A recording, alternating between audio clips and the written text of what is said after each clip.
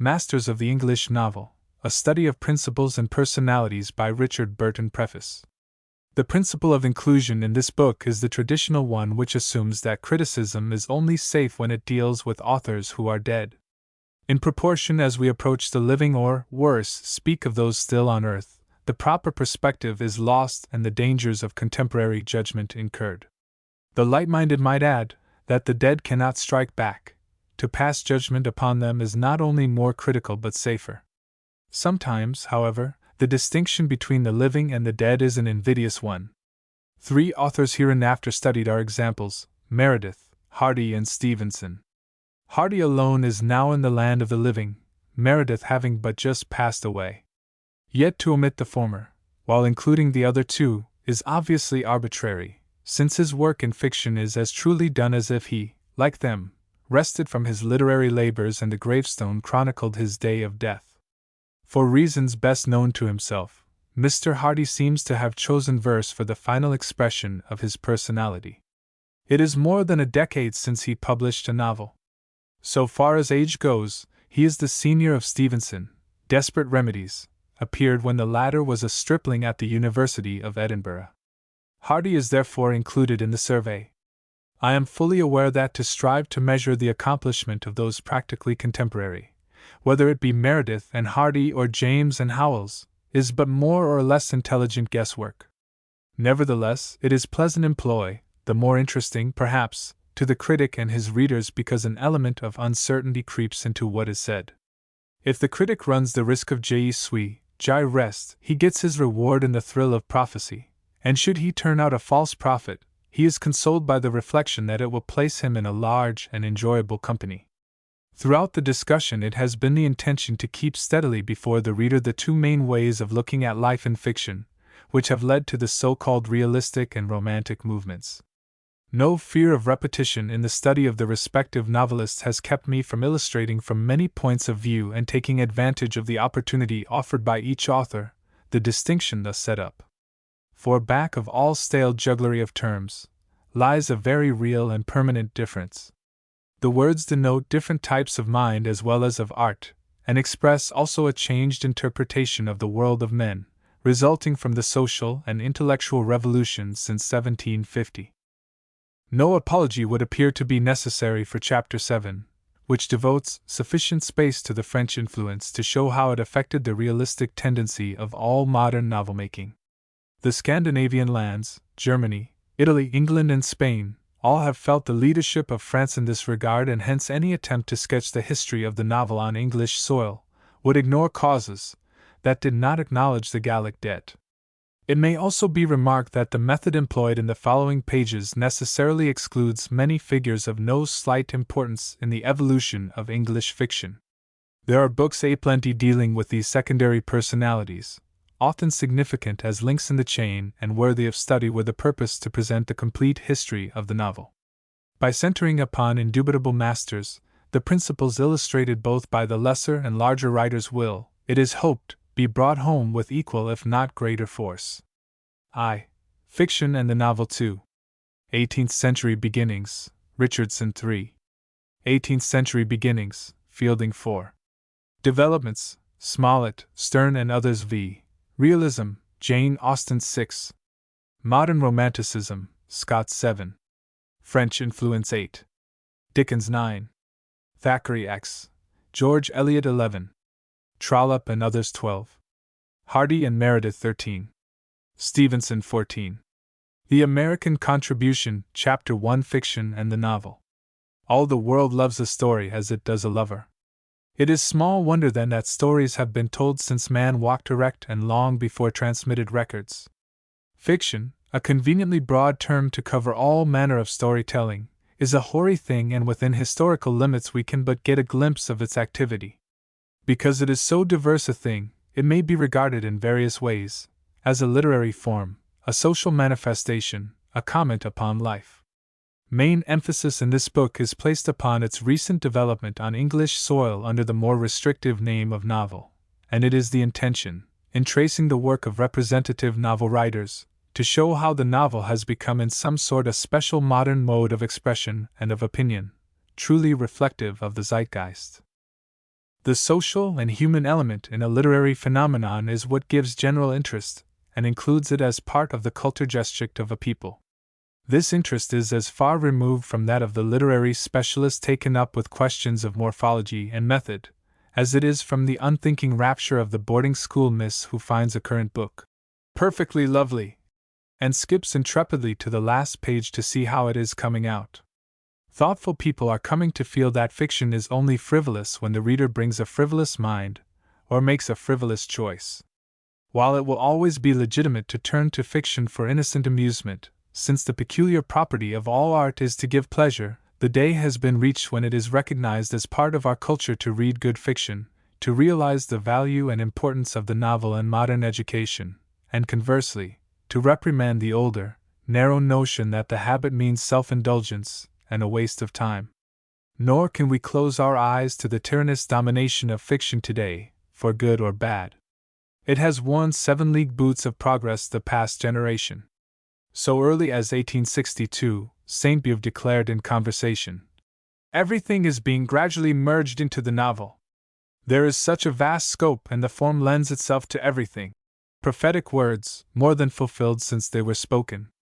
Of the three main ways of storytelling, by the epic poem, the drama and prose fiction, the epic seems to be the oldest, poetry, indeed, being the natural form of expression among primitive peoples. The comparative study of literature shows that so far as written records go, we may not surely ascribe precedence in time either to fiction or the drama. The testimony varies in different nations. But if the name fiction be allowed for a biblical narrative like the Book of Ruth, which in the sense of imaginative and literary handling of historical material it certainly is, the great antiquity of the form may be conceded. Long before the written or printed word, we may safely say, stories were recited in oriental deserts, yarns were spun as ships heaved over the seas, and sagas spoken beside hearth fires far in the frozen north. Prose narratives, epic in theme, or of more local import, were handed down from father to son, transmitted from family to family, through the exercise of a faculty of memory that now, in a day when labor-saving devices have almost atrophied its use, seems well nigh miraculous. Prose storytelling, which allows of ample description, elbow room for digression, indefinite extension and variation from the original kernel of plot, lends itself admirably to the imaginative needs of humanity early or late. With the English race, fiction began to take constructural shape and definiteness of purpose in Elizabethan days. Up to the 16th century the tales were either told in verse, in the epic form of Beowulf, or in the shrunken epic of a 13th century ballad like King Horn, in the verse narratives of Chaucer or the poetic musings of Spenser.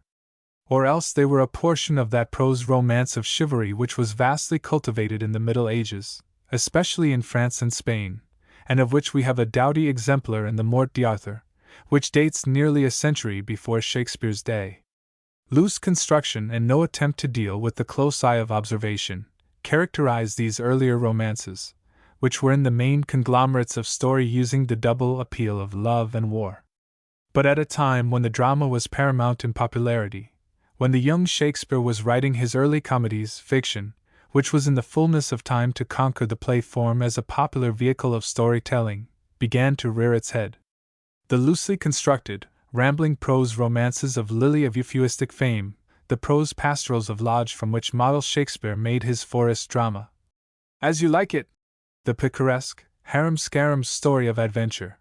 Jack Wilton, the prototype of later books like Gil Blas and Robinson Crusoe. These were the early attempts to give prose narration a closer knitting, a more organic form. But all such tentative striving was only preparation. Fiction, in the sense of more or less formless prose narration, was written for about 2 centuries without the production of what may be called the novel in the modern meaning of the word. The broader name fiction may properly be applied, since, as we shall see, all novels are fiction, but all fiction is by no means novels. The whole development of the novel, indeed, is embraced within little more than a century and a half, from the middle of the 18th century to the present time. The term novel is more definite, more specific than the fiction out of which it evolved. Therefore, we must ask ourselves wherein lies the essential difference. light is thrown by the early use of the word in critical reference in English. In reading the following from Steele's Tender Husband, we are made to realize that the stark meaning of the term implies something new: social interest, a sense of social solidarity. Our amours can't furnish out a romance. They'll make a very pretty novel. This clearly marks a distinction. It gives a hint as to the departure made by Richardson in 1742, when he published Pamela. It is not strictly the earliest discrimination between the novel and the older romance, for the dramatist Congreve at the close of the 17th century shows his knowledge of the distinction. And indeed, there are hints of it in Elizabethan criticism of such early attempts as those of Lilly, Nast, Lodge, and others. Moreover, the student of criticism as it deals with the novel must also expect to meet with a later confusion of nomenclature, the word being loosely applied to any type of prose fiction in contrast with the short story or tale. But here, at an early date, the severance is plainly indicated between the study of contemporary society and the elder romance of heroism, supernaturalism, and improbability. It is a difference not so much of theme as of viewpoint, method, and intention. For underlying this attempt to come closer to humanity through the medium of a form of fiction is to be detected an added interest in personality for its own sake. During the 18th century, commonly described as the teacup times, an age of powder and patches, of etiquette, epigram, and surface polish, there developed a keener sense of the value of the individual, of the sanctity of the ego, a faint prelude to the note that was to become so resonant in the 19th century, sounding through all the activities of man. Various manifestations in the civilization of Queen Anne and the first George illustrate the new tendency. One such is the coffee house, prototype of the bewildering club life of our own day. The 18th century coffee house, where the men of fashion and affairs foregathered to exchange social news over their glasses, was an organization naturally fostering altruism. At least, it tended to cultivate a feeling for social relations. Again, the birth of the newspaper with the Spectator papers in the early years of the century is another such sign of the times, the newspaper being one of the great social bonds of humanity, for good or bad, linking man to man, race to race in the common, well-nigh instantaneous nexus of sympathy. The influence of the press at the time of a San Francisco or Messina horror is apparent to all, but its effect in furnishing the psychology of a business panic is perhaps no less potent though not so obvious. When Addison and Steele began their genial conversations thrice a week with their fellow citizens, they little dreamed of the power they set a-going in the world, for here was the genesis of modern journalism. And whatever its abuses and degradations, the Fourth Estate is certainly one of the very few widely operative educational forces today, and has played an important part in spreading the idea of the brotherhood of man. That the essay in its branch form, the character sketch, both found in the Spectator papers, were contributory to the novel's development, is sure. The essay set a new model for easy, colloquial speech, just the manner for fiction which was to report the accent of contemporary society in its average of utterance. And the sketch, seen in its delightful efflorescence in the Sir Roger de Coverley Papers series by Addison, is fiction in a sense, differing therefrom in its slighter framework, and the aim of the writer, which first of all is the delicate delineation of personality, not plot and the study of the social complex. There is the absence of plot which is the natural outcome of such lack of story interest. A wide survey of the English essay from its inception with Bacon in the early 17th century will impress the inquirer with its fluid nature and natural outflow into full-fledged fiction. The essay has a way, as Taine says, of turning spontaneously to fiction and portraiture, and as it is difficult, in the light of evolution, to put the finger on the line separating man from the lower order of animal life, so is it difficult sometimes to say just where the essay stops and the novel begins. There is perhaps no hard and fast line. Consider Dr. Holmes, autocrat of the breakfast table. For example, is it essay or fiction? There is a definite though slender story interest and idea, yet since the framework of story is really for the purpose of hanging thereon the genial essayist's dissertations on life, we may decide that the book is primarily essay, the most charmingly personal, egoistic of literary forms. The essay, slightly dramatized, Mr. Howells happily characterizes it. This form then must be reckoned with in the 18th century and borne in mind as contributory all along in the subsequent development, as we try to get a clear idea of the qualities which demark and limit the novel. Again, the theatre was an institution doing its share to knit social feeling, as indeed it had been in Elizabethan days, offering a place where many might be moved by the one thought, the one emotion, personal variations being merged in what is now called mob psychology, a function for centuries also exercised by the Church. Nor should the function of the playhouse as a visiting place be overlooked. So too the novel came to express most inclusively among the literary forms this more vivid realization of meum and tuum, the worth of me and my intricate and inevitable relations to you, both of us caught in the coils of that organism dubbed society, and willingly, with no Rousseau-like desire to escape and set up for individualists.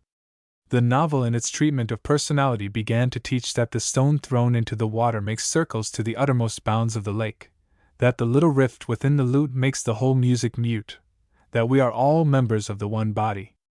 This germinal principle was at root a profoundly true and noble one.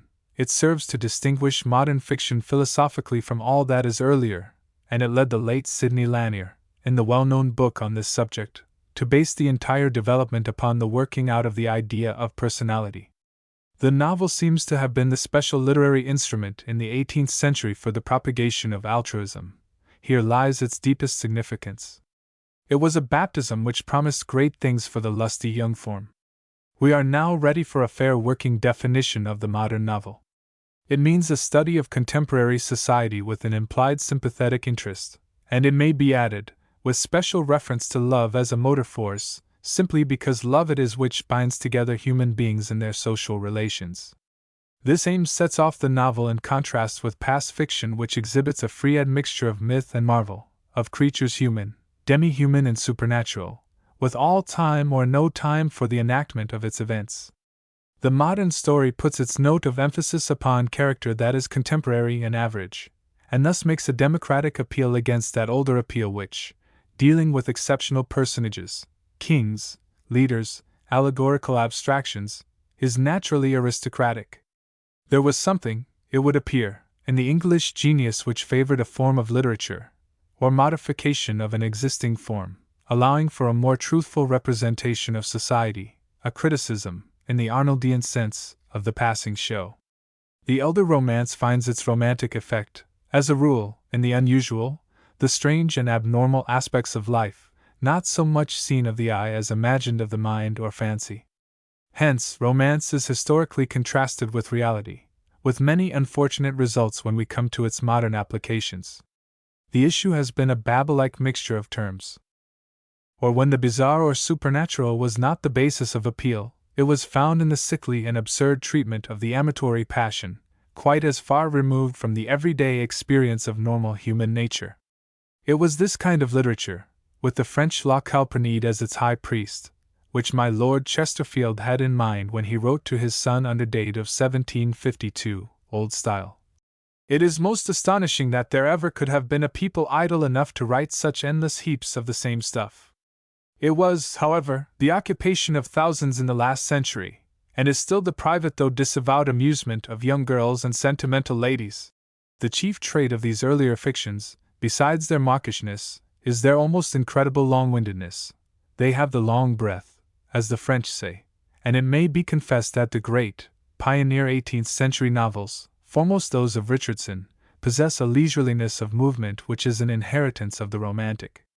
Past when men, both fiction writers and readers, seem to have time, they look back to Lilly, and forward, since history repeats itself here, to Henry James.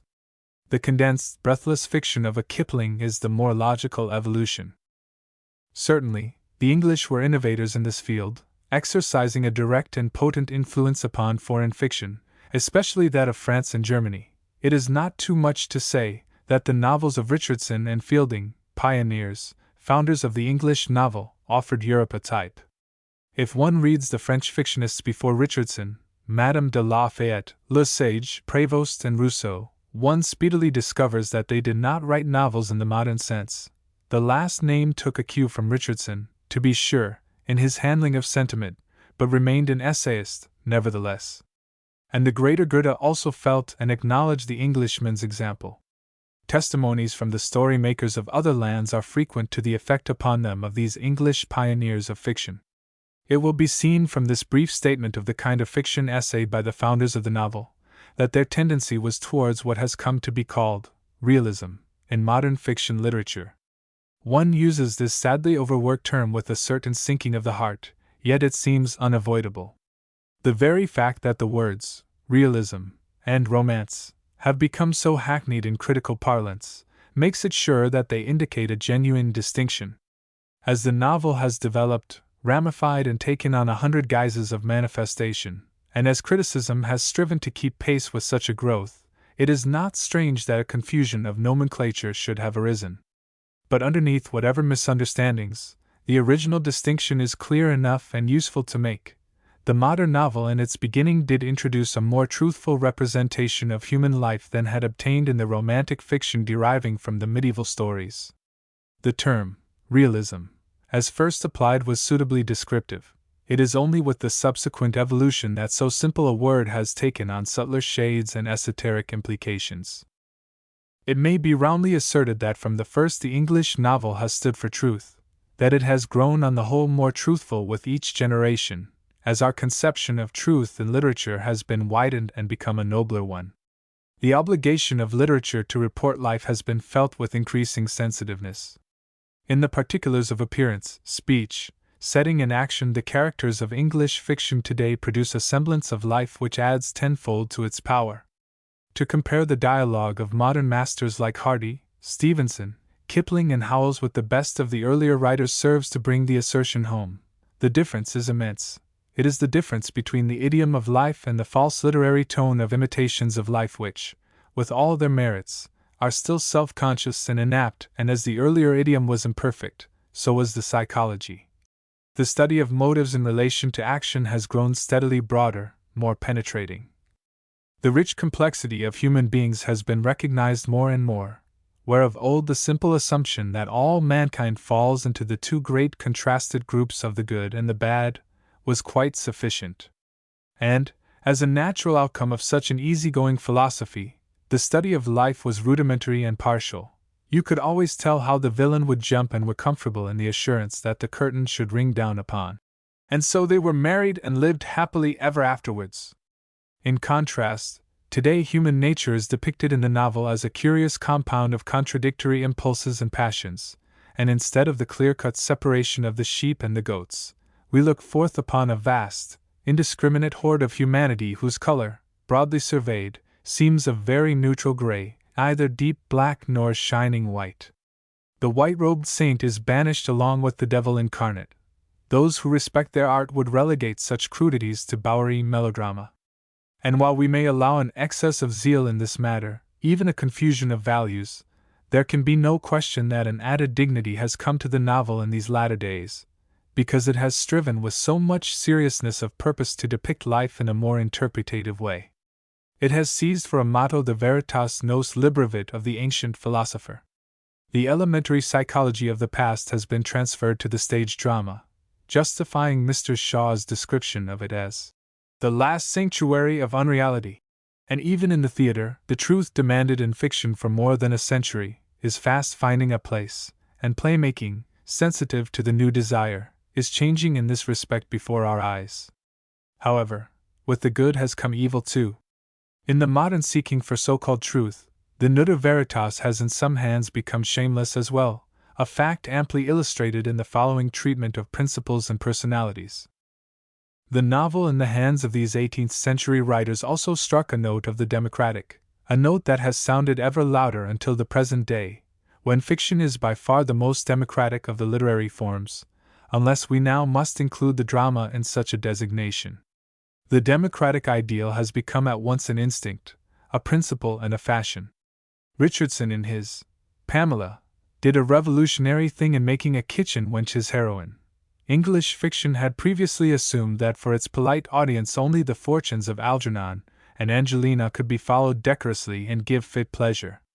His innovation, symptomatic of the time, by no means pleased an aristocratic onlooker like Lady Mary Wortley Montagu, who wrote to a friend, The confounding of all ranks and making a jest of order has long been growing in England, and I perceive by the books you sent me, has made a very considerable progress.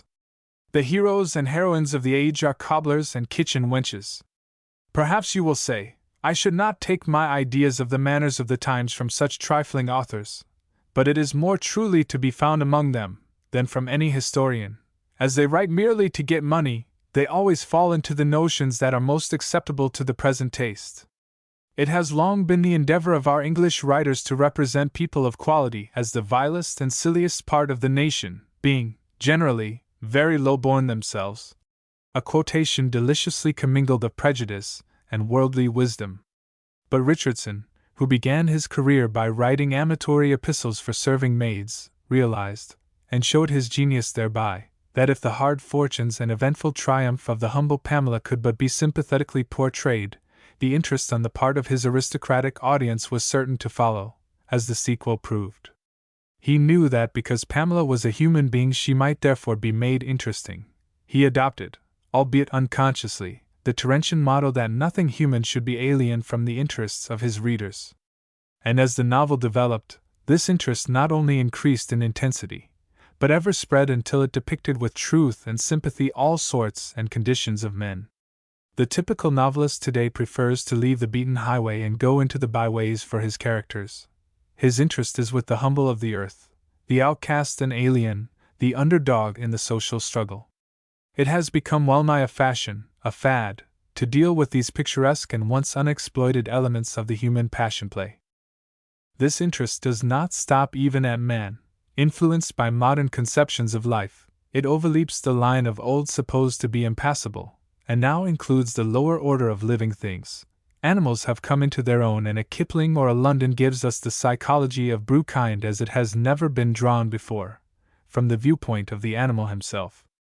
Our little brothers of the air, the forest, and the field are depicted in such wise that the world returns to a feeling which swelled the heart of St. Francis centuries ago, as he looked upon the birds he loved and thus addressed them. And he entered the field and began to preach to the birds which were on the ground, and suddenly those which were in the trees came to him, and as many as there were they all stood quietly until St. Francis had done preaching, and even then they did not depart until such time as he had given them his blessing, and St. Francis, moving among them, touched them with his cape, but not one moved. It is because this modern form of fiction upon which we fix the name novel to indicate its new features has seized the idea of personality, has stood for truth and grown ever more democratic, that it has attained to the immense power which marks it at the present time. It is justified by historical facts. It has become that literary form most closely revealing the contours of life, most expressive of its average experience, most sympathetic to its heart-throb. The thought should prevent us from regarding it as merely the syllabub of the literary feast, a kind of after-dinner condiment. It is not necessary to assume the total depravity of current taste, in order to account for the tyranny of this latest-born child of fiction. In the study of individual writers and developing schools and tendencies, it will be well to keep in mind these underlying principles of growth, personality, truth, and democracy, a conception sure to provide the story-maker with a new function, a new ideal. The distinguished French critic Brunetière has said, "The novelist in reality is nothing more than a witness whose evidence should rival that of the historian in precision and trustworthiness. We look to him to teach us literally to see. We read his novels merely with a view to finding out in them those aspects of existence which escape us, owing to the very hurry and stir of life, an attitude we express by saying that for a novel to be recognized as such, it must offer an historical or documentary value, a value precise and determined, particular and local, and as well, a general and lasting psychologic value or significance." It may be added that while in the middle 18th century the novel writing was tentative and hardly more than an avocation, at the end of the 19th, it had become a fine art and a profession. It did not occur to Richardson, serious-minded man that he was formulating a new art canon for fiction. Indeed, the English author takes himself less and less seriously as we go back in time. It was bad form to be literary when Voltaire visited Congreve and found a fine gentleman where he sought a writer of genius, complaining therefore that fine gentlemen came cheap in Paris. What he wished to see was the creator of the great comedies. In the same fashion, we find Horace Walpole, who dabbled in letters all his days and made it really his chief interest, systematically underrating the professional writers of his day, to laud a brilliant amateur who, like himself, desired the plaudits of the game without obeying its exact rules. He looked askance at the fiction makers Richardson and Fielding, because they did not move in the polite circles frequented by himself. The same key is struck by lively Fanny Burney in reporting a meeting with a languishing lady of fashion who had perpetrated a piece of fiction with the alarming title of "The Mausoleum of Julia. My sister intends," said Lady Say and Seal, "to print her mausoleum, just for her own friends and acquaintances." "Yes?" said Lady Hawke, "I have never printed yet." And a little later, the same spirit is exhibited by Jane Austen when Madame de Sévigné sought her. Miss Austen suppressed the story maker, wishing to be taken first of all for what she was, a country gentlewoman of unexceptionable connections. Even Walter Scott and Byron plainly exhibit this dislike to be reckoned as paid writers, men whose support came by the pen. In short, literary professionalism reflected on gentility. We have changed all that with a vengeance, and can hardly understand the earlier sentiment. But this change of attitude has carried with it inevitably the artistic advancement of modern fiction. For if anything is certain, it is that only professional skill can be relied upon to perfect an art form. The amateur may possess gift, even genius, but we must look to the professional for technique. One other influence, hardly less effective in molding the novel than those already touched upon, is found in the increasing importance of woman as a central factor in society, indeed, holding the key to the social situation. The drama of our time, in so frequently making woman the protagonist of the piece, testifies, as does fiction, to this significant fact. Woman, in the social and economic readjustment that has come to her, or better, which she is still undergoing, has become so much more dominant in her social relations, that any form of literature truthfully mirroring the society of the modern world must regard her as of potent efficiency. And this is so quite apart from the consideration that women make up today the novelist's largest audience, and that, moreover, the woman writer of fiction is in numbers and popularity a rival of men. It would scarcely be too much to see a unifying principle in the evolution of the modern novel, in the fact that the first example in the literature was Pamela, the study of a woman, while in representative latter-day studies like Tess of the D'Urberville, The House of Mirth, Trilby, and The Testing of Diana Mallory, we again have studies of women, the purpose alike in time past or present being to fix the attention upon a human being whose fate is sensitively, subtly operative for good or ill upon a society at large. It is no accident, then, that woman is so often the central figure of fiction. It means more than that. Love being the solar passion of the race, she naturally is involved. Rather does it mean fiction's recognition of her as the creature of the social biologist, exercising her ancient function amidst all the changes and shifting ideas of successive generations.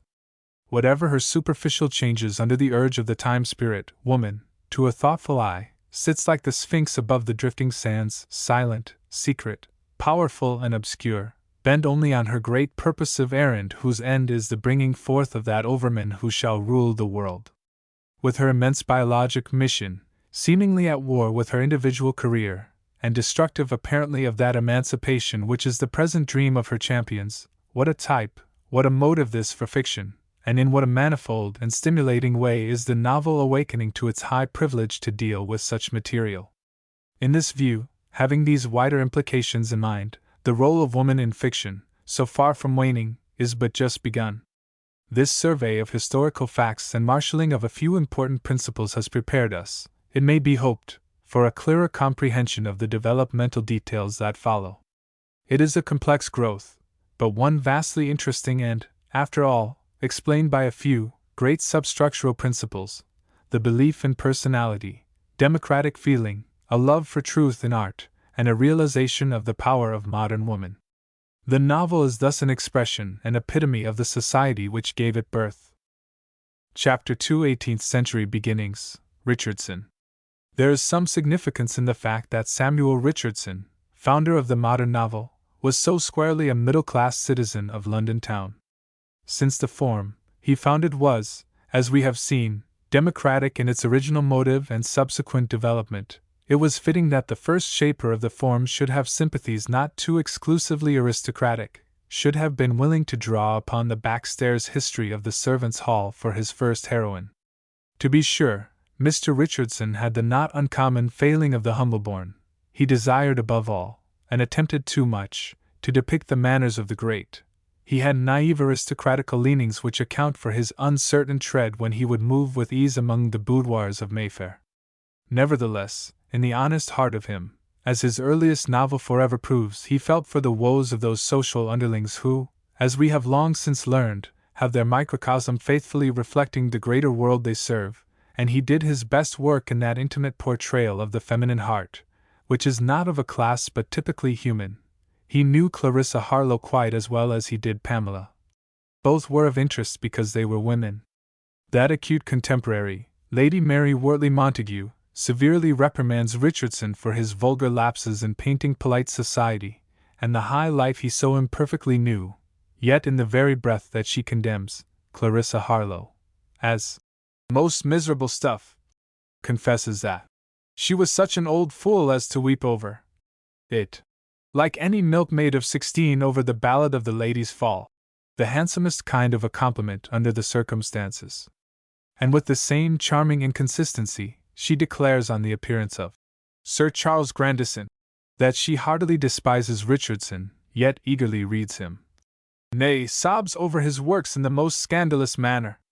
Richardson was the son of a carpenter, and himself a respected printer, who by cannily marrying the daughter of the man to whom he was apprenticed, and by diligence in his vocation, rose to prosperity, so that by 1754 he became master of the Stationers' Company and King's Printer, doing besides an excellent printing business. As a boy he had relieved the dumb anguish of serving maids by the penning of their love letters. He seemed to have a knack at this vicarious manner of love-making, and when in the full maturity of 50 years, certain London publishers requested him to write for them a narrative which might stand as a model letter writer from which country readers should know the right tone, his early practice stood him in good stead. Using the epistolary form into which he was to throw all his fiction, he produced Pamela, the first novel of analysis, in contrast with the tale of adventure, of the English tongue. It is worth remarking that Richardson wrote this story at an age when many novelists have well nigh completed their work, even as Defoe published his masterpiece, Robinson Crusoe, at 58.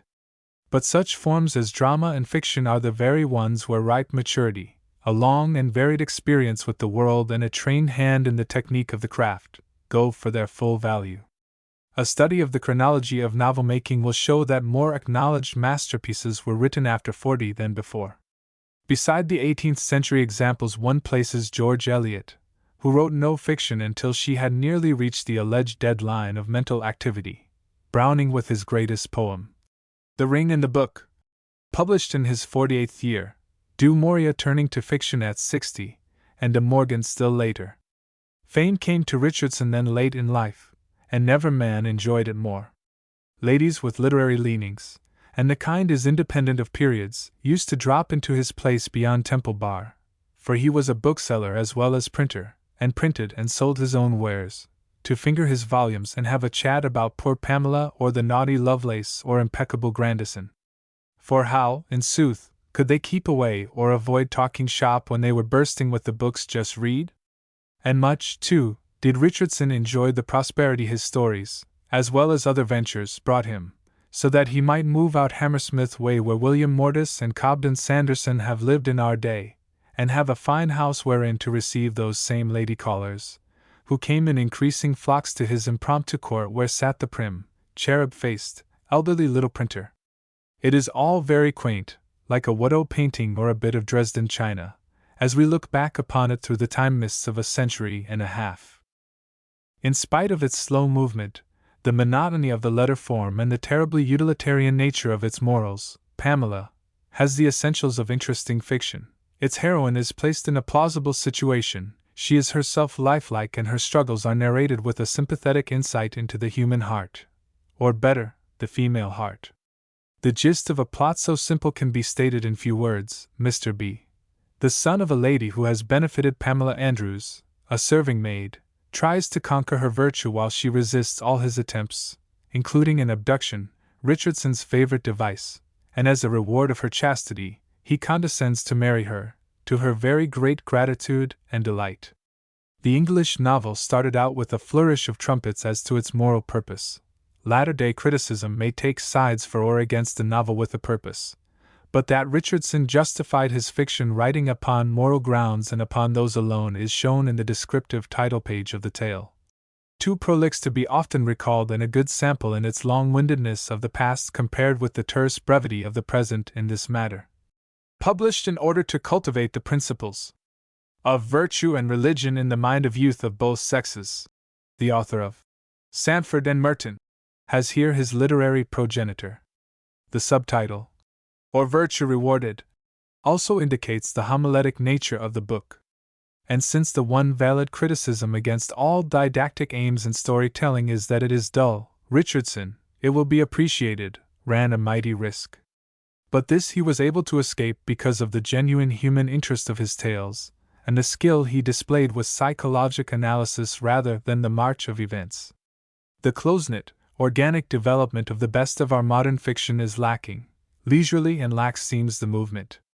Modern editions of Pamela and Clarissa Harlowe are in the way of vigorous cutting for purposes of condensation. Scott seems swift and brief when set beside Richardson, yet the slow convolutions and involutions serve to acquaint us intimately with the characters. Dwelling with them longer, we come to know them better. It is a fault in the construction of the story that instead of making Pamela's successful marriage the natural climax and close of the work, the author affects it long before the novel is finished and then tries to hold the interest by telling of the honeymoon trip in Italy, her cool reception by her husband's family, involving various subterfuges and difficulties, and the gradual moral reform she was able to bring about in her spouse. It must be conceded to him that some capital scenes are the result of this post-hymeneal treatment, that, to illustrate, where the haughty sister of Pamela's husband calls on the woman she believes to be her husband's mistress. Yet there is an effect of anticlimax. The main excitement, getting Pamela honestly wedded, is over. But we must not forget the moral purpose. Mr. B.'s spiritual regeneration has to be portrayed before our very eyes. He must be changed from a rake into a model husband, and with Richardson, that means plenty of elbow room. There is, too, something prophetic in this giving of ample space to postmarital life. It paves the way for much latter-day probing of the marriage misery. The picture of Mr. B. and Pamela's attitude towards him is full of irony for the modern reader. Here is a man who does all in his power to ruin her and, finding her adamant, at last decides to do the next best thing, secure her by marriage. And instead of valuing him accordingly, Pamela, with a kind of spaniel-like fawning, accepts his august hand. It must be confessed that with Pamela, that is, with Richardson, virtue is a market commodity for sale to the highest bidder, and this scene of barter and sale is an all-unconscious revelation of the low standard of sex ethics which obtained at the time. The suggestion by Sidney Lanier that the subtitle should be, or Vice Rewarded, since the rascal Mr. B, it is who gets the prize rather than Pamela, has its pertinency from our later and more enlightened view. But such was the 18th century. The exposure of an earlier time is one of the benefits of literature, always a sort of ethical barometer of an age, all the more trustworthy in reporting spiritual ideals because it has no intention of doing so. That Richardson succeeds in making Mr. B tolerable, not to say likable, is a proof of his power, that the reader really grows fond of his heroine, especially perhaps in her daughterly devotion to her humble family, speaks volumes for his grasp of human nature and helps us to understand the effect of the story upon contemporaneous readers. That effect was indeed remarkable. Lady Mary, to quote her again, testifies that the book met with very extraordinary, and I think undeserved, success. It has been translated into French and Italian. It was all the fashion at Paris and Versailles and is still the joy of the chambermaids of all nations. Again she writes, it has been translated into more languages than any modern performances I ever heard of. A French dramatic version of it under the same title appeared 3 years after the publication of the novel, and a little later Voltaire in his Nine used the same motif. Lady Mary's reference to chambermaids is significant. it points to the new sympathy on the part of the novelist and the consequent new audience which the modern novel was to command. Literally, all classes and conditions of mankind were to become its patrons, and as one result, the author, gaining his hundreds of thousands of readers, was to free himself forever of the aristocratic patron, at whose door once on a time he very humbly and hungrily knelt for favor. Today, the patron is hydra-headed, demos rules in literature as in life. The sentimentality of this pioneer novel, which now seems old-fashioned and even absurd, expressed Queen Anne's day. Sensibility, as it was called, was a favorite idea in letters, much affected, and later a kind of cult. A generation after Pamela, in Mackenzie's Man of Feeling, weeping is unrestrained in English fiction. The hero of that lachrymose tale incurred all the dangers of influenza because of his inveterate tendency toward damp emotional effects. He was perpetually dissolving in showers of tears. In fact, our novelists down to the memory of living man gave way to their feelings with far more abandon than is true of the present repressive period. One who reads Dickens, Nicholas Nickleby, with this in mind will perhaps be surprised to find how often the hero frankly indulges his grief. He cries with a freedom that suggests a trait inherited from his mother of moist memory. No doubt, there was abuse of this sensibility in earlier fiction, but Richardson was comparatively innocuous in his practice, and Coleridge, having the whole sentimental tendency in view, seems rather too severe when he declared that all the evil achieved by Hobbes and the whole school of materialists will appear inconsiderable if it be compared with the mischief effected and occasioned by the sentimental philosophy of Sterne and his numerous imitators. The same tendency had its vogue on both the English and French stage, the comedy larmoyant of the latter being vastly affected in London and receiving in the next generation the good-natured satiric shafts of Goldsmith. It may be possible that at the present time, when the stoicism of the Red Indian in inhibiting expression seems to be an Anglo-Saxon ideal, we have reacted too far from the gush and the fervor of our forefathers. In any case, to Richardson belongs whatever of merit there may be in first sounding the new sentimental note. Pope declared that Pamela was as good as 20 sermons, an innocently malignant remark, to be sure, which cuts both ways. And plump, placid Mr. Richardson established warm epistolary relations with many excellent if too emotional ladies, who opened a correspondence with him concerning the conductment of this and the following novels and strove to deflect the course thereof to soothe their lacerated feelings. What novelist today would not appreciate an audience that would take him au grand sérieux in this fashion? What higher compliment than for your correspondent, and a lady at that, to state that in the way of ministering to her personal comfort, Pamela must marry and Clarissa must not die? Richardson carried on a voluminous letter-writing in life even as in literature, and the curled darlings of latter-day letters may well look to their laurels in recalling him. A certain Madame Belfair, for example, desires to look upon the author of those wonderful tales, yet modestly shrinks from being seen herself. She therefore implores that he will walk at an hour named in St. James's Park, and this is the novelist's reply. I go through the park once or twice a week to my little retirement, but I will for a week together be in it, every day 3 or 4 hours, till you tell me you have seen a person who answers to this description, namely, short, rather plump, fair wig, lightish cloth coat, all black besides, one hand generally in his bosom, the other a cane in it, which he leans upon under the skirts of his coat, looking directly forright as passers-by would imagine, but observing all that stirs on either hand of him, hardly ever turning back, of a light brown complexion, smoothish-faced and ruddy-cheeked, looking about 65, a regular, even pace, a grey eye, sometimes lively, very lively if he have hope of seeing a lady whom he loves and honors. Such innocent philandering is delicious. There is a flavor to it that presages the personals in a New York newspaper. Was ever lady in such humor wooed?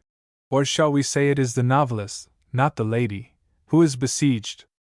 Pamela ran through 5 editions within a year of its appearance, which was a conspicuous success in the days of an audience so limited when compared with the vast reading public of later times. The smug little bookseller must have been greatly pleased by the good fortune attending his first venture into a new field, especially since he essayed it so late in life and almost by accident. His motive had been in a sense practical, for his publishers had requested him to write a book on the useful concerns of life, and that he had done so, he might have learned any Sunday in church, for divines did not hesitate to say a kind word from the pulpit about so unexceptionable a work. One of the things Richardson had triumphantly demonstrated by his first story was that a very slight texture of plot can suffice for a long, not to say too long, piece of fiction, if only a free hand be given the storyteller in the way of depicting the intuitions and emotions of human beings, dealing with their mind states rather than, or quite as much as, their actions. This was the modern note, and very speedily was the lesson learned. The time was apt for it. From 1742, the date of Pamela, to 1765 is but a quarter century, yet within those narrow time limits the English novel, through the labors of Richardson and Fielding, Smollett, Sterne and Goldsmith, can be said to have had its birth and growth to a lusty manhood and to have defined once and for all the mold of this new and potent form of prose art. By 1773 a critic speaks of the novel-writing age, and a dozen years later, in 1785, novels are so common that we hear of the press groaning beneath their weight, which sounds like the 20th century.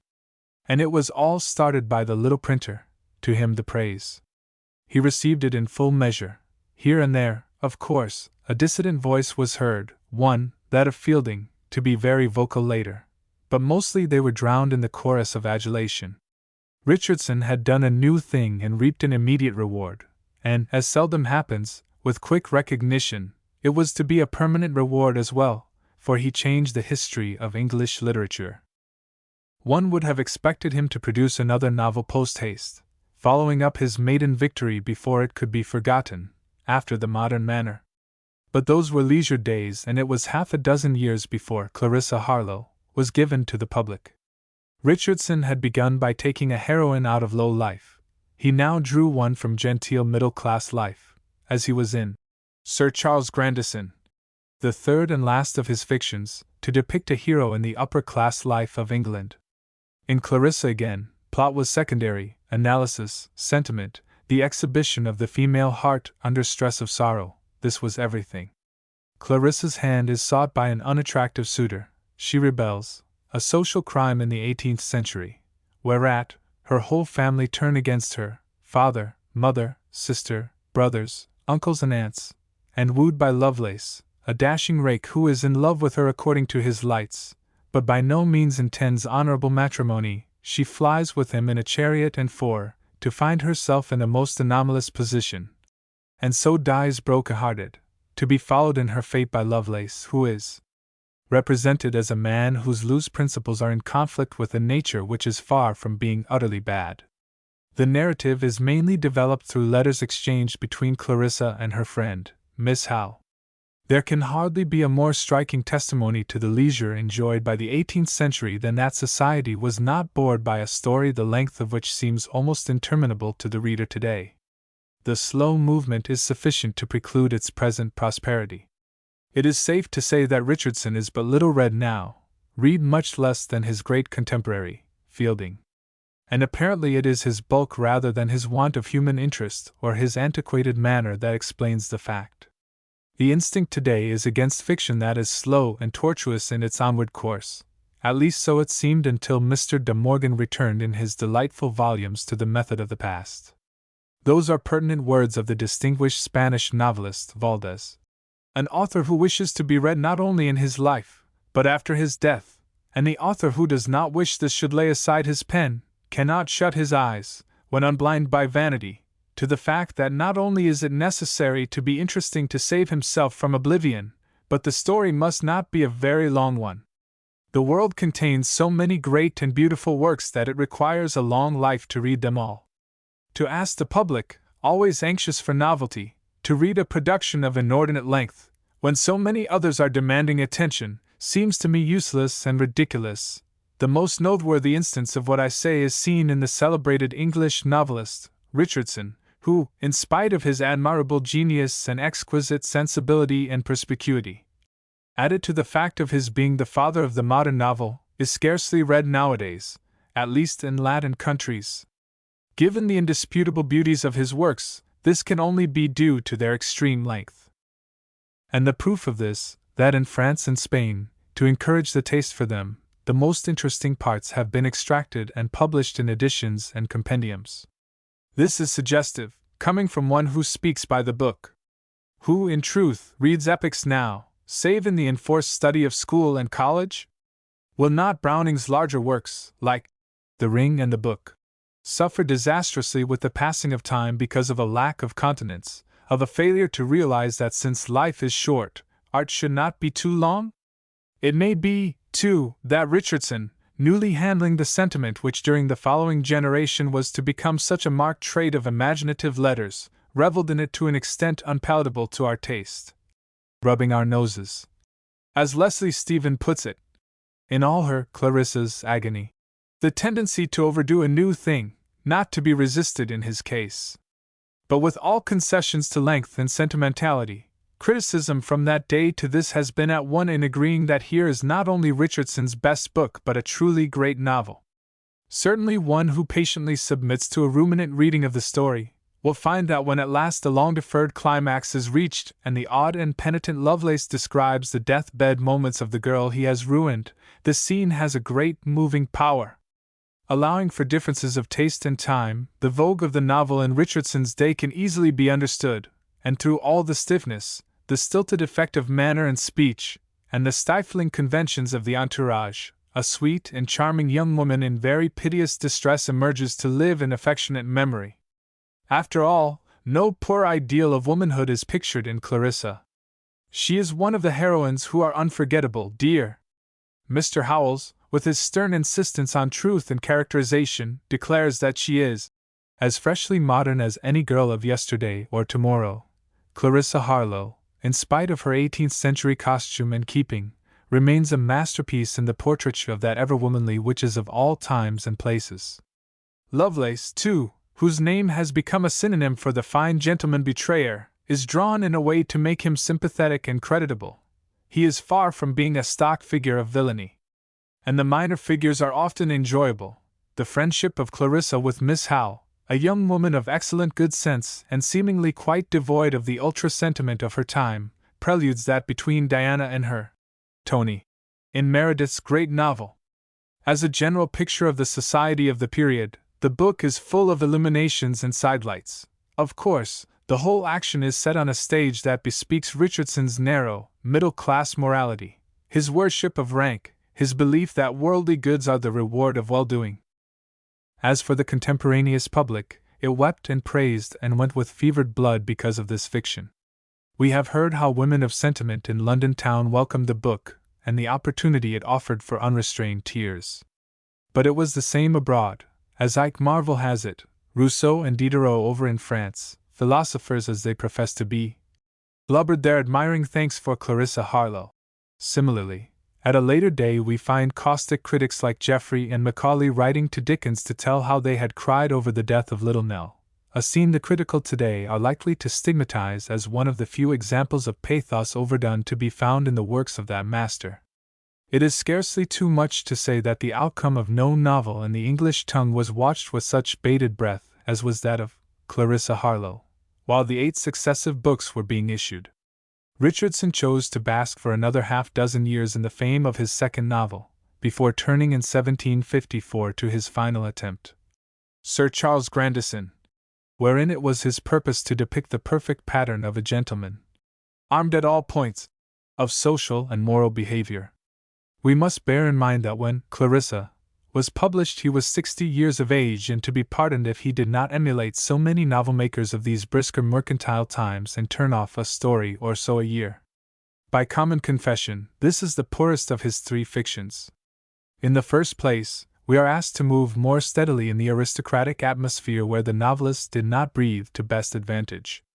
Again, Richardson was an adept in drawing women rather than men, and hence was self-doomed in electing a masculine protagonist.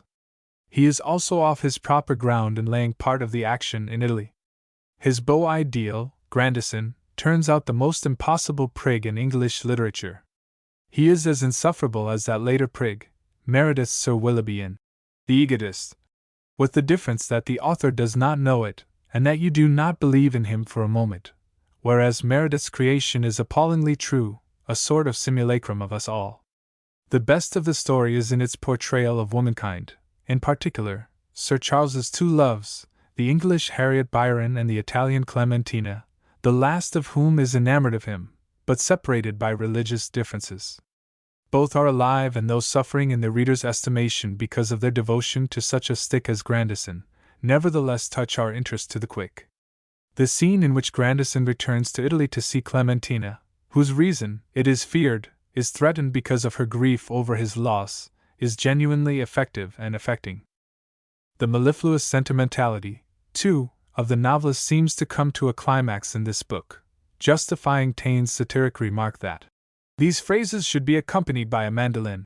The moral tag is infallibly supplied, as in all Richardson's tales, though perhaps here with an effect of crescendo. We are still long years from that conception of art which holds that a beautiful thing may be allowed to speak for itself, and need not be moraled down our throats like a physician's prescription. Yet Fielding had already, as we shall see, struck a wholesome note of satiric fun. The plot is slight and centers in an abduction which, by the time it is used in the third novel, begins to pall as a device and to suggest paucity of invention. The novel has the prime merit of brevity. It is much shorter than Clarissa Harlowe, but long enough, in all conscience, Harriet being blessed with the gift of gab, like all Richardson's heroines. She follows the maxim of Clarissa, says Lady Mary with telling humor, of declaring all she thinks to all the people she sees without reflecting that in this mortal state of imperfection, fig leaves are as necessary for our minds as our bodies. It is significant that this brilliant contemporary is very hard on Richardson's characterization of women in this volume, which she says, sinks horribly, whereas never a word has she to say in condemnation of the hero, who to the present critical eye seems the biggest blot on the performance. How can we join the chorus of praise led by Harriet, now her ladyship and his loving spouse, when it chants? But could he be otherwise than the best of husbands, who is the most dutiful of sons, who is the most affectionate of brothers, the most faithful of friends, who is good upon principle in every relation in life? Lady Mary is also extremely severe on the novelist's attempt to paint Italy. When he talks of it, says she, it is plain he is no better acquainted with it than he is with the kingdom of Mancamingo. It is probable Tat Richardson could not say more for his Italian knowledge than did old Roger Ascombe of archery fame, when he declared, I was once in Italy, but I thank God my stay there was only 9 days. Sir Charles Grandison has also the substantial advantage of ending well, that is, if to marry Sir Charles can be so regarded, and certainly Harriet deemed it desirable. It is pleasant to think of Richardson, now well into the 60s, amiable, plump and prosperous, surrounded for the remainder of his days. He was to die 7 years later at the ripe age of 75, by a bevy of admiring women, who, whether literary or merely human, gave this particular author that warm and convincing proof of popularity which, to most, is worth a good deal of chilly posthumous fame which a man is not there to enjoy. Looking at his work retrospectively, one sees that it must always have authority, even if it fall deadly dull upon our ears today, for nothing can take away from him the distinction of originating that kind of fiction which, now well along towards its 2nd century of existence, is still popular and powerful. Richardson had no model. He shaped a form for himself. Fielding, a greater genius, threw his fiction into a mold cast by earlier writers. Moreover, he received his direct impulse away from the drama and towards the novel from Richardson himself. The author of Pamela demonstrated once and for all the interest that lies in a sympathetic and truthful representation of character in contrast with that interest in incident for its own sake which means the subordination of character, so that the persons become mere subsidiary counters in the game. And he exhibited such a knowledge of the subtler phases of the nooks and crannies of woman's heart, as to be hailed as past master down to the present day by a whole school of analysts and psychologues. For may it not be said that it is the popular distinction of the 19th century fiction to place woman in the pivotal position in that social complex which it is the business of the novel to represent? Do not our fiction and drama today, the drama a belated ally of the novel in this and other regards, find in the delineation of the eternal feminine under new conditions of our time its chief, its most significant motif? If so, a special gratitude is due the placid little Mr. Richardson with his Pamelas, Clarissas, and Harriets. He found fiction unwritten so far as the chronicles of contemporary society were concerned, and left it in such shape that it was recognized as the natural quarry of all who would paint manners, a field to be worked by Jane Austen, Dickens and Thackeray, Trollope and George Eliot, and a modern army of latter and lesser students of life. His faults were in part merely a reflection of his time, its low-pitched morality, its etiquette which often seems so absurd. Partly it was his own, too, for he utterly lacked humor, save where unconscious, and never grasped the great truth, that in literary art the half is often more than the whole. The Terentian ene quid nimis had evidently not been taken to heart by Samuel Richardson, Esquire, of Hammersmith, author of Clarissa Harlowe, in 8 volumes, and printer to the Queen. Again and again one of Clarissa's bursts of emotion under the tantalizing treatment of her seducer loses its effect because another burst succeeds before we, and she, have recovered from the first one. He strives to give us the broken rhythm of life, therein showing his affinity with the latter-day realists, instead of that higher and harder thing, the more perfect rhythm of art, not so much the truth, which cannot be literally given, as that seeming true which is the aim and object of the artistic representation. Hence the necessity of what Brunetière calls in an admirable phrase, the true function of the novel. To be an abridged representation of life. Construction in the modern sense Richardson had not studied, naturally enough, and was innocent of the fineness of method and the sure-handed touches of later technique. And there is a kind of drawing-room atmosphere in his books, a lack of ozone which makes Fielding with all his open-air coarseness a relief. But judged in the setting of his time, this writer did a wonderful thing not only as the father of the modern novel but one of the few authors in the whole range of fiction who holds his conspicuous place amid shifting literary modes and fashions, because he built upon the surest of all foundations, the social instinct, and the human heart. If the use of the realistic method alone denoted the novel, Defoe, not Richardson, might be called its begetter. Robinson Crusoe, more than 20 years before Pamela, would occupy the primate position, to say nothing of Swift's Gulliver's Travels, antedating Richardson's first story by some 15 years. Certainly the observational method, the love of detail, the grave narrative of imagined fact, if the bull be permitted, are in this earlier book in full force. But Robinson Crusoe is not a rival because it does not study man in society. Never was a story that depended less upon this kind of interest. The position of Crusoe on his desert isle is so eminently unsocial that he welcomes the black man Friday and quivers at the human quality in the famed footprints in the sand. As for Swift's chef d'oeuvre, it is a fairy tale with a grimly realistic manner and a savage satiric intention. To speak of either of these fictions as novels is an example of the prevalent careless nomenclature. Between them and Pamela, there yawns a chasm. Moreover, Crusoe is a frankly picaresque tale belonging to the elder line of romantic fiction, where incident and action and all the thrilling haps of Adventureland furnish the basis of appeal rather than character analysis or a study of social relations. The personality of Crusoe is not advanced a whit by his wonderful experiences. He is done entirely from the outside. Richardson, therefore, marks the beginning of the modern form. But that the objection to Defoe as the true and only begetter of the novel lies in his failure, in his greatest story, to center the interest in man as part of the social order and as human soul, is shown by the fact that his less known, but remarkable, story, Moll Flanders, picaresque as it is and depicting the life of a female criminal, has yet considerable character study and gets no small part of its appeal for a present-day reader from the minute description of the fall and final reform of the degenerate woman. It is comparatively crude in characterization, but psychological value is not entirely lacking. However, with Richardson it is almost all. It was of the nature of his genius to make psychology paramount. Just there is found his modernity. Defoe and Swift may be said to have added some slight interest in analysis pointing towards the psychologic method, which was to find full expression in Samuel Richardson. Chapter 3 18th Century Beginnings, Fielding. It is interesting to ask if Henry Fielding, barrister, journalist, tinker of plays and man about town, would ever have turned novelist, had it not been for Richardson, his predecessor. So slight, so seemingly accidental, are the incidents which make or mar careers and change the course of literary history.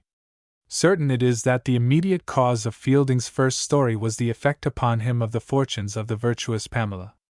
A satirist and humorist where Richardson was a somewhat solemn sentimentalist, Fielding was quick to see the weakness, and, more important, the opportunity for caricature, in such a tale, whose folk harangued about morality and whose avowed motive was a kind of hard-surfaced, carefully calculated honor, for sale to the highest bidder. It was easy to recognize that Pamela was not only good but goody-goody. So Fielding, being 35 years of age and of uncertain income, he had before he was 30 squandered his mother's estate, turned himself, 2 years after Pamela had appeared, to a new field and concocted the story known to the world of letters as The Adventures of Joseph Andrews and His Friend Abraham Adams. This Joseph purports to be the brother of Pamela, though the denouement reveals him as more gently born, and is as virtuous in his character of serving man as the sister herself. Indeed, he outvirtues her. Fielding waggishly exhibits him in the full exercise of a highly starched decorum, rebuffing the amatory attempts of sundry ladies whose assault upon the citadel of his honor is analogous to that of Mr. B., who naturally becomes Squire Booby in Fielding's hands, upon the long-suffering Pamela. Thus, Lady Booby, in whose employ Joseph is footman, after an invitation to him to kiss her which has been gently but firmly refused, bursts out with, "Can a boy, a stripling, have the confidence to talk of his virtue?" "Madam," says Joseph, "that boy is the brother of Pamela and would be ashamed that the chastity of his family, which is preserved in her, should be stained in him." The chance for fun is palpable here. But something unexpected happened. What was begun as burlesque, almost horseplay, began to pass from the key of shallow, lively satire, broadening and deepening into a finer tone of truth. In a few chapters, by the time the writer had got such an inimitable personage as Parson Adams before the reader, it was seen that the book was to be more than a jeu d'esprit, rather, the work of a master of characterization. In short, Joseph Andrews started out ostensibly to poke good-natured ridicule at sentimental Mr. Richardson. It ended by furnishing contemporary London and all subsequent readers with a notable example of the novel of mingled character and incident, entertaining alike for its lively episodes and its broadly genial delineation of types of the time. And so he soon had the town laughing with him at his broad comedy. In every respect Fielding made a sharp contrast with Richardson. He was gentle-born, distinguished and fashionable in his connections, the son of younger sons, impecunious, generous, of strong, often unregulated passions, what the world calls a good fellow, a man's man, albeit his affairs with the fair sex were numerous. He knew high society when he chose to depict it. His education compared with Richardson's was liberal, and he based his style of fiction upon models which the past supplied, whereas Richardson had no models, blazed his own trail. Fielding's literary ancestry looks back to Gil Blas and Don Quixote, and in English to Robinson Crusoe. In other words, his type, however much he departs from it, is the picturesque story of adventure. He announced, in fact, on his title page that he wrote, "in imitation of the manner of Cervantes." Again, his was a genius for comedy, where Richardson, as we have seen, was a psychologist. The cleansing effect of wholesome laughter and an outdoor gust of hail west wind is offered by him, and with it go the rude, coarse things to be found in nature, who is nevertheless in her influence so salutary, so necessary, in truth, to our intellectual and moral health. Here then was a sort of fiction at many removes from the slow, analytic studies of Richardson, buoyant, objective, giving far more play to action and incident, uniting in most agreeable proportions the twin interests of character and event. The very title of this first book is significant. We are invited to be present at a delineation of two men, but these men are displayed in a series of adventures. Unquestionably, the psychology is simpler, cruder, more elementary than that of Richardson. Dr. Johnson, who much preferred the author of Pamela to the author of Tom Jones, and said so in the hammer and tongs style for which he is famous, declared to Bozzy that There is all the difference in the world between characters of nature and characters of manners, and there is the difference between the characters of Fielding and those of Richardson. Characters of manners are very entertaining, but they are to be understood by a more superficial observer than characters of nature, where a man must dive into the recesses of the human heart. And although we may share Boswell's feeling that Johnson estimated the compositions of Richardson too highly and that he had an unreasonable prejudice against Fielding, since he was a man of magnificent biases, yet we may grant that the critic god made a sound distinction here, that Fielding's method is inevitably more external and shallow than that of an analyst proper like Richardson. No doubt to the great joy of many weary folk who go to novels for the rest and refreshment they give, rather than for their thought-evoking value. The contrast between these novelists is maintained, too, in the matter of style. Fielding walks with the easy undress of a gentleman. Richardson sits somewhat stiff and pragmatical, carefully arrayed in full-bottomed wig and knee breeches, delivering a lecture from his garden chair. Fielding is a master of that colloquial manner afterwards handled with such success by Thackeray, a manner good alike for grave or gay, and making this early fiction maker enjoyable. Quite apart from our relish of his vivid portrayals of life, we like his wayside chatting. For another difference, there is no moral motto or announcement, the lesson takes care of itself. What unity there is of construction is found in the fact that certain characters, more or less related, are seen to walk centrally through the narrative. There is little or no plot development in the modern sense, and the method of the type, is frankly episodic. In view of what the novel was to become in the 19th century, Richardson's way was more modern, and did more to set a seal upon fiction than Fielding's. The novel today is first of all psychologic and serious. And the assertion is safe that all the later development derives from these two kinds written by the two greatest of the 18th century pioneers, Richardson and Fielding. On the one hand, character study as a motive, on the other the portrayal of personality surrounded by the external factors of life. The wise combination of the two gives us that tangle of motive, act and circumstance which makes up human existence. With regard to the morals of the story, a word may here be said, having all Fielding's fiction in mind. Of the suggestive prurience of much modern novelism, whether French or French-derived, Fielding, is quite free. He deals with the sensual relations with a frank acknowledgement of their physical basis. The truth is, the 18th century, whether in England or elsewhere, was on a lower plane in this respect than our own time. Fielding, therefore, while he does no affront to essential decency, does offend our taste, our refinement, in dealing with this aspect of life. We have in a true sense become more civilized since 1750. The ape and tiger of Tennyson's poem have receded somewhat in human nature during the last century and a half. The plea that since Fielding was a realist depicting society as it was in his day, his license is legitimate, whereas Richardson was giving a sort of sentimentalized stained glass picture of it not as it was but, in his opinion, should be, is a specious one. It is well that in literature, faithful reflector of the ideals of the race, the beast should be allowed to die, as Mr. Howells, himself a staunch realist, has said, simply because it is slowly dying in life itself. Fielding's novels in unexpurgated form are not for household reading today.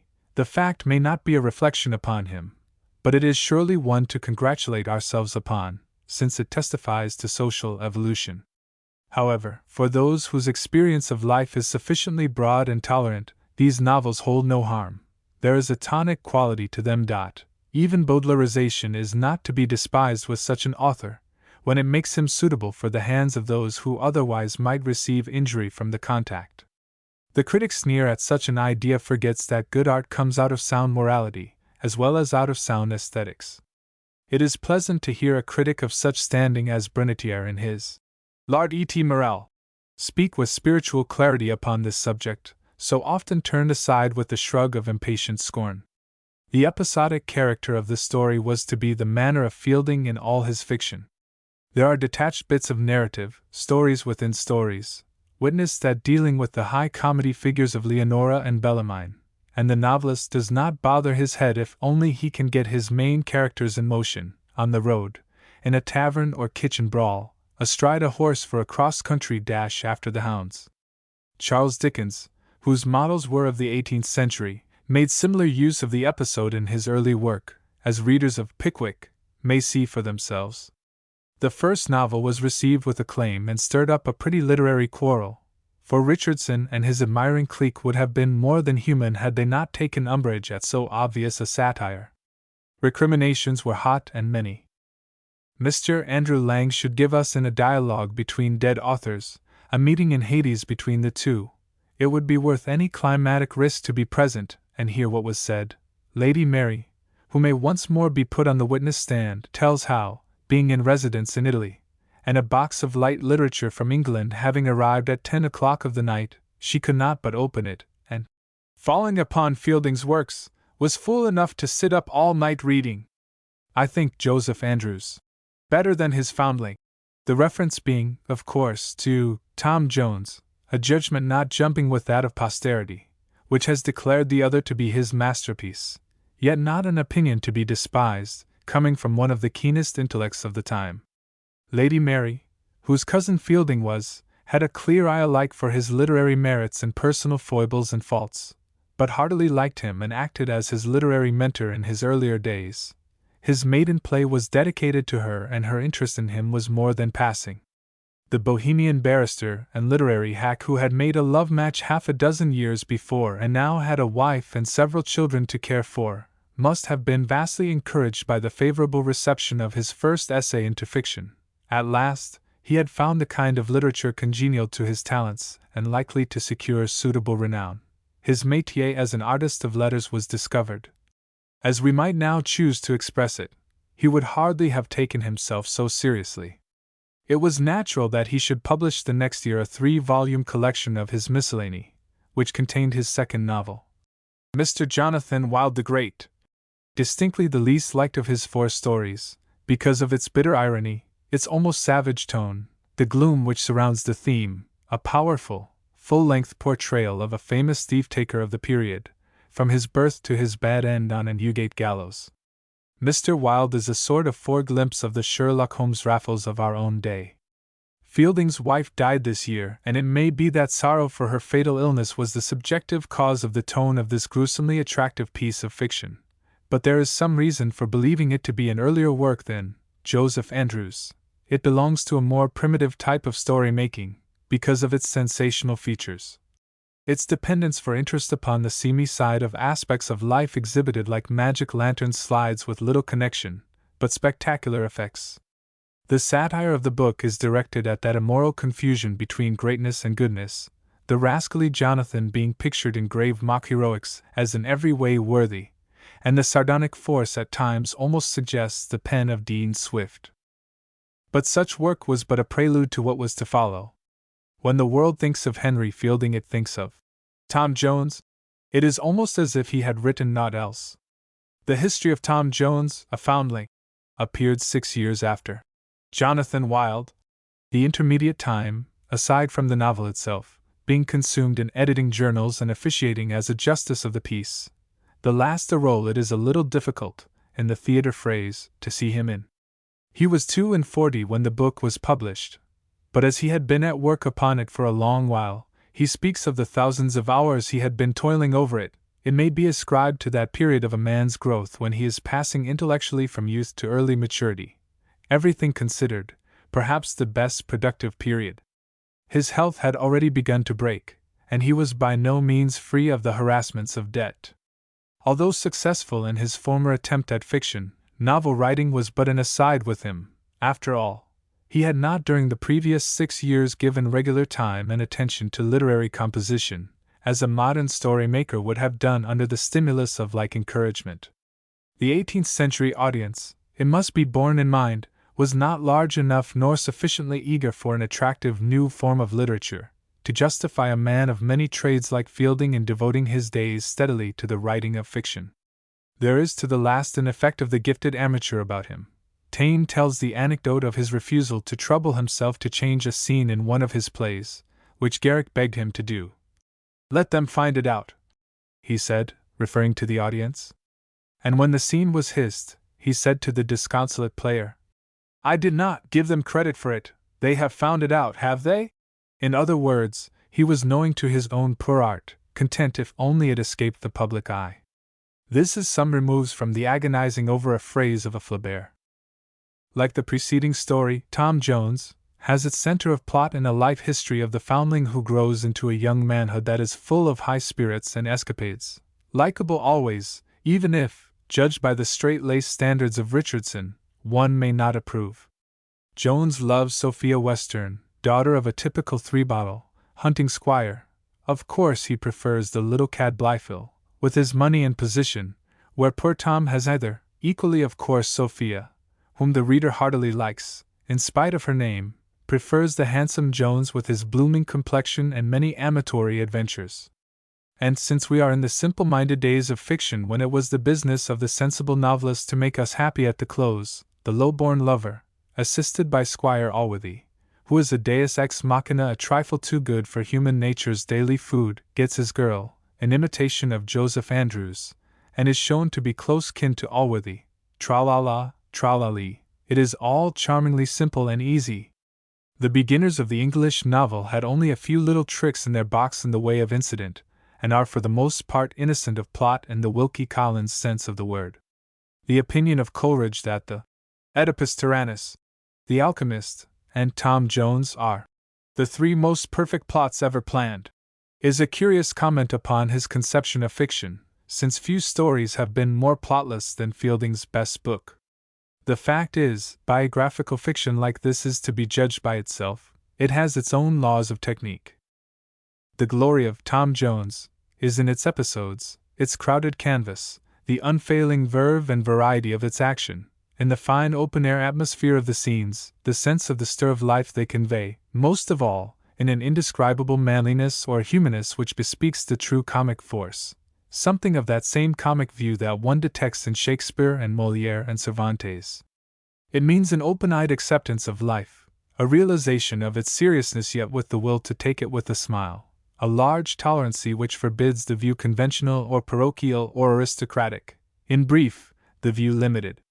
There is this in the book, along with much psychology so superficial as to seem childish, and much interpretation that makes us feel that the higher possibilities of men and women are not as yet even dreamed of. In this novel, Fielding makes fuller use than he had before of the essay link, the chapters introductory to the successive books, and in them, a born essayist, as your master of style is pretty sure to be, he discourses in the wisest and wittiest way on topics literary, philosophical or social, having naught to do with the story in hand, it may be, but highly welcome for its own sake. This manner of pausing by the way for general talk about the world in terms of me has been used since by Thackeray, with delightful results, but has now become old-fashioned, because we conceive it to be the novelist's business to stick close to his story and not obtrude his personality at all. Thackeray displeases a critic like Mr. James by his postscript harangues about himself as showman, putting his puppets into the box and shutting up his booth. Fiction is too serious a matter to be treated so lightly by its makers. To say nothing of the audience, it is more, much more than mere fooling and show business. But to go back to the 18th century is to realize that the novel is being newly shaped, that neither novelist nor novel reader is yet awake to the higher conception of the genre. So we wax lenient and are glad enough to get these resting places of chat and charm from Fielding. It may not be war, but it is nevertheless magnificent. Fielding in this fiction is remarkable for his keen observation of everyday life and character, the average existence in town and country of mankind high and low. He is a truthful reporter. The verisimilitude of the picture is part of its attraction. It is not too much to say that, pictorially, he is the first great English realist of the novel. For broad comedy presentation he is unsurpassed, as well as for satiric gravity of comment and illustration. It may be questioned, however, whether when he strives to depict the deeper phases of human relations he is so much at home or anything like so happy. There is no more critical test of a novelist than his handling of the love passion. Fielding essays in Tom Jones to show the love between two very likable flesh and blood young folk, the many mishaps of the twain being but an embroidery upon the accepted fact that the course of true love never did run smooth. There is a certain scene which gives us an interview between Jones and Sophia, following on a stormy one between father and daughter, during which the squire has struck his child to the ground and left her there with blood and tears streaming down her face. Her disobedience in not accepting the addresses of the unspeakable Blifil is the cause of the somewhat drastic parental treatment. Jones has assured the squire that he can make Sophia see the error of her ways and has thus secured a moment with her. He finds her just risen from the ground, in the sorry plight already described. Then follows this dialogue. "Oh, my Sophia, what means this dreadful sight?" She looked softly at him for a moment before she spoke, and then said, "Mr. Jones, for heaven's sake, how came you here?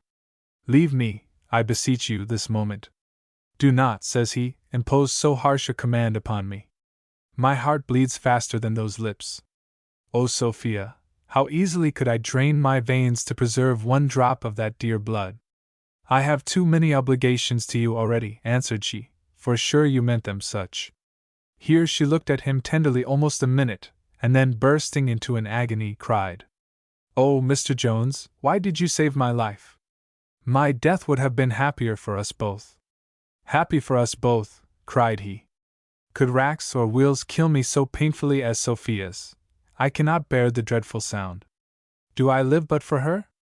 Both his voice and look were full of irrepressible tenderness when he spoke these words, and at the same time he laid gently hold on her hand, which she did not withdraw from him. To say the truth, she hardly knew what she did or suffered. A few moments now passed in silence between these lovers, while his eyes were eagerly fixed on Sophia, and hers declining toward the ground. At last she recovered strength enough to desire him again to leave her, for that her certain ruin would be the consequence of their being found together, adding, "Oh, Mr. Jones, you know not what hath passed this cruel afternoon." "I know all, my Sophia," answered he. "Your cruel father hath told me all, and he himself hath sent me hither to you." "My father sent you to me," replied she. "Sure you dream."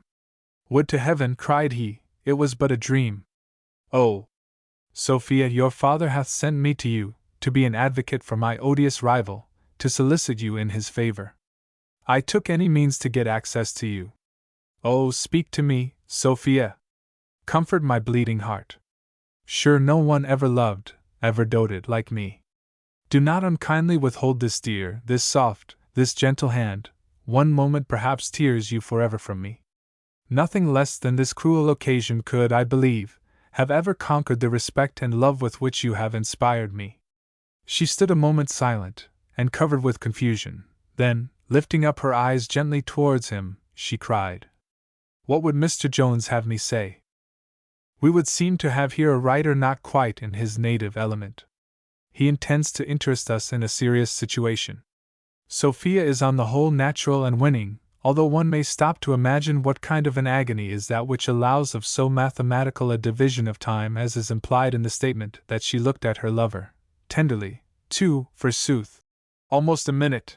The mood of mathematics and the mood of emotion, each excellent in itself, do not go together in life as they do in 18th-century fiction. But in the general impression she makes, Sophia, let us concede, is sweet and realizable. But Jones, whom we have long before this scene come to know and be fond of, Jones is here a prig, a bore, a dummy. Sir Charles Grandison in all his woodenness is not arrayed like one of these. Consider the situation further. Sophia is in grief. She has blood and tears on her face. What would any lover, nay, any respectable young man do in the premises? Surely stanch her wounds, dry her eyes, comfort her with a homely necessary handkerchief. But not so Jones. He is not a real man but a melodramatic lay figure, playing to the gallery as he spouts speeches about the purely metaphoric bleeding of his heart, oblivious of the disfigurement of his sweetheart's visage from real blood. He insults her by addressing her in the third person, mouths sentiments about his odious rival, a phrase with a superb Bowery smack to it, and in general so disports himself as to make an effect upon the reader of complete unreality. This was no real scene to Fielding himself. Why then should it be true? It has neither the accent nor the motion of life. The novelist is being literary, is not warm to his work at all. When we turn from this attempt to the best love scenes in modern hands, the difference is worldwide. And this unreality, which violates the splendid credibility of the hero in dozens of other scenes in the book, is all the worse coming from a writer who expressly announces his intention to destroy the prevalent conventional hero of fiction and set up something better in his place. Whereas Tom in the quoted scene is nothing if not conventional and drawn in the stock tradition of mawkish heroics. The plain truth is that with Fielding love is an appetite rather than a sentiment, and he is only completely at ease when painting its rollicking, coarse, and passional aspects. In its unanalytic method and loose construction, this novel, compared with Richardson, is a throwback to a more primitive pattern, as we saw was the case with Fielding's first fiction. But in another important characteristic of the modern novel, it surpasses anything that had earlier appeared. I refer to the way it puts before the reader a great variety of human beings, so that a sense of teeming existence is given, a genuine imitation of the spatial complexity of life, if not of its depths. It is this effect, afterwards conveyed in fuller measure by Balzac, by Dickens, by Victor Hugo, and by Tolstoy, that gives us the feeling that we are in the presence of a master of men, whatever his limitations of period or personality. How delightful are the subsidiary characters in the book! One such is Partridge, the unsophisticated schoolmaster who, when he attends the theater with Tom and hears Garrick play Hamlet, thinks but poorly of the player because he only does what anybody would do under the circumstances. Allworthy and Blifil one may object to, each in his kind, for being conventionally good and bad, but in numerous male characters in less important roles there is compensation. The gypsy episode, for example, is full of raciness and relish. And what a gallery of women we get in the story: Mrs. Honor the maid, and Miss Western, who in some sort suggests Mrs. Nickleby, Mrs. Miller, Lady Bellaston, Mrs. Waters, and other light of loves and dames of folly, whose dubious doings are carried off with such high good humor that we are inclined to overlook their misdeeds. There is a Chaucerian freshness about it all. At times comes the wish that such talent were used in a better cause. A suitable subtitle for the story would be, Or Life in the Tavern, so large a share do inns have in its unfolding. Fielding would have yielded hearty assent to Dr. Johnson's dictum that a good inn stood for man's highest felicity here below. He relished the wayside comforts of cup and bed and company which they afford. Tom Jones, quickly crossed the seas, was admired in foreign lands. I possess a manuscript letter of Heine's dated from Mainz in 1830, requesting a friend to send him this novel. The German poet represents, in the request, the literary class which has always lauded Fielding's finest effort, while the wayfaring man who picks it up also finds it to his liking. Thus it secures and is safe in a double audience. Yet we must return to the thought that such a work is strictly less significant in the evolution of the modern novel, because of its form, its reversion to type, than the model established by a man like Richardson, who is so much more restricted in gift. Fielding's fourth and final story, Amelia, was given to the world 2 years later, and but 3 years before his premature death at Lisbon at the age of 49, worn out by irregular living and the vicissitudes of a career which had been checkered indeed. He did strenuous work as a justice these last years and carried on an efficacious campaign against criminals. But the lights were dimming, the play was nearly over. The pure gust of life which runs rampant and riotous in the pages of Tom Jones is tempered in Amelia by a quieter, sadder tone and a more philosophic vision. It is in this way a less characteristic work, for it was of Fielding's nature to be instantly responsive to good cheer and the creature comforts of life. When she got the news of his death, Lady Mary wrote of him, "His happy constitution, even when he had, with great pains, half demolished it, made him forget everything when he was before a venison pastry or over a flask of champagne, and I am persuaded he has known more happy moments than any prince upon earth. His natural spirits gave him rapture with his cook maid and cheerfulness in a garret." Here is a Kit-Kat showing the man indeed. All his fiction may be read in the light of it. The main interest in Amelia is found in its autobiographical flavor, for the story, in describing the fortunes, or rather misfortunes, of Captain Booth and his wife, drew, it is pretty certain, upon Fielding's own traits and to some extent upon the incidents of his earlier life. The scenes where the captain sets up for a country gentleman with his horses and hounds and speedily runs through his patrimony is a transcript of his own experience, and Amelia herself is a sort of memorial to his well-beloved first wife, He had married for a second his honest, good-hearted kitchen maid, who out of affection must have endured so much in daily contact with such a character as that of her charming husband. In the novel, Mrs. Booth always forgives, even as the captain ever goes wrong. There would be something sad in such a clear-eyed comprehension of one's own weakness, if we felt compelled to accept the theory that he was here drawing his own likeness, which must not be pushed too far, for the captain is one thing Fielding never was, to wit, stupid. There is in the book much realism of scene and incident, but its lack of animal spirits has always militated against the popularity of Amelia. In fact, it is accurate to say that Fielding's contemporary public, and the reading world ever since, has confined its interest in his work to Joseph Andrews and Tom Jones. The pathos of his ending, dying in Portugal whither he had gone on a vain quest for health, and his companionable qualities whether as man or author, can but make him a more winsome figure to us than proper little Mr. Richardson, and possibly this feeling has affected the comparative estimates of the two writers. One responds readily to the sentiment of Austin Dobson's fine poem on Fielding. Beneath the green estrella trees, no artist merely, but a man wrought on our noblest island plan, sleeps with the alien Portuguese. And in the same way we are sympathetic with Thackeray in the lecture on the English humorists. Such a brave and gentle heart, such an intrepid and courageous spirit, I love to recognize in the manly, the English Harry Fielding. Imagine any later critic calling Richardson Sam! It is inconceivable. Such then were the two men who founded the English novel, and such their work. Unlike in many respects, both as personalities and literary makers, they were, after all, alike in this: they showed the feasibility of making the life of contemporary society interesting in prose fiction. That was their great common triumph, and it remains the keynote of all the subsequent development in fiction. They accomplished this, each in his own way, Richardson by sensibility often degenerating into sentimentality, and by analysis, the subjective method; Fielding by satire and humor, often coarse, sometimes bitter, and the wide envisagement of action and scene, the method objective. Richardson exhibits a somewhat straitened propriety and a narrow didactic tradesman's morality, with which we are now out of sympathy. Fielding, on the contrary, with the abuse of his good gift for tolerant painting of seamy human nature, gives way often to an indulgence of the lower instincts of mankind which, though faithfully reflecting his age, are none the less unpleasant to modern taste. Both are men of genius, Fielding's being the larger and more universal. Nothing but genius could have done such original things as were achieved by the two.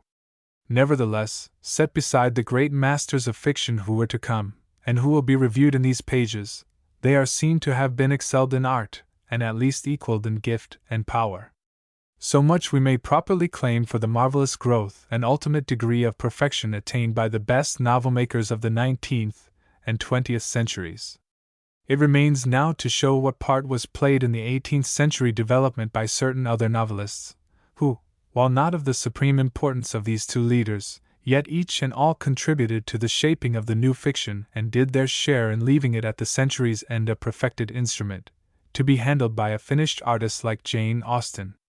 We must take some cognizance, in special, of writers like Smollett and Sterne and Goldsmith, potent names, evoking some of the pleasantest memories open to one who browses in the rich meadowlands of English literature.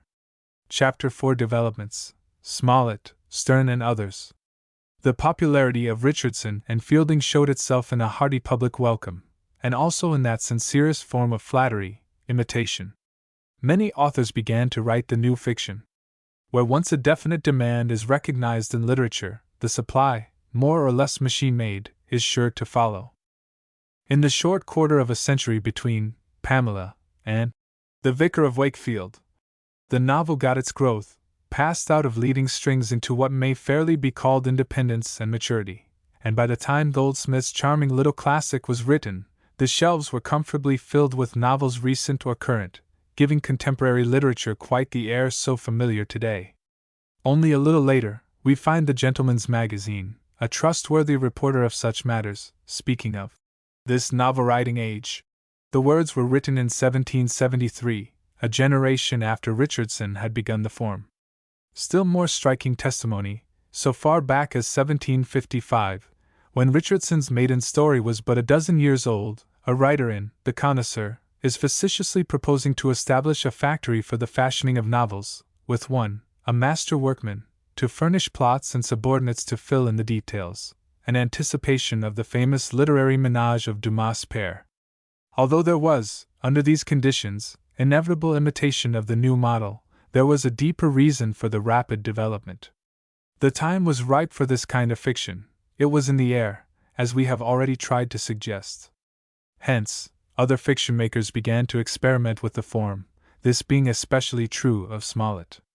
Out of many novelists, feeble or truly called, a few of the most important must be mentioned.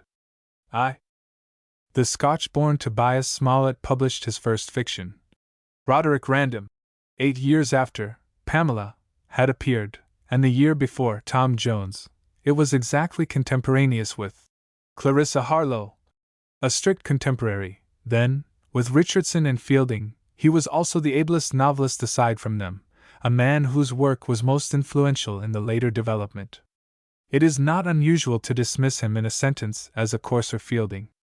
The characterization hits nearer the bull's eye than is the rule with such sayings, and more vulgar than the greater writer he certainly is, brutal where Fielding is vigorous, and he exhibits and exaggerates the latter's tendencies to the picaresque, the burlesque, and the episodic.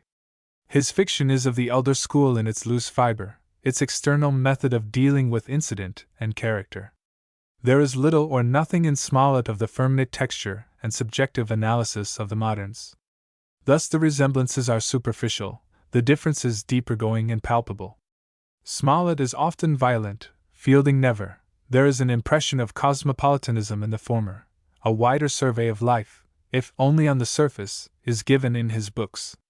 By birth, Smollett was of the gentry, but by the time he was 20 he had seen service as surgeon's mate in the British Navy, and his after career as Tory editor, at times in prison, literary man and traveler who visited many lands and finally, like Fielding, died abroad in Italy, was checkered enough to give him material and to spare for the changeful bustle, so rife with action and excitement, of his 4 principal stories.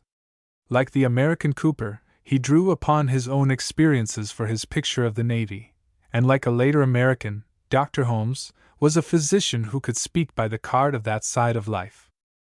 Far more closely than Fielding he followed the Gil Blas model, depending for interest primarily upon adventures by the way, moving accidents by flood and field. He declares, in fact, his intention to use Le Sage as a literary father, and he translated Gil Blas. In striking contrast, too, with Fielding is the interpretation of life one gets from his books. With the author of Tom Jones, we feel, what we do in greater degree with Shakespeare and Balzac, that the personality of the fiction maker is healthily merged in his characters, in the picture of life. But in the case of Dr. Smollett, there is a strongly individual satiric bias, less of that largeness which sees the world from an unimplicated coign of vantage, whence the open-eyed, wise-minded spectator finds it a comedy breeding laughter under thoughtful brows. We seem to be getting not so much scenes of life as an author's setting of the scene for his own private reasons. Such is at least the occasional effect of Smollett. Also is there more of bitterness, of savagery in him, and where Fielding was broad and racily frank in his handling of delicate themes, this fellow is indecent with a kind of hardness and brazenness which are amazing. The difference between plain speaking and unclean speaking could hardly be better illustrated. It should be added, in justice, that even Smollett is rarely impure with the alluring saliency of certain modern fiction. In the first story, The Adventures of Roderick Random, the cumbrous full titles of earlier fiction are for apparent reasons frequently curtailed in the present treatment. Published when the author was 27, he avails himself of a residence of some years in Jamaica to depict life in that quarter of the world at a time when the local color had the charm of novelty. The story is often credited with being autobiographic, as the novelist's first book is likely to be, since, by popular belief, there is one story in all of us, namely, our own. Its description of the hero's hard knocks does, indeed, suggest the fate of a man so stormily quarrelsome throughout his days. For this red-headed Scot, this hack of genius, as Henley picturesquely calls him, was naturally a fighting man and, whether as man or author, attacks or repels sharply, there is nothing uncertain in the effect he makes. His loud vigor is as pronounced as that of a later Scot like Carlyle, yet he stated long afterward that the likeness between himself and Roderick was slight and superficial. The fact that the tale is written in the first person also helps the autobiographic theory. That method of story-making always lends a certain credence to the narrative. The scenes shift from western Scotland to the streets of London, thence to the West Indies, and the interest, the remark applies to all Smollett's work, lies in just three things: adventure, diversity of character, and the realistic picture of contemporary life, especially that of the Navy on a day when, if Smollett is within hailing distance of the facts, it was terribly corrupt. Too much credit can hardly be given him for first using, so effectively too, the professional sea life of his country, a motive so richly productive since through Marriott down to Dana, Herman Melville, Clark Russell and many other favorite writers, both British and American. In Smollett's hands, it is a strange muddle of religion, farce and smut, but set forth with a vivid particularity and a gusto of high spirits, which carry the reader along, willy-nilly. Such a book might be described by the advertisement of an old inn. Here is entertainment for man and beast. As to characterization, if a genius for it means the creation of figures which linger in the familiar memory of mankind, Smollett must perforce be granted the faculty. Here in his first book are Tom Bowling and Strap, to name two, the one, like Richardson's Lovelace, naming a type, the other standing for the country innocent, the meek Fidus Achates, both as good as anything of the same class and Fielding. The Welsh mate, Mr. Morgan, for another of the sailor sort, is also excellent. The judgment may be eccentric, but for myself the character parts in Smollett's dramas seem for variety and vividness often superior to those of Fielding. The humor at its best is very telling. The portraits, or caricatures, of living folk added to the story's immediate vogue, but injure it as a permanent contribution to fiction. A fair idea of the nature of the attractions offered, and at the same time a clear indication of the sort of fiction manufactured by the doughty doctor, may be gleaned from the following précis, Smollett's own, of chapter 38. I get up and crawl into a barn where I am in danger of perishing through the fear of the country people. Their inhumanity. I am succored by a reputed witch. Her story. Her advice. She recommends me as a valet to a single lady whose character she explains. This promises pretty fair reading. Of course, we wish to read on and to learn more of that single lady and the hero's relation to her. Such a motive, which might be called the mistakes of a knight, with details too crude and physical to allow of discussion, is often overworked by Smollett, as, in truth, it is by Fielding. To modern taste the 18th century had not yet given up the call of the beast in its fiction, an element of bawdry was still welcome in the print offered reputable folk. The style of Smollett in his first fiction, and in general, has marked dramatic flavor. His is a gift of forthright phrase, a plain, vernacular smack characterizes his diction. To go back to him now is to be surprised perhaps at the racy vigor of so faulty a writer and novelist. A page or so of Smollett, after a course in present-day popular fiction, reads very much like a piece of literature. In this respect, he seems full of flavor, distinctly of the major breed. There is an effect of passing from attenuated parlor tricks into the open, when you take him up. Here you can but feel, is a masculine man of letters, even if it is his fate to play second fiddle to Fielding. Smollett's initial story was a pronounced success with the public, and he aired an arrogant joy and pooh-poohed insignificant rivals like Fielding.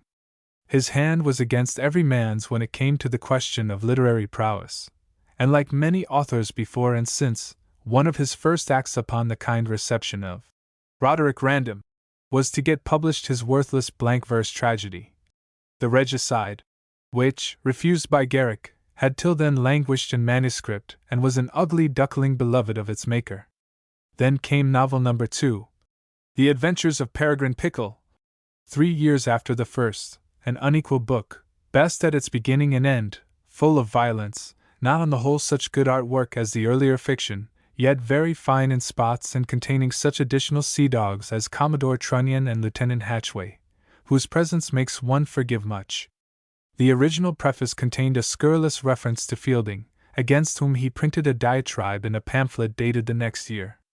The hero of the story, a handsome ne'er-do-well who has money and position to start the world with, encounters plenty of adventure in England and out of it, by land and sea. There is an episodic book, memoirs supposed to be written by a lady of quality, and really giving the checkered career of Lady Vane, a fast gentlewoman of the time, done for pay at her request, which is illustrative of the loose state of fictional art in its unrelated, lugged-in character, and as well of 18th-century morals in its drastic details.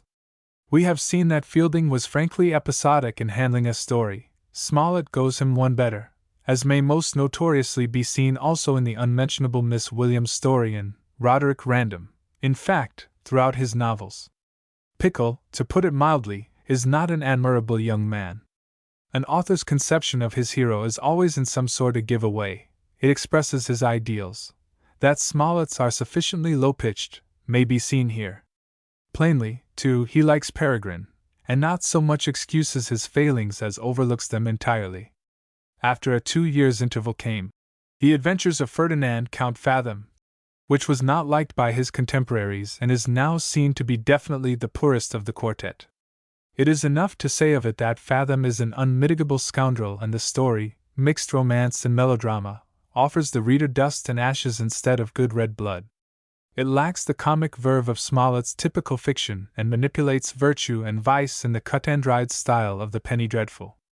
Even its attempts at the sensational leave the modern reader, bred on such heavenly fare as is proffered by Stevenson and others, indifferent cold. It is a pleasure to turn from it to what is generally conceded to be the best novel he wrote, as it is his last. The Expedition of Humphrey Clinker, which appeared nearly 20 years later, when the author was 50 years old. The Adventures of Sir Lancelot Graves, written in prison a decade earlier, and a poor satire in the vein of Cervantes, can be ignored. It falls so much below Smollett's main fiction. He had gone for his health's sake to Italy and wrote Humphrey Clinker at Leghorn, completing it only within a few weeks of his death. For years he had been degenerating as a writer. His physical condition was of the worst. It looked as if his life was quite over. Yet, by a sort of leaping up of the creative flame out of the dying embers of the hearth, he wrought his masterpiece.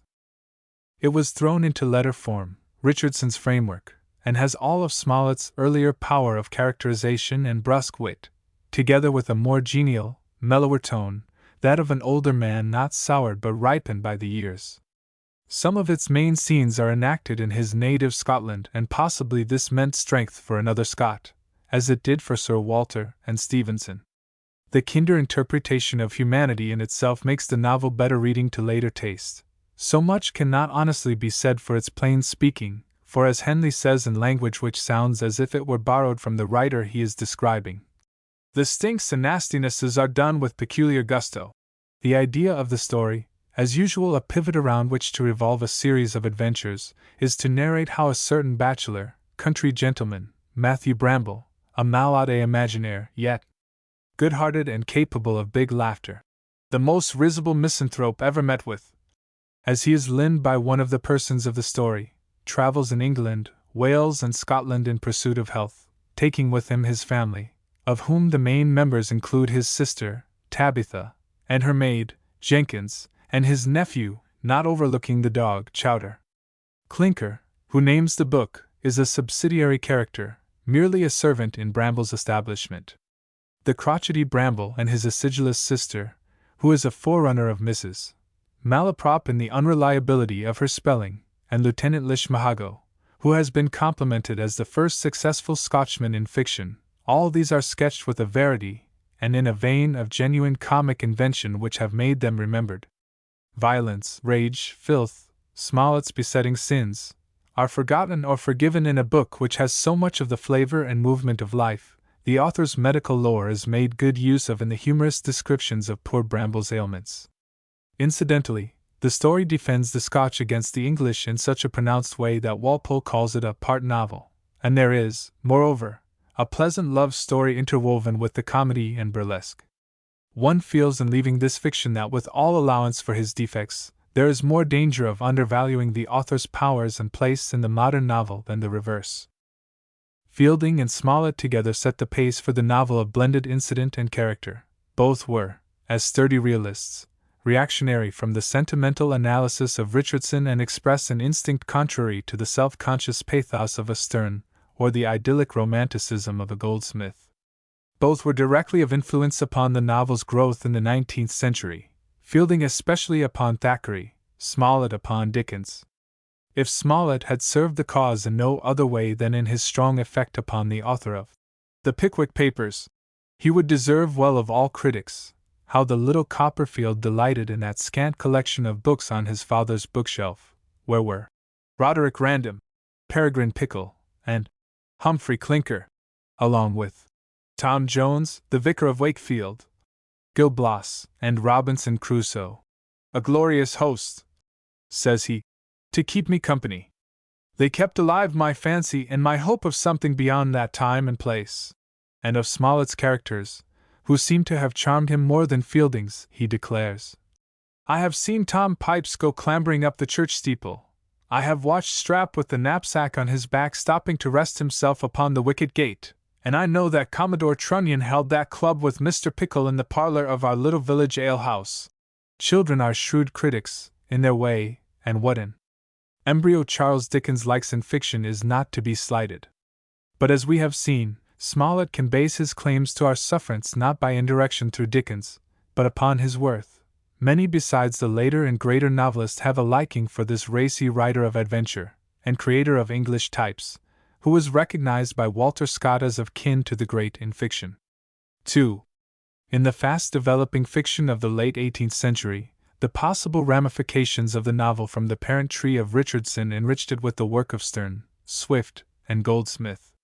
They added imaginative narratives of one sort or another, which increased the content of the form by famous things and exercised some influence in shaping it. The remark has in mind Tristram Shandy, Gulliver's Travels, and The Vicar of Wakefield. And yet, no one of the three was a novel in the sense in which the evolution of the word has been traced, nor yet are the authors strictly novelists. Laurence Sterne, at once man of the world and clergyman, with Rabelais as a model, and himself a master of prose, possessing command of humor and pathos, skilled in character sketch and essay philosophy, is not a novelist at all. His aim is not to depict the traits or events of contemporary society, but to put forth the views of the Reverend Laurence Sterne, Yorkshire parson, with many a quaint turn and whimsical situation under a thin disguise of story form. Of his two books, Tristram Shandy and The Sentimental Journey, unquestionable classics, both, in their field, there is no thought of plot or growth or objective realization. The former is a delightful tour de force in which a born essayist deals with the imaginary fortunes of a person he makes as interesting before his birth as after it, and in passing, sketches some characters dear to posterity, first and foremost, Uncle Toby and Corporal Trim. It is all pure play of wit, fancy and wisdom, beneath the comic mask, a very frolic of the mind. In the second book the framework is that of the travel sketch and the treatment more objective, a fact which, along with its dubious propriety, may account for its greater popularity. But much of the charm comes, as before, from the writer's touch, his gift of style and ability to unloose in the essay manner a unique individuality.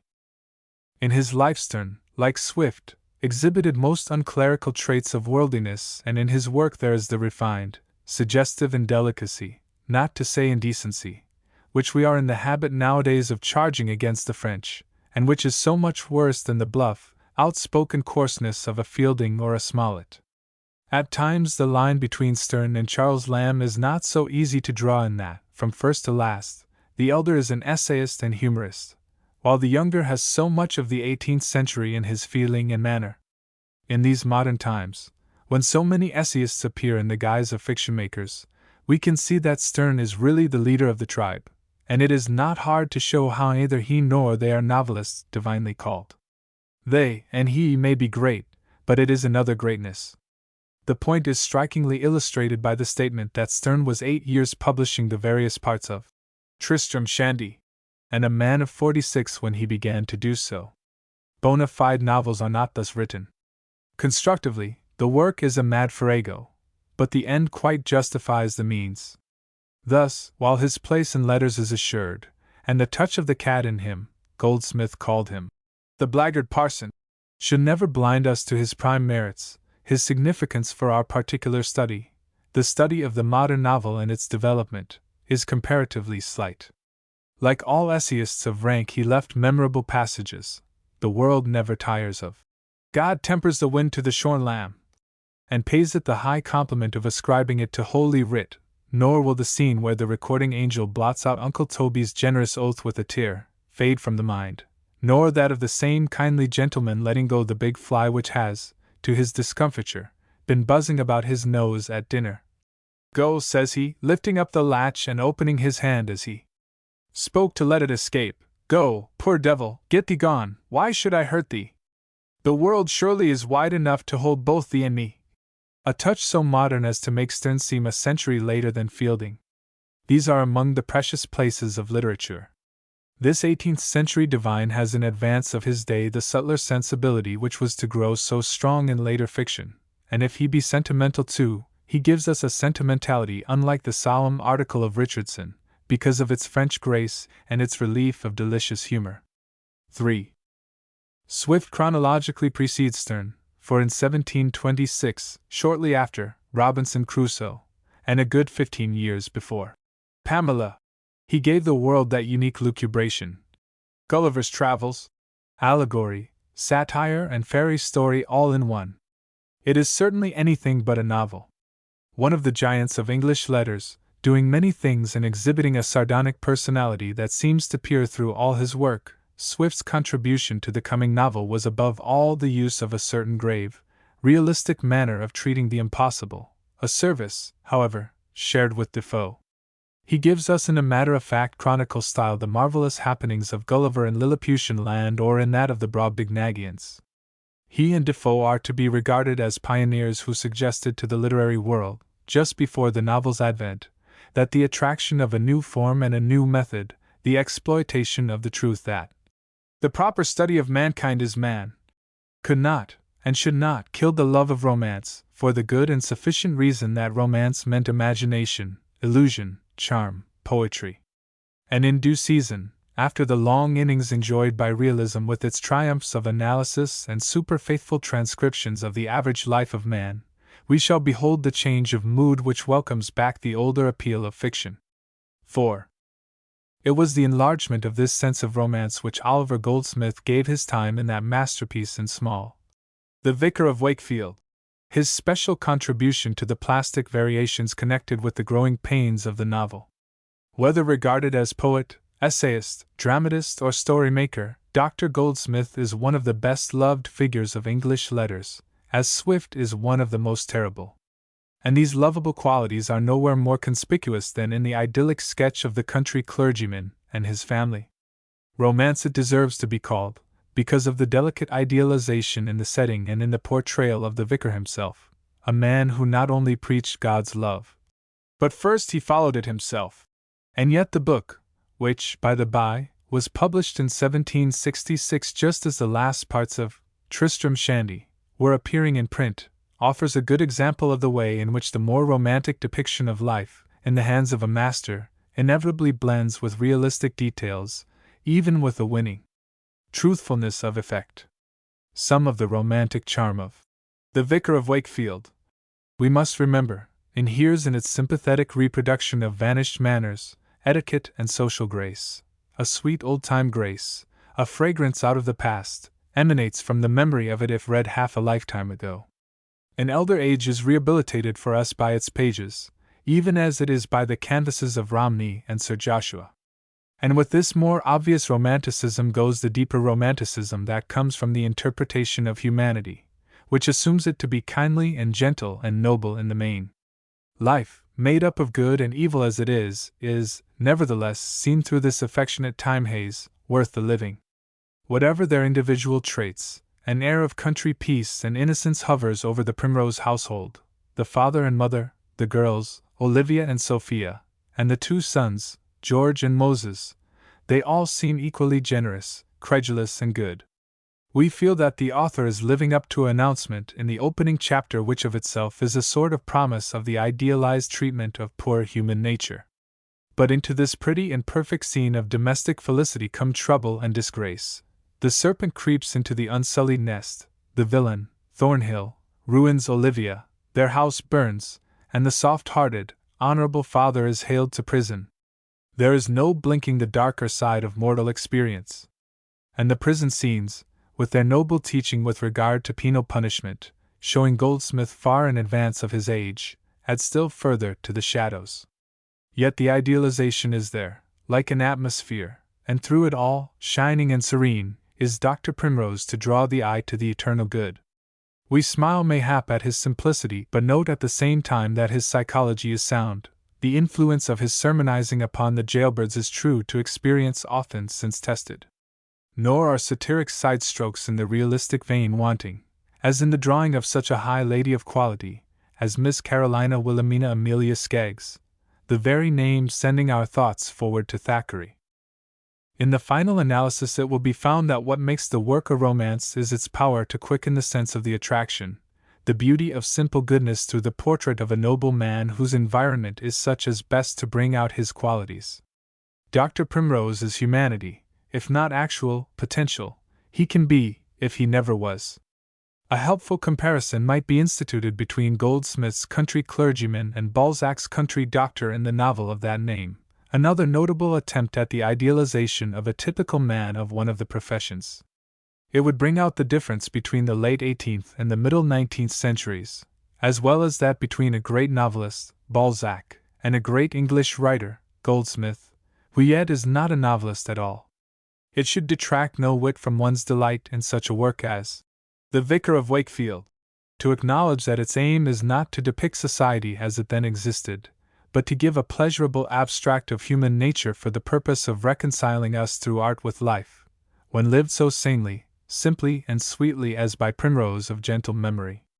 Seldom has the divine quality of the forgiveness of sins been portrayed with more salutary effect than in the scene where the erring and errant Olivia is taken back to the heart of her father, just as the hard-headed landlady would drive her forth with the words, "Out, I say! Pack out this moment! Tramp, thou impudent strumpet, or I'll give thee a mark that won't be better for this 3 months. What? You trumpery, to come and take up an honest house without cross or coin to bless yourself with! Come along, I say!" I flew to her rescue while the woman was dragging her along by her hair, and I caught the dear forlorn wretch in my arms. "Welcome, anyway welcome, my dearest lost one, my treasure, to your poor old father's bosom. Though the vicious forsake thee, there is yet one in the world who will never forsake thee. Though thou hadst 10,000 crimes to answer for, he will forget them all. Set beside this father the fathers of Clarissa and Sophia Western, and you have the difference between the romance and realism that express opposite moods, the mood that shows the average and the mood that shows the best. For portraiture, then, rather than plot, for felicity of manner and sweetness of interpretation we praise such a work, qualities no less precious though not so distinctively appertaining to the novel. It may be added, for a minor point, that the novel type as already developed had assumed a conventional length which would preclude The Vicar of Wakefield from its category, making it a sketch or novelette. The fiction makers rapidly came to realize that for their particular purpose, to portray a complicated piece of contemporary life, more leisurely movement, and hence greater space are necessary to the best result. Today any fiction under 50,000 words would hardly be called a novel in the proper sense, except in publishers' advertisements. Goldsmith's story does not exceed such limits. Therefore, although we may like it all the more because it is a romantic sketch rather than a novel proper, we must grant that its share in the 18th century's shaping of the form is but ancillary. The fact that the book upon its appearance awakened no such interest as waited upon the fiction of Richardson or Fielding a few years before, may be taken to mean that the taste was still towards the more photographic portrayals of average contemporary humanity. Several editions, to be sure, were issued the year of its publication, but without much financial success, and contemporary criticism found little remarkable in this permanent contribution to English literature. Later, it was beloved both of the elect and the general. Goethe's testimony to the strong and wholesome effect of the book upon him in his formative period is remembered. Dear old Dr. Johnson too believed in the story, for, summoned to Goldsmith's lodging by his friend's piteous appeal for help, he sends a guinea in advance and on arrival there, finds his colleague in high collar because, forsooth, his landlady has arrested him for his rent, whereupon Goldsmith, who had already expended part of the guinea in a bottle of Madeira, displays a manuscript. A novel ready for the press, as we read in Boswell and Johnson. I looked into it and saw its merit, says he. Goes out and sells it for £60, whereupon Goldsmith paid off his obligation, and with his mercurial Irish nature had a happy evening, no doubt, with his chosen cronies. It is a sordid, humorous tragic Grub Street beginning for one of the little immortals of letters, so many of which, alack, have a similar birth. Certain other authors less distinguished than these produced fiction of various kinds which also had some influence in the development, and further illustrate the tendency of the novel to become a pliable medium for literary expression, a sort of net wherein divers fish might be caught. Dr. Johnson, essayist, critic, coffee-house dictator, published the same year that Sterne's Tristram Shandy began to appear, his Rasselas, Prince of Abyssinia, a stately elegiac on the vanity of human pleasures, in which the prince leaves his idyllic home and goes into the world to test its shams, only to return to his kingdom with the sad knowledge that it is the better part of wisdom in this vale of tears to prepare for heaven. Of course, this is fiction only in seeming and by courtesy, almost as far removed from the novel as the same author's mammoth dictionary or Lives of the Poets. It has Richardson's method of moralizing, while lacking that writer's power of studying humanity in its social relations. The sturdy genius of Dr. Johnson lay in quite other directions. Richardson's sentimentality, too, was carried on by Mackenzie in his Man of Feeling, already mentioned as the favorite tear-begetter of its time, the novel which made the most prolonged attack upon the lachrymosal gland. But it is only fair to this author to add that there was a welcome note of philanthropy in his story, in spite of its mawkishness. His appeal for the underdog in great cities is a forecast of the humanitarianism to become rampant in later fiction.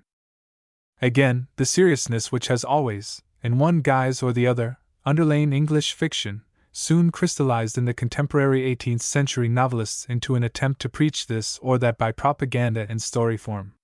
William Godwin, whose relations as father-in-law to Shelley gives him a not altogether agreeable place in our memory, was a leader in this tendency with several fictions, the best known and most readable being Caleb Williams.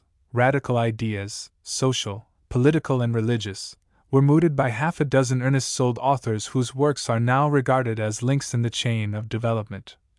Missing links for most readers of fiction, since their literary quality is small. In later days, this kind of production was to be called purpose fiction and condemned or applauded according to individual taste and the aesthetic and vital value of the book.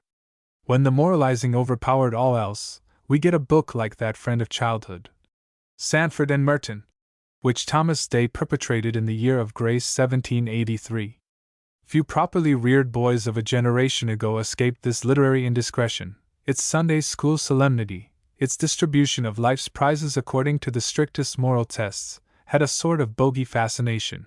It was much in vogue long after Day's time, indeed down to within our own memories. Perhaps it is still read and relished in innocent corners of the earth.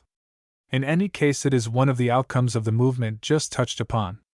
At present, being more enway in our tastes for fiction than were our forefathers, and the pretense of piety being less a convention, we incline to insist more firmly that the pill at least be sugar-coated, if indeed we submit to physic at all. There was also a tendency during the second half of the 18th century, very likely only half serious, and hardly more than a literary fad, toward the romance of mystery and horror. Horace Walpole, the last man on earth from whom one would expect the romantic and sentimental, produced in his Castle of Otranto such a book, and Mrs. Radcliffe's The Mystery of Udolpho, standing for numerous others, manipulated the stage machinery of this pseudo-romantic revival and reaction.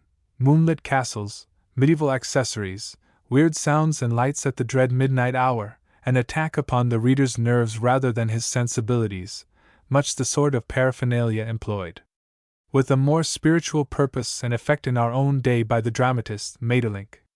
Beckford's Vathek, and Lewis, the Monk, are variations upon this theme, which for a while was very popular and is decidedly to be seen in the work of the first novelist upon American soil, Charles Brockden Brown, whose somber Wieland, read with the Radcliffe School in mind, will reveal its probable parentage. We have seen how the movement was happily satirized by its natural enemy, Jane Austen. Few more enjoyable things can be quoted than this conversation from Northanger Abbey, between two typical young ladies of the time. But, my dearest Catherine, what have you been doing with yourself all this morning?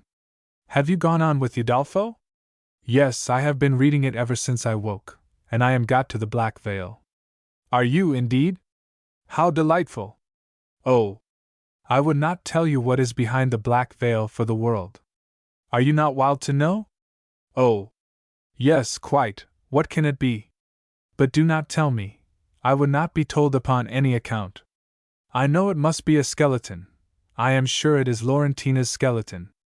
Oh, I am delighted with the book. I should like to spend my whole life in reading it, I assure you. If it had not been to meet you, I would not have come away from it for all the world. Dear creature!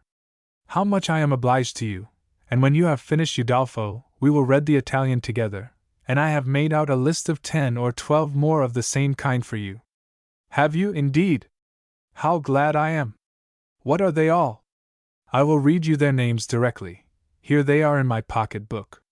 Castle of Wolfenbach, Claremont, Mysterious Warnings, Necromancer of the Black Forest, Midnight Bell, Orphan of the Rhine, and Horrid Mysteries. Those will last us some time. Yes, pretty well, but are they all horrid? Are you sure they are all horrid? Yes, quite sure, for a particular friend of mine, a Miss Andrews, a sweet girl, one of the sweetest creatures in the world, has read every one of them. After all, human nature is constant, independent of time, and fashions social, mental, literary, return like fashions in feminine headgear. 2 club women were coming from a city playhouse after hearing a particularly lugubrious drama of Ibsen's, and one was overheard exclaiming to the other, "Oh, isn't Ibsen just lovely? He does so take the hope out of life." Yet the tendency of 18th century fiction, with its handling of the bizarre and sensational, its use of occult effects of the past and present, was but an eddy in a current which was setting strong and steadily toward the realistic portrayal of contemporary society. One other tendency, expressive of a lighter mood, an attempt to represent society a la mode, is also to be noted during this half-century so crowded with interesting manifestations of a new spirit, and they who wrote it were mostly women. It is a remarkable fact that for the 50 years between Sterne and Scott, the leading novelists were of that sex, for of whom at least Burney, Radcliffe, Edgeworth, and Austen were of importance. Of this group the lively Fanny Burney is the prophet. She is the first woman novelist of rank. Her Evelina, with its somewhat starched gentility and simpering sensibility, was once a book to conjure with. It fluttered the literary dovecots in a way not so easy to comprehend today. Yet Dr. Johnson loved his little Burney, and greatly admired her work, and there are entertaining and without question accurate pictures of the fashionable London at the time of the American Revolution drawn by an observer of the inner circle, in her Evelina and Cecilia. One treasures them for their fresh spirit and lively humor, nor looks in them for the more serious elements of good fiction. She contributes, modestly, to that fiction to which we go for human documents. No one who has been admitted to the privileges of Miss Burney Diary can fail to feel that a woman who commands such idiom is easily an adept in the realistic dialogue of the novel. Here, even more than in her own novels or those of Richardson and Fielding, we hear the exact syllable and intonation of contemporary speech. "Mr. Cholmondeley is a clergyman," she writes, "nothing shining either in person or manners but rather somewhat grim in the first and glum in the last." And again, "Our confab was interrupted by the entrance of Mr. King." Or yet again, "The joke is, the people speak as if they were afraid of me, instead of my being afraid of them. Next morning Mrs. Thrale asked me if I did not want to see Mrs. Montague?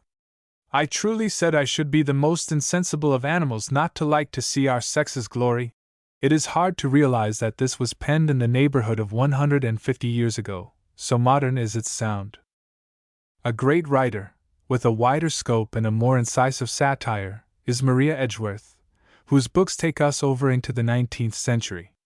The lighter, more frivolous aspects of English high society are admirably portrayed in her Belinda, and 8 or 10 other tales, and she makes a still stronger claim to permanent remembrance in such studies of Irish types, whether in England or on the native soil, as The Absentee and Castle Rackrent. I venture the statement that even the jaded novel reader of today will find on a perusal of either of these capital stories that Miss Edgeworth makes literature, and that a pleasure, not a penance, is in store. She first in English fiction exploited the better class Irishman at home, and her scenes have historic value. Some years later, Susan Ferrier, who enjoyed the friendship of Scott, wrote under the stimulus of Maria Edgeworth's example a series of clever studies of Scotch life, dashed with decided humor and done with true observation. These women, with their quick eye and facile ability to report what they saw, and also their ease of manner which of itself seems like a social gift, were but the prelude to the work so varied, gifted and vastly influential, which the sex was to do in the modern novel, so that, at present, in an open field and no favors given, they are honorable rivals of men, securing their full share of public favor. And the English novel, written by so many tentatively during these 50 years when the form was A-shaping, culminates at the turn of the century in 2 contrasted authors compared with whom all that went before seems but preparatory, one a man, the other a woman, who together express and illustrate most conveniently for this study the main movements of modern fiction, romance and realism. The instinct for truth and the instinct for beauty, not necessarily an antagonism, as we shall have ample occasion to see, since truth, rightly defined, is only beauty seen from another side. It hardly needs to add that these 2 novelists are Jane Austen and Walter Scott. Chapter 5 Realism, Jane Austen. It has been said that Miss Austen came nearer to showing life as it is, the life she knew and chose to depict, than any other novelist of English race. In other words, she is a princess among the truth-tellers. Whether or not this claim can be substantiated, it is sure that, writing practically half a century after Richardson and Fielding, she far surpassed those pioneers in the exquisite and easy verisimilitude of her art. Nay, we can go further and say that nobody has reproduced life with a more faithful accuracy, that yet was not photography because it gave the pleasure proper to art, than this same Jane Austen, spinster, well-born and well-bred, in her own phrase, an elegant female of the English past. Scott's famous remark cannot be too often quoted. That young lady had a talent for describing the movements and feelings of characters of ordinary life, which is to me the most wonderful I ever met with. If you look on the map at the small southern county of Hampshire, you will see that the town of Steventon lies hard by Selborne, another name which the naturalist White has made pleasant to the ear. Throughout her 42 years of life, she was born the year of American Revolution and died shortly after Scott had begun his Waverley series. She was a countrywoman in the best sense, a clergyman's daughter identified with her neighborhood, dignified and private in her manner of existence, her one sensational outing being a 4 years' residence in the fashionable watering place of Bath, where Beau Nash once reigned supreme, and in our day, Beaucaire has been made to rebuke Lady Mary Carlisle for her cold patrician pride. Quiet she lived and died, nor was she reckoned great in letters by her contemporaries.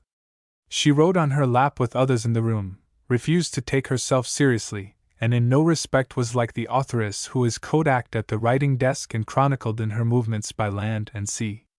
She was not the least bit literary.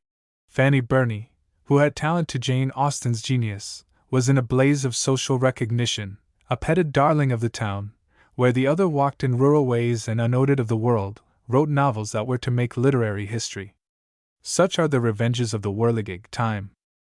Austen's indestructible reputation is founded on half a dozen pieces of fiction, the best and best known, Sense and Sensibility, and Pride and Prejudice, although Mansfield Park, Emma, Northanger Abbey, and Persuasion, in order of publication but not of actual composition, are all of importance to the understanding and enjoyment of her, and her evenness of performance, on the whole, is remarkable. The earlier three of these books were written by Miss Austen when a young woman in the 20s, but published much later, and were anonymous, an indication of her tendency to take her authorship as an aside. 2 of them appeared posthumously. Curiously, Northanger Abbey, that capital hit at the Radcliffe Romanticism, and first written of her stories, was disposed of to a publisher when the writer was but 23, yet was not printed until she had passed away nearly 20 years later, a sufficient proof of her unpopularity from the mercantile point of view. Here is one of the paradoxes of literature. This gentlewoman, dabbling in a seemingly amateur fashion in letters, turns out to be the ablest novelist of her sex and race, one of the very few great craftsmen, one may say, since art is no respecter of sex.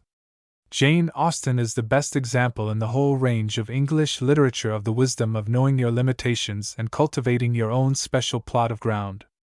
She offers a permanent rebuke to those who, because of youth or a failure to grasp the meaning of life, fancy that the only thing worthwhile lies on the other side of the Pyrenees, when all the while at one's own back door blooms the miracle. She had a clear-eyed comprehension of her own restrictions, and possessed that power of self-criticism which some truly great authors lack. She has herself given us the aptest comment ever made on her books, speaking of the little bit of ivory 2 inches wide on which she worked with a brush so fine as to produce little effect after much labor. A judgment hardly fair as to the interest she arouses, but nevertheless absolutely descriptive of the plus and minus of her gift.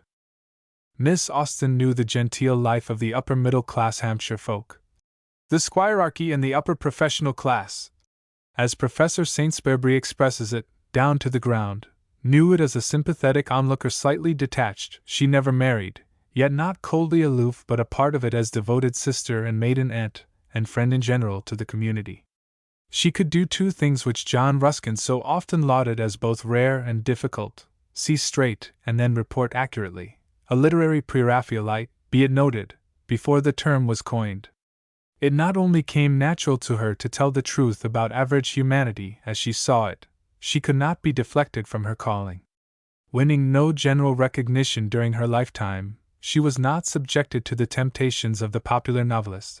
But she had her chance to go wrong, for it is recorded how that the librarian to King George III, an absurd creature yclept Clark, informed the authoress that His Highness admired her works, and suggested that in view of the fact that Prince Leonard was to marry the Princess Charlotte, Miss Austen should indite an historical romance illustrative of the august house of Coburg, to which Miss Jane, with a humor and good sense quite in character, and it may be feared, not appreciated by the recipient. I could not sit down to write a serious romance under any other motive than amusement to save my life, and if it were indispensable for me to keep it up, and never relax into laughter at myself and other people, I am sure I should be hung before I had finished the first chapter. No, I must keep to my own style and go on in my own way. There is scarce a clearer proof of genius than this ability to strike out a path and keep to it, in striking contrast with the weak wobbling so often shown in the desire to follow literary fashion or be complaisant before the suggestion of the merchants of letters.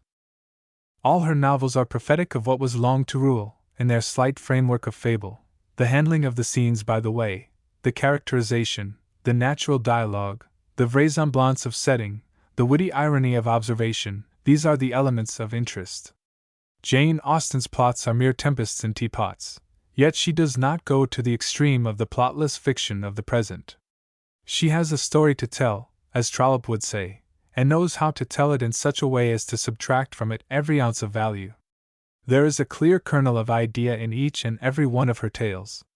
Thus, in Sense and Sensibility, we meet 2 sisters who stand for the characteristics contrasted in the title, and in The Fortunes of Marian, whose flighty romanticism is cured so that she makes a sensible marriage after learning the villainy of her earlier lover and finding that foolish sentimentalism may well give way to the informing experiences of life. The thesis, satirically conveyed though with more subtlety than in the earlier Northanger Abbey, proclaims the folly of young girl, sentimentality and hysteria. In Pride and Prejudice, ranked by many as her masterpiece, Darcy, with his foolish hauteur, his self-consciousness of superior birth, is temporarily blind to the worth of Elizabeth, who, on her part, does not see the good in him through her sensitiveness to his patronizing attitude. As the course of development brings them together in a happy union, the lesson of toleration, of mutual comprehension, sinks into the mind. The reader realizes the pettiness of the worldly wisdom which blocks the way of joy. As we have said, Northanger Abbey speaks a wise word against the abuse of emotionalism. It tells of the experiences of a flighty miss, bred on the mysteries of Udolpho style of literature, during a visit to a country house where she imagined all the medieval romanticism incident to that school of fiction, aided and abetted by such innocuous helps as a storm without and a lonesome chamber within doors. Of the later stories, Mansfield Park asks us to remember what it is to be poor and reared among rich relations. Emma displays a reverse misery, the rich young woman whose character is exposed to the adulations and shams incident upon her position, while in Persuasion there is yet another idea expressed by and through another type of girl, she who has fallen into the habit of allowing herself to be overridden and used by friends and family. There is something all but Shakespearean in that story's illustration of the uncertainty of all human events and calculations. As she herself expresses it, and Eliot's radical victory is a moral triumph yet a warning withal. And in each book, the lesson has been conveyed with the unobtrusive indirection of fine art. The story is ever first, we are getting fiction, not lectures. These novels adorn truth, they show what literature can effect by the method of much in little. There is nothing sensational in incident or complication. As with Richardson, an elopement is the highest stretch of external excitement Miss Austen vouchsafes. Yet all is drawn so beautifully to scale, as in such a scene as that of the quarrel and estrangement of Elizabeth and Darcy in Pride and Prejudice, that the effect is greater than in the case of many a misused opportunity where the events are earth-shaking in import. The situation means so much to the participants, that the reader becomes sympathetically involved. After all, importance in fiction is exactly like importance in life. Important to whom? The philosopher asks. The relativity of things human is a wholesome theory for the artist to bear in mind. Even as the most terrific cataclysm on this third planet from the Sun in a minor system makes not a ripple upon Mars, so the most infinitesimal occurrence in 18th century Hampshire may seem of account, if only a master draws the picture. Not alone by making her characters thoroughly alive and interesting does Miss Austen effect this result, but by her way of telling the tale as well. By a preponderance of dialogue along with clear portraiture she actually gets an effect that is dramatic. Scenes from her books are staged even to the present day. She found this manner of dialogue with comparative parsimony of description and narration to be her true method as she grew as a fiction maker. The early unpublished story, Susan, and the first draft of Sense and Sensibility had the epistolary form of Richardson, the more undramatic nature of which is self-evident. As for characterization itself, she is with the few, she has added famous specimens, men and women both, to the natural history of fiction. To think of but one book, Pride and Prejudice, what an inimitable study of a foolish woman is Mrs. Bennet, who has drawn the insufferable patroness more vividly than in a Lady Catherine de Bourgh. And is not the sycophant clergyman hit off to the life in Mr. Collins?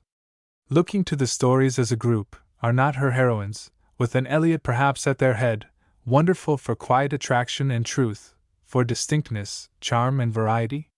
Her personages are all observed. She had the admirable good sense not to go beyond her last.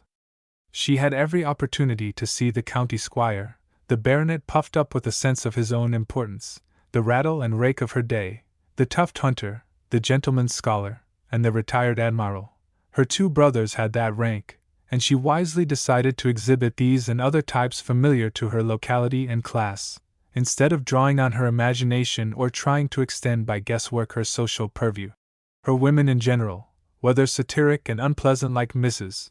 Norris in Mansfield Park, or full of winning qualities like Catherine Morland and Anne Elliot, are drawn with a sureness of hand, an insight, a complete comprehension that cannot be overpraised. Jane Austen's heroines are not only superior to her heroes, some of whom do not get off scot-free from the charge of priggishness, but they excel the female characterization of all English novelists save only two or three, one of them being Hardy. Her characters were so real to herself that she made statements about them to her family as if they were actual, a habit which reminds of Balzac. The particular angle from which she looked on life was the satirical. Therefore, her danger is exaggeration, caricature. Yet she yielded surprisingly little, and her reputation for faithful transcripts from reality cannot now be assailed. Her detached, whimsical attitude of scrutinizing the little cross-section of life she has in hand is of the very essence of her charm.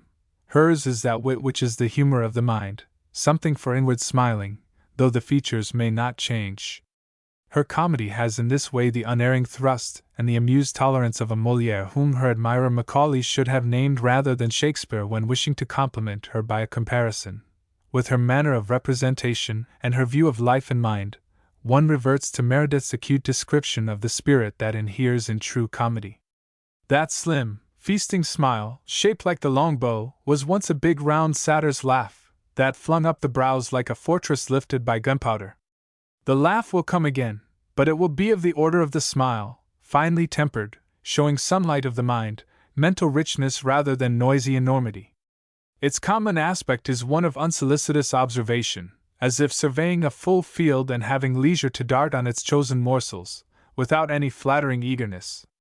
Men's future upon earth does not attract it, their honesty and shapeliness in the present does, and whenever they were out of proportion, overthrown, affected, pretentious, bombastical, hypocritical, pedantic, fantastically delicate, whenever it sees them self-deceived or hoodwinked, given to run riot in idolatries, drifting into vanities, congregating in absurdities, planning short-sightedly, plotting dementedly, whenever they are at variance with their professions, and violate the unwritten but perceptible laws binding them in consideration one to another, whenever they offend sound reason, fair justice, are false in humility or mind with conceit, individually or in the bulk, the spirit overhead will look humanly malign and cast an oblique light on them, followed by volleys of silvery laughter.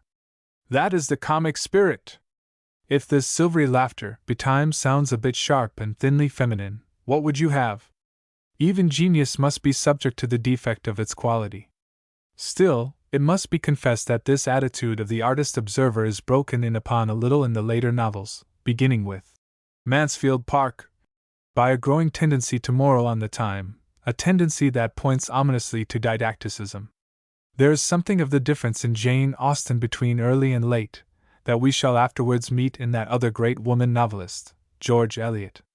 One might push the point too far, but it is fair to make it.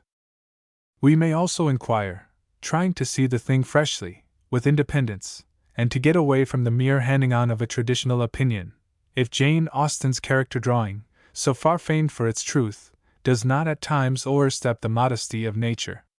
Goldwin Smith, in his biography of her, is quite right in pointing out that she unquestionably overdraws her types.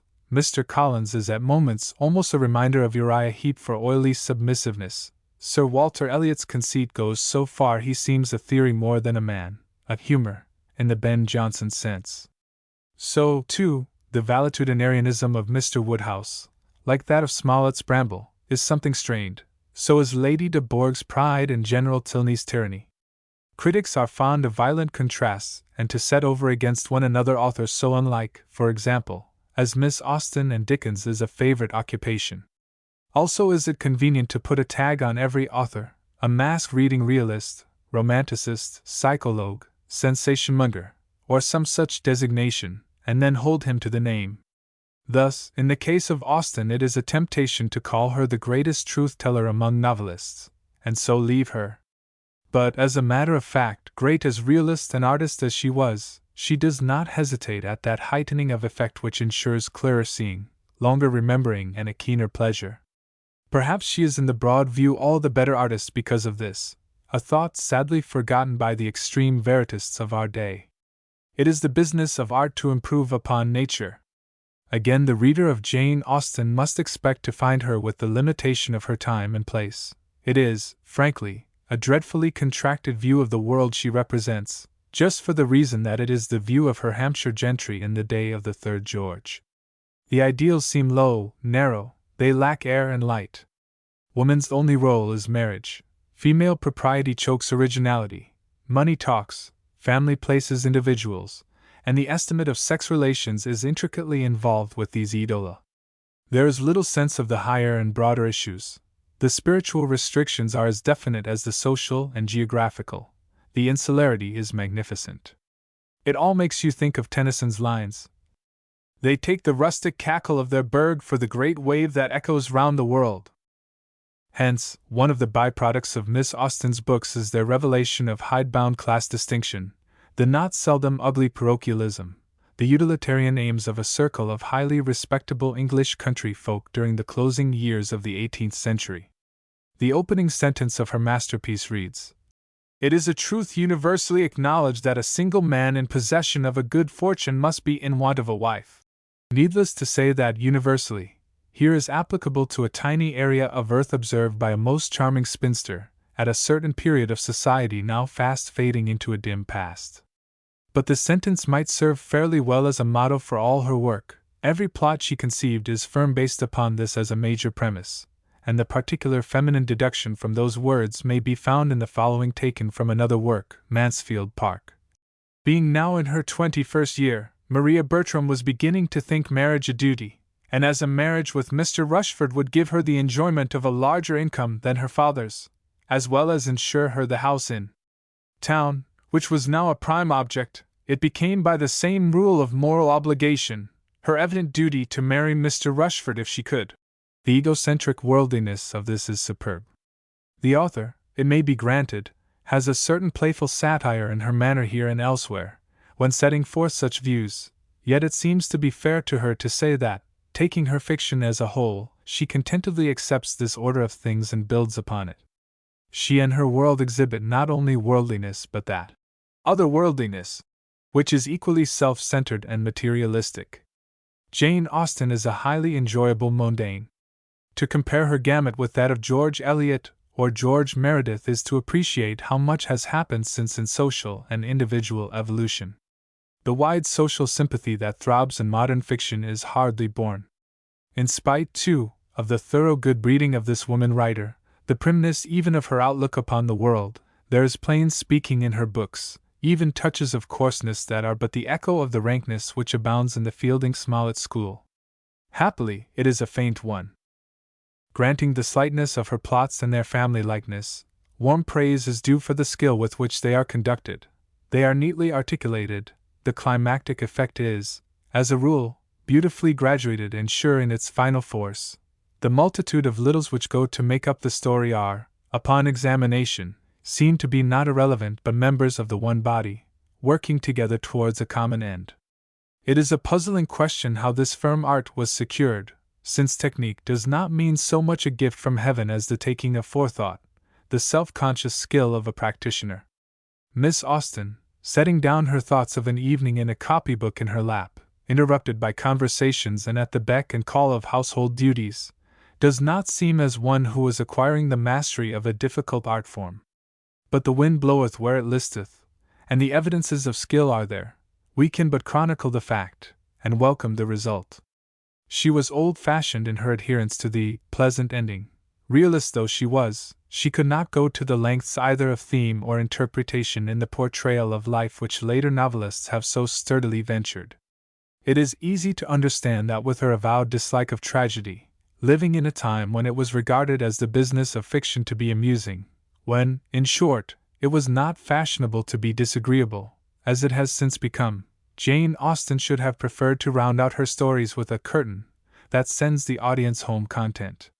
She treats this desire in herself with a gentle cynicism which, read today, detracts somewhat perhaps from the verity of her pictures. She steps out from the picture at the close of her book to say a word in proper person.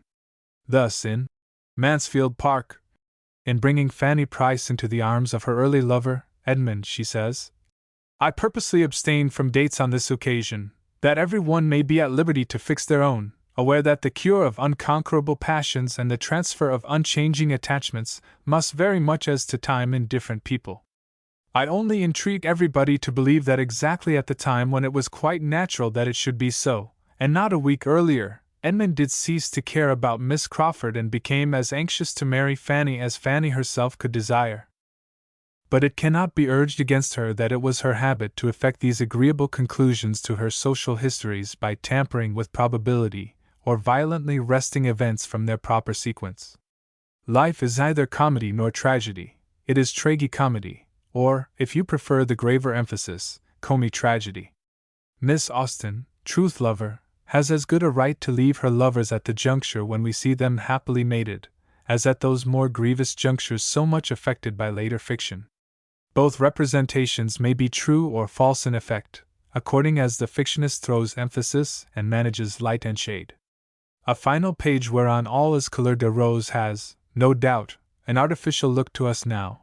A writer of Miss Austen's school or her kind of genius for reporting fact could not have finished her fictions in just the same way. There is no blame properly, since the phenomenon has to do with the growth of human thought, the change of ideals reflected in literature.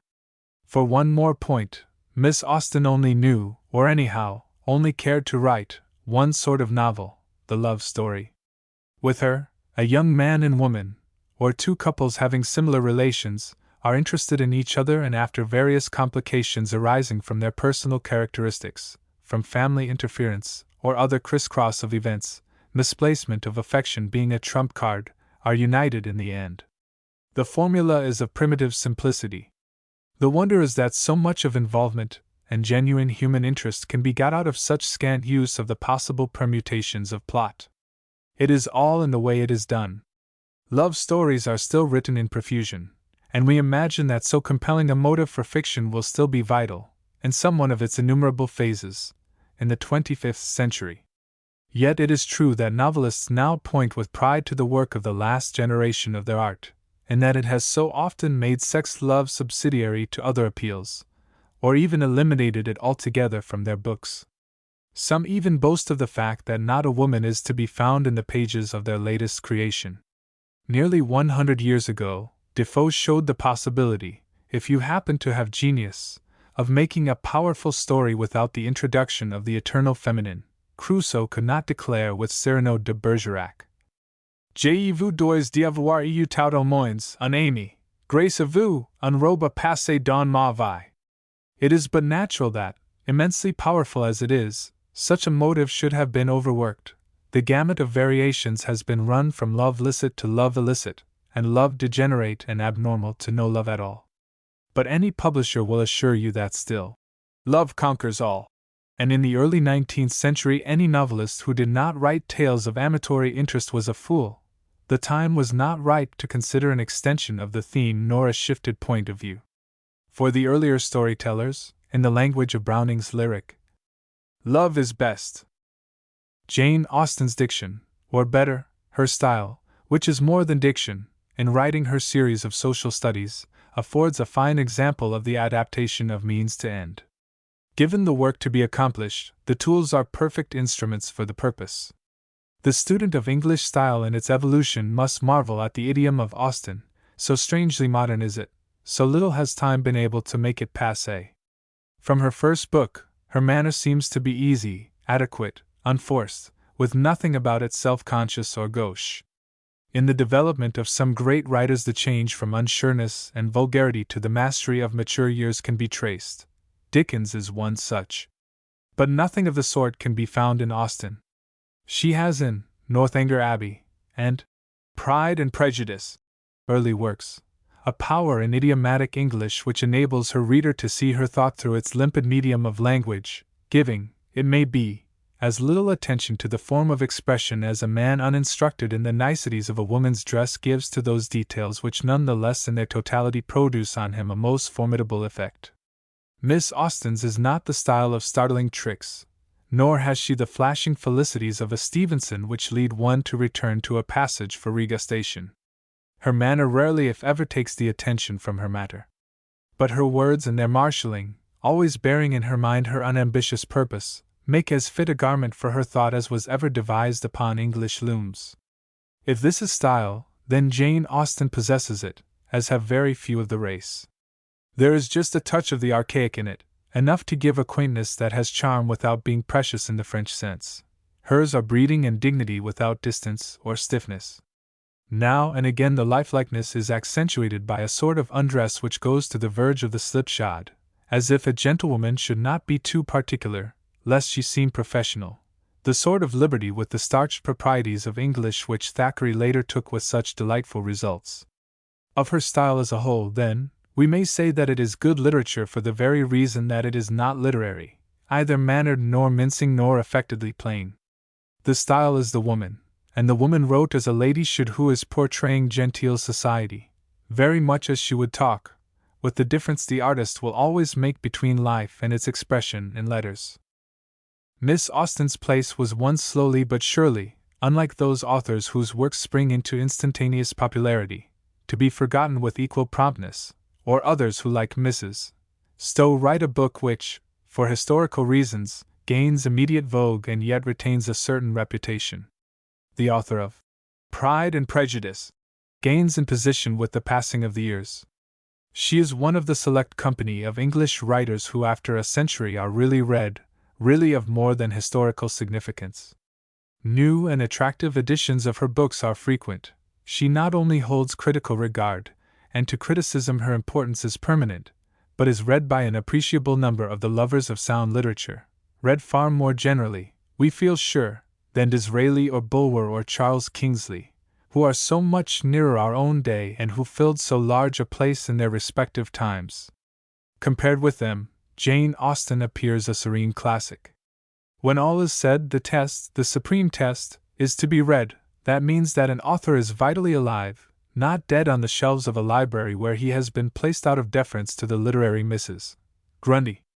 Lessing felt this when he wrote his brilliant quatrain. Wer wordt nicht einen Klopstock loben, doch wordt in jeder lesen? Neen. Wer wallen weniger erhoben und die Fleischscheiger jealous insane. So was the century which was to be conspicuous for its development of fiction that should portray the social relations of contemporary life with fine and ever-increasing truth, most happily inaugurated by a woman who founded its traditions and was a wonderful example of its method. She is the literary godmother of Trollope and Howells, and of all other novelists since who prefer to the most spectacular uses of the imagination the unsensational chronicling of life. Chapter 6 Modern Romanticism, Scott. The year after the appearance of Pride and Prejudice, there began to be published in England a series of anonymous historical stories to which the name of Waverley Novels came to be affixed, the title of the first volume. It was not until the writer had produced for more than a decade a splendid list of fictions familiar to all lovers of literature that his name, by that time guessed by many and admitted to some, was publicly announced as that of Walter Scott, a man who, before he had printed a single romance, had won more than national importance by a succession of narrative poems beginning with The Lay of the Last Minstrel.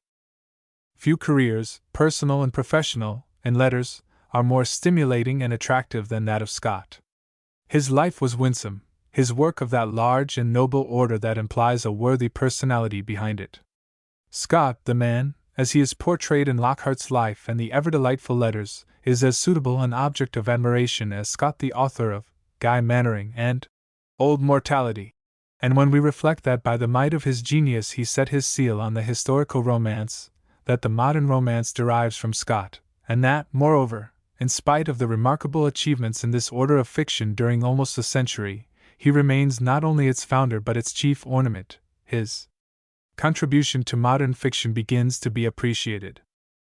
The characteristics of the novel proper as a specific kind of fiction have been already indicated and illustrated in this study. We have seen that it is a picture of real life in the setting of today. The romance, which is Scott's business, is distinguished from this in its use of past time and historic personages, its heightening of effect by the introducing of the exceptional in scene and character, its general higher color in the conductment of the narrative, and above all, its emphasis upon the larger, nobler, more inspiring aspects of humanity. This, be it understood, is the romance of modern times, not the elder romance which was irresponsible in its picture of life, falsely idealistic. When Sir Walter began his fiction, the trend of the English novel inheriting the method and purpose of Richardson was away from the romantic in this sense. The analysis given has, it may be hoped, made this plain. It was by the sheer force of his creative gift, therefore, that Scott set the fashion for the romance in fiction, aided though he doubtless was by the general romanticism introduced by the greater English poets and expressive of the movement in literature towards freedom, which followed the French Revolution. That Scott at this time gave the fiction an impulse not in the central flow of development is shown in the fact of its rapid decadence after he passed away. While the romance is thus a different thing from the novel, modern fiction is close woven of the two strands of realism and romance, and a comprehensive study must have both in mind. Even authors like Dickens, Thackeray, and Eliot, who are to be regarded as stalwart realists, could not avoid a single sally each into romance, with A Tale of Two Cities, Henry Osmond, and Romola, and on the other hand, romanticists like Hawthorne and Stevenson have used the methods and manner of the realists, giving their loftiest flights the most solid groundwork of psychologic reality. It must always be borne in mind that there is a romantic way of dealing with fact, that a novel of contemporary society which implies its more exceptional possibilities and gives due regard to the symbol behind every so-called fact, can be, in a good sense, romantic. Surely, that is a more acceptable use of the realistic formula which, by the exercise of an imaginative grasp of history, makes alive and veritable for us some hitherto unrealized person or bygone epoch. Scott is thus a romanticist because he gave the romantic implications of reality, and is a novelist in that broader, better definition of the word which admits it to be the novelist's business to portray social humanity, past or present, by means of a unified, progressive prose narrative. Scott, although he takes advantage of the romancer's privilege of a free use of the historic past, the presentation of its heroic episodes and spectacular events, is a novelist, after all, because he deals with the recognizably human, not with the grotesque, supernatural, impossible. He imparts a vivid sense of the social interrelations, for the most part in a medieval environment, but in any case in an environment which one recognizes as controlled by human laws, not the brain freak of a pseudo-idealist. Scott's novels, judged broadly, make an impression of unity, movement, and climax. To put it tersely, he painted manners, interpreted character in an historic setting, and furnished story for story's sake. Nor was his genius helpless without the historic prop. Certain of his major successes are hardly historical narratives at all, the scene of Guy Mannering, for example, and of The Antiquary, is laid in a time but little before that which was known personally to the romancer in his young manhood. It will be seen in this theory of realism and romance that so far from antagonists are the story of truth and the story of poetry, they merely stand for diverging preferences in handling material. Nobody has stated this distinction better than America's greatest romancer, Nathaniel Hawthorne. Having The House of the Seven Gables in mind, he says, when a writer calls his work a romance, it need hardly be observed that he wishes to claim a certain latitude both as to its fashion and material, which he would not have felt himself entitled to assume, had he professed to be writing a novel. The latter form of composition is presumed to aim at a very minute fidelity, not only to the possible, but to the probable and ordinary course of man's experience. The former, while as a work of art it must rigidly subject itself to laws, and while it sins unpardonably so far as it may swerve aside from the truth of the human heart, has fairly a right to present that truth under circumstances to a great extent of the author's own choosing or creation. If he think fit, also, he may so manage his atmospherical medium as to bring out or mellow the lights and deepen and enrich the shadows of the picture. He will be wise, no doubt, to make a very moderate use of the privileges here stated, and especially, to mingle the marvelous rather as a slight, delicate, and evanescent flavor than as any portion of the actual substance of the dish offered to the public. The point of view in which this tale comes under the romantic definition lies in the attempt to connect a bygone time with the very present that is flitting away from us. It is a legend, prolonging itself from an epoch now gray in the distance, down into our own broad daylight, and bringing along with it some of its legendary mist, which the reader may either disregard or allow it to float almost imperceptibly about the characters and events for the sake of a picturesque effect. The narrative, it may be, is woven of so humble a texture as to require this advantage and at the same time to render it the more difficult of attainment. These words may be taken as the modern announcement of romance, as distinguished from that of elder times. The many romantic novels written by Scott can be separated into two groups, marked by a cleavage of time, the year being 1819, the date of the publication of Ivanhoe. In the earlier group, containing the fiction which appeared during the 5 years from 1814 to 1819, we find world-welcome masterpieces which are an expression of the unforced first fruits of his genius, the 3 series of Tales of My Landlord, Guy Mannering, Rob Roy, The Heart of Midlothian, and Old Mortality. 2. Mention the most conspicuous. To the second division belong stories equally well known, many of them impressive. The Monastery, Kenilworth, Quentin Durward, and Red Gauntlet, among them, but as a whole marking a falling off of power as increasing years and killing cares made what was at first hardly more than a sportive effort, a burden under which a man, at last broken, staggered toward the desired goal. There is no manlier, more gallant spectacle offered in the annals of literature than this of Walter Scott, silent partner in a publishing house and ruined by its failure after he has set up Country Gentleman and gratified his expensive taste for baronial life, as he buckles to, and for weary years strives to pay off by the product of his pen the obligations incurred. His executors were able to clear his estate of debt. It was an immense drudgery, with all allowance for its moments of creative joy, accomplished with high spirits and a kind of French gaiety. Nor, though the best quality of the work was injured towards the end of the long task, and Scott died too soon at 61, was the born raconteur in him choked by this grim necessity of grind. There have been in modern fiction a few masters, and but a few, who were natural improvisatory. Conspicuous among them are Dumas the Elder and Walter Scott.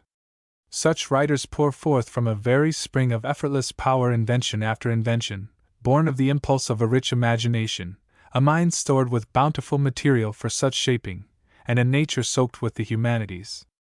They are great lovers of life, great personalities, gifted, resourceful, unstinted in their giving, ever with something of the boy in them, the careless prodigals of literature. Often it seems as if they toiled not to acquire the craft of the writer, nor do they lose time over the labor of the file. To the end, they seem in a way like glorious amateurs. They are at the antipodes of those careful craftsmen with whom all is forethought, plan and revision. Scott, fired by a period, a character or scene, commonly sat down without seeing his way through and wrote current calamo, letting creation take care of its own. The description of him by a contemporary is familiar where he was observed at a window, reeling off the manuscript sheets of his first romance. Since we sat down I have been watching that confounded hand, it fascinates my eye. It never stops, page after page is finished and thrown on the heap of manuscript, and still it goes on unworried, and so it will be until candles are brought in, and God knows how long after that. It is the same every night. The great merits of such a nature, and the method that is its outcome should not blind us to its dangers, some of which Scott did not escape. Schoolboys today are able to point out defects in his style, glibly talking of loosely built sentences, redundancies, diffuseness, or what not. He seems long-winded to the rising generation, and it may be said in their defense that there are novels of Scott which if cut down 1/3 would be improved. Critics, too, speak of his anachronisms, his huddled endings, the stiffness of his young gentleman heroes, his apparent indifference to the laws of good construction, as well as of his Tory limitations, the ponderosity of his manner, and the unmodernness of his outlook on the world along with the simple superficiality of his psychology. All this may cheerfully be granted, and yet the Scott lover will stoutly maintain that the spirit and the truth are here, that the Waverley books possess the great elements of fiction-making. Not without reason did they charm Europe as well as the English-speaking lands for 20 years. The Scott romances will always be mentioned, with the work of Burns, Carlyle, and Stevenson, when Scotland's contribution to English letters is under discussion. His position is fortified as he recedes into the past, which so soon engulfs lesser men. And it is because he was one of the world's natural storytellers. His career is an impressive object lesson for those who would elevate technique above all else.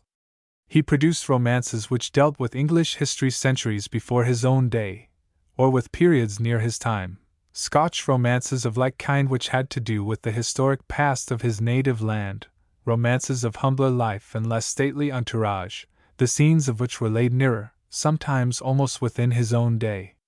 He was, in instances, notably successful in all these kinds, but perhaps most of all in the stories falling in the two categories last named, which, like Old Mortality, have the full flavor of Scotch soil. The nature of the novels he was to produce became evident with the first of them all, Waverley. Here is a border tale which narrates the adventures of a scion of that house among the loyal Highlanders, temporarily a rebel to the reigning English sovereign and a recruit in the interests of the young Pretender, his fortunes, in love and war, and his eventual reinstatement in the king's service and happiness with the woman of his choice. While it might be too sweeping to say that there was in this first romance, which has never ranked with his best, the whole secret of the Scott historical story, it is true that the book is typical, that here, as in the long line of brilliantly envisaged chronicle histories that followed, some of them far superior to this initial attempt, are to be found the characteristic method and charm of Sir Walter. Here, as elsewhere, the reader is offered picturesque color, ever-varied scenes, striking situations, salient characters, and a certain nobility both of theme and manner that comes from the accustomed representation of life in which large issues of family and state are involved, the whole merged in a mood of fealty and love. You constantly feel in Scott that life means intensely and means good. A certain amount of lovable partisanship and prejudice goes with the view, not unwelcomely. There is also some carelessness as to the minute details of fact. But the effect of truth, both in character and setting, is overwhelming. Scott has vivified English and Scotch history more than all the history books. He saw it himself, so we see it. One of the reasons his work rings true, whereas Mrs. Radcliffe's adventure tales seem fictitious as well as feeble, is because it is the natural outcome of his life. All his interest, his liking, his belief went into the novels. When he sat down at the mature age of 43 to make fiction, there was behind him the large part of a lifetime of unconscious preparation for what he had to do. For years he had been steeped in the folklore and legend of his native country. Its local history had been his hobby. He had not only read its humbler literature but wandered widely among its people, absorbed its language and its life, felt the very pulse of the machine. Hence he differed toto calo from an archaeologist turned romancer like the German Ebers, being rather a genial traveler who, after telling tales of his experiences by word of mouth at the tavern hearth, sets them down upon paper for better preservation.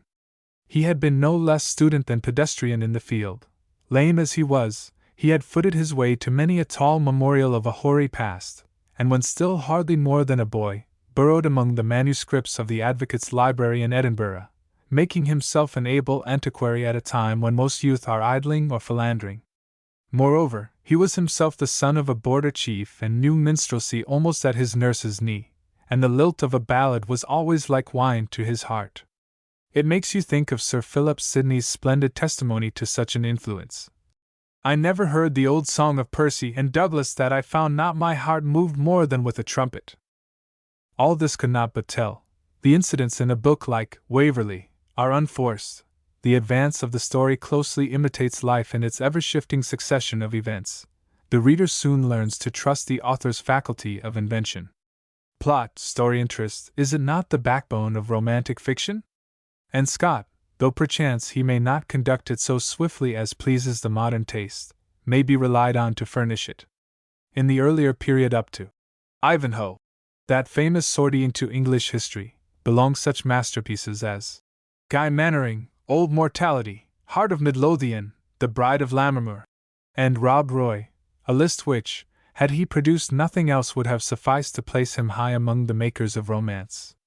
It is not the intention to analyze these great books one by one, a task more fit for a volume than a chapter, but to bring out those qualities of his work which are responsible for his place in fiction and influence in the novel of the 19th century. No story of this group, nor of his career as a writer, has won more plaudits than The Heart of Midlothian. Indeed, were the reader forced to the unpleasant necessity of choosing out of the 30 stories which Scott left the world the one most deserving of the prize, possibly the choice would fall on that superb portrayal of Scotch life, although other fine novels of the quintet named would have their loyal friends. To study the peerlessly pathetic tale of Effie and Jeanie Deans is to see Scott at his representative best and note the head marks of his genius. It is safe to say that he who finds nothing in it can never care for its author. The first thing to notice in this novel of the ancient Edinburgh Tolbooth, this romance of faithful sisterhood, is its essential Scotch fibre. The fact affects the whole work. It becomes thereby simpler, homelier, more vernacular. It is a story that is a native emanation. The groundwork of plot too is simple, vital, and moreover, founded on a true incident. Effie, the younger of two sisters, is betrayed. Concerning her betrayer there is mystery. She is supposed to commit child murder to hide her shame, a crime then punishable by death. The story deals with her trial, condemnation and final pardon and happy marriage with her lover through the noble mediation of Jeanie, her elder sister. In the presentation of an earlier period in Scotland, the opening of the 18th century, when all punitive measures were primitive and the lawless social elements seethed with restless discontent, Scott had a fine chance. And at the very opening, in describing the violent putting to death of Captain Porteous, he skillfully prepares the way for the general picture to be given. Then, as the story progresses, to the supreme sacrificial effort of Jeanie in behalf of her erring sister's life, gradually, stroke upon stroke, the period with its religious schisms, its political passions and strong family ties, is so illuminated that while the interest is centered upon the Deans and their homely yet tragic history, Scotch life in an earlier century is envisaged broadly, truthfully, in a way never to grow pale in memory. Cameraman or king's man, God-fearing peasant, lawless ruffian or Tory gentleman, the characters are so marshaled that without sides being taken by the writer, one feels the complexity of the period, and its uncivil wildness is dramatically conveyed as a central fact in the Tolbooth with its grim concomitants of gallows and gaping crowd of sightseers and malcontents. Scott's feeling for dramatic situation is illustrated in several scenes that stand out in high relief after 100 details have been forgotten. One such is the trial scene in which Effie implores her sister to save her by a lie, and Jeanie in agony refuses. The whole management of it is impressively pictorial. Another is that where Jeanie, on the road to London, is detained by the little band of gypsy thieves and passes the night with Madge Wildfire in the barn. It is a scene Scott much relishes and makes his reader enjoy. And yet another, and greater, is that meeting with Queen Caroline and Lady Suffolk when the humble Scotch girl is conducted by the Duke of Argyll to the country house and in the garden beseeches pardon for her sister Effie. It is intensely picturesque, real with many homely touches which add to the truth without cheapening the effect of royalty. The gradual working out of the excellent plot of this romance to a conclusion pleasing to the reader is a favorable specimen of this romancer's method in storytelling. There is disproportion in the movement. It is slow in the first part, drawing together in texture and gaining in speed during its closing portion. Scott does not hesitate here, as so often, to interrupt the story in order to interpolate historical information, instead of interweaving it atmospherically with the tale itself. When Jeanie is to have her interview with the Duke of Argyll, certain preliminary pages must be devoted to a sketch of his career. A master of plot and construction today would have made the same story, so telling in motive, so vibrant with human interest, more effective, so far as its conductment is concerned. Scott in his fiction felt it as part of his duty to furnish chronicle history, very much as Shakespeare seems to have done in his so-called chronicle history plays, whereas at present the skilled artist feels no such responsibility. It may be questioned if the book's famous scenes, the attempted breaking into the Tolbooth, or the visit of Jeanie to the Queen, would not have gained greatly from a dramatic point of view had they been more condensed. They are badly languaged, looking to this result, not swift enough for the best effects of drama, whereas conception and framework are highly dramatic. In a word, if more carefully written, fuller justice would have been done the superb theme. The characters that crowd the novel, as, in truth, they teem throughout the great romances, testify to his range and grasp. The Dean family, naturally, in the center. The pious, sturdy Cameronian father and the two clearly contrasted sisters, Butler, the clergyman lover, the saddlemaker, Saddletree, for an amusing, long-winded bore, the quaint Laird Dumbledykes, the soldiers of fortune, George Wilson and his mate, that other soldier, Porteous, the gang of evildoers with Madge in the van, a wonderful creation, she, only surpassed by the better-known Meg. The high personages clustered about the Queen, loquacious Mrs. Glass, the Dean's kinswoman. One has to go back to Chaucer or Shakespeare for a companion picture so firmly painted in and composed on such a generous scale. Contention arises in a discussion of a mortal so good as Jeannie. It would hardly be in the artistic temper of our time to draw a peasant girl so well-nigh superhuman in her traits. Balzac's Eugénie Grandet, the book appeared only 15 years later, is much nearer our time in its conception of the possibilities of human nature. Eugénie does not strain credence, while Jeannie's pious tone at times seems out of character, if not out of humanity. The striking contrast with Effie is in a way to her advantage. The weaker damsel appears more natural, more like flesh and blood. But the final scene when, after fleeing with her high-born lover, she returns to her simple sister as a wife in a higher grade of society, and the sister agrees that their ways henceforth must be apart, that scene for truth and power is one of the master strokes. The reader finds that Jeannie Deans somehow grows steadily in his belief and affection, quietly but surely, a sense of her comeliness, her truthful love, her quaint touch of Scotch canniness, her daughterly duteousness, and her stanch principle intensifies until it is a pang to bid her farewell, and the mind harks back to her with a fond recollection. Take her for all in all, Jeannie Deans ranks high in Scott's female portraiture, with Meg Merrilies in her own station, and with Lucy Ashton and Dee Vernon among those of higher social place. In her class she is perhaps unparalleled in all his fiction. The whole treatment of Effie's irregular love is a fine example of Scott's kindly tolerance, tempered to a certain extent by the social convention of his time, in dealing with the sins of human beings. He is plainly glad to leave Effie an honestly married woman with the right to look forward to happy, useful years. The story breeds generous thoughts on the theme of young womanhood. It handled the problem neither from the superior altitude of the conventional moralist nor the cold aloofness of the latter-day realist. Flaubert's attitude in Madame Bovary, a big, imperfect, noble novel, the thoughtful reader concludes as he closes it, and thinking back to an earlier impression, finds that time has not loosened its hold. And to repeat the previous statement, what is true of this is true of all Scott's romances. The theme varies, the setting with its wealth of local color may change, the period or party differ with the demands of fact. Scotch and English history are widely invoked. Now it is the time of the Georges, now of the Stuarts, now Elizabethan, again back to the Crusades. Scott, in fact, ranges from Rufus the Red to the year 1800, and many are the complications he considers within that ample sweep. It would be untrue to say that his plots imitate each other or lack in invention. We have seen that invention is one of his virtues. Nevertheless, the motives are few when disencumbered of their stately historical trappings: hunger, ambition, love, hate, patriotism, religion. The primary passions and bosom interests of mankind are those he depicts, because they are universal. It is his gift for giving them a particular dress in romance after romance which makes the result so often satisfactory, even splendid. Yet, despite the range of time and grasp of life's essentials, there is in Scott's interpretation of humanity a certain lack which one feels in comparing him with the finest modern masters, with a Meredith, a Turgenev, or a Balzac. It is a difference not only of viewpoint but of synthetic comprehension and philosophic penetration.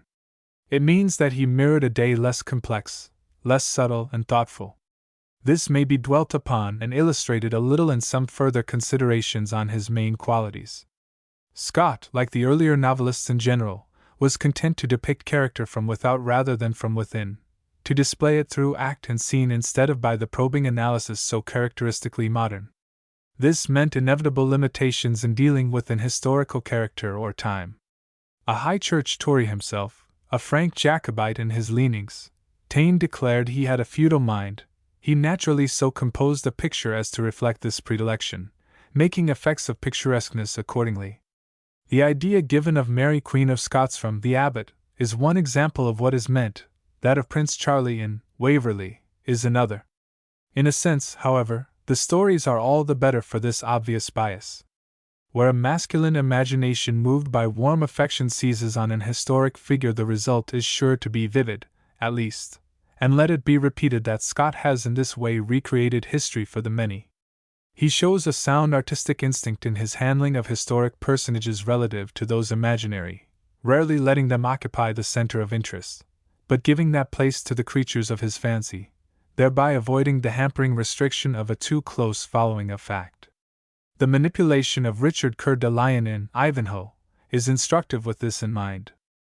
While the lights and shadows of human life are duly blended in his romances, Scott had a preference for the delineation of the gentle, the grand, or grandiose, the noble and the beautiful, loving the medieval, desiring to reproduce the age of chivalry. He was naturally aristocratic in taste, as in intellect, though democratic by the dictates of a thoroughly good heart. He liked a pleasant ending, or, at least, believed in mitigating tragedy by a chequer of sunlight at the close. He had little use for the degenerate types of mankind, certainly none for degeneracy for its own sake, or because of a kind of scientific interest in its workings. Nor did he conceive of the mission of fiction as being primarily instructional, nor set too high a value on a novel as a lesson in life, although at times, read the moral tag to The Heart of Midlothian, he speaks in quite the preacher's tone of the improvement to be got from the teaching of the tale. Critics today are, I think, inclined to place undue emphasis upon what they regard as Scott's failure to take the moral obligations of fiction seriously. They confuse his preaching and his practice. Whatever he declared in his letters or journal, the novels themselves, read in the light of current methods, certainly leave an old-fashioned taste on the palate, because of their moralizings and avowments of didactic purpose. The advantages and disadvantages of this general attitude can be easily understood. The loss in philosophic grasp is made up in healthiness of tone and pleasantness of appeal. One recognizes such an author as, above all, human and hearty. The reserves and delicacies of Anglo-Saxon fiction are here, of course, in full force, and a doctored view of the Middle Ages is the result, as it is in Tennyson's Idylls of the King. A sufficient answer is that it is not Scott's business to set us right as to medievalism, but rather to use it for the imaginative purposes of pleasure. The frank intrusion of the author himself into the body of the page in the way of footnotes is also disturbing, judged by our later standards, but was carried on with much charm by Thackeray in the mid-century, to reappear at its end in the pages of Du Maurier. In the more technical qualifications of the storymaker's art, Scott compensated in the more masculine virtues for what he lacked in the feminine. Possessing less of finesse, subtlety, and painstaking than some who were to come, he excelled in sweep, movement, and variety, as well as in a kind of largeness of effect. The big bow-wow business, to use his own humorously descriptive phrase when he was comparing himself with Jane Austen, to his own disadvantage. And it is these very qualities that endear him to the general and keep his memories green, making Ivanhoe and Kenilworth still useful for school texts. Unhappy fate! Still, this means that he always had a story to tell and told it with the flow and fervor and the instinctive coherence of the storyteller born, not made. When the fortunes of his fictive folk were settled, this novelist, always more interested in characters than in the plot which must conduct them, often loses interest and his books end more or less lamely, or with obvious conventionality. Anything to close it up, you feel. But of action and incident, scenes that live and situations with stage value, one of Scott's typical fictions has enough to furnish the stock in trade for life of many later-day romanticists who feebly follow in his wake. He has a special skill in connecting the comparatively small private involvement, which is the kernel of a story, with important public matters, so that they seem part of the larger movements or historic occurrences of the world. Dignity and body are gained for the tale thereby. In the all-important matter of characterization, Scott yields the palm to very few modern masters. Merely to think of the range, variety, and actuality of his creations is to feel the blood move quicker. From figures of historic and regal importance, Richard, Elizabeth, Mary, to the pure coinage of imagination, Dandy Dinmont, Dougal Dalgetty, Dominie Sampson, Rebecca, Lucy, D. Vernon, and Jeanie, how the names begin to throng and what a motley yet welcome company is assembled in the assizes where this romancer sits to mete out fate to those within the wide bailiwick of his imagination. This central gift he possessed with the princes of story-making. It is also probable that of the imaginative writers of English speech, nobody but Shakespeare and Dickens, and Dickens, alone among fellow fiction makers, has enriched the workaday world with so many people, men and women, whose speech, doings, and fates are familiar and matter for common reference. And this is the gift of gifts. It is sometimes said that Scott's heroes and heroines, especially, perhaps, the former, are lay figures, not convincing, vital creations. There is a touch of truth in it. His striking and successful figures are not walking gentlemen and leading ladies. When, for example, you recall Guy Mannering, you do not think of the young gentleman of that name, but of Meg Merrilies as she stands in the night in high relief on a bank, weather beaten of face and wild of dress, hurling her anathema. Ride your ways, Ellangowan! In characters rather of humble pathos like Jeannie Deans or of eccentric humor like Dominie Sampson, Scott is at his best. He confessed to misliking his heroes and only warming up to full creative activity over his more unconventional types, border chiefs, buccaneers, freebooters, and smugglers. My rogue always, in spite of me, turns out my hero, is his whimsical complaint. But this does not apply in full force to his women. D. Vernon, who does not recall that scene where from horseback in the moonlight she bends to her lover, parting from him with the words, "Farewell, Frank, forever! There is a gulf between us, a gulf of absolute perdition. Where we go, you must not follow, what we do, you must not share in, farewell, be happy!" That is the very accent of romance, in its true and proper setting, not to be staled by time nor custom. Nor will it do to claim that he succeeds with his Deans and fails with women of regal type, his Marys and Elizabeth Tudors. In such portrayals it seems to me he is preeminently fine. One cannot understand the critics who see in such creations mere stock figures supplied by history not breathed upon with the breath of life. Scott had a definite talent for the stage setting of royalty. That is one of the reasons for the popularity of Kenilworth. It is, however, a true discrimination which finds more of life and variety in Scott's principal women than in his men of like position. But his Rob Roys, Hatterakes, and Dalgettys justify all praise and help to explain that title of Wizard of the North which he won and wore. In nothing is Scott stronger than in his environments, his devices for atmosphere. This he largely secures by means of description, and with his wealth of material, does not hesitate to take his time in building up his effects. Perhaps the most common criticism of him heard today refers to his slow movement. Superabundance of matter is accompanied by prolixity of style, with the result of breeding impatience in the reader, particularly the young. Boys and girls at present do not offer Scott the unreserved affection once his own, because he now seems an author upon whom to exercise the gentle art of skipping. Enough has been said as to Scott's lack of modern economy of means. It is not necessary to declare that this juvenile reluctance to his leisurely manner stands for total depravity. The young reader of the present time, to say nothing of the reader more mature, is trained to swifter methods, and demands them. At the same time, it needs to be asserted that much of the impressiveness of Scott would be lost were his method and manner other than they are, nor will it do harm to remind ourselves that we all are in danger of losing our power of sustained and consecutive attention in relation to literature, because of the scrapbook tendency of so much modern reading. On the center table, cheap magazines; on the stage, vaudeville. These are habits that sap the ability for slow, ruminative pleasure in the arts. Luckily, they are not the only modern manifestation, else were we in a parlous state, indeed. The trouble with Scott, then, may be resolved in part into a trouble with the modern folk who read him. When one undertakes the thankless task of analyzing coldly and critically the style of Scott, the faults are plain enough. He constantly uses two adjectives or three in parallel construction where one would do the work better. The construction of his sentences loses largely the pleasing variation of a richly articulated system by careless punctuation and a tendency to make parallel clauses where subordinate relations should be expressed. The unnecessary copula stars his pages. Although his manner in narration rises with his subject, and he may be justly called a picturesque and forceful writer, he is seldom a distinguished one. One does not turn to him for the inevitable word or phrase, or for those that startle by reason of felicity and fitness. These strictures apply to his descriptive and narrative parts, not to the dialogue, for there, albeit sins of diffuseness and verbosity are to be noted, and these are modified by the genial humanity they embody. He is one of the great masters.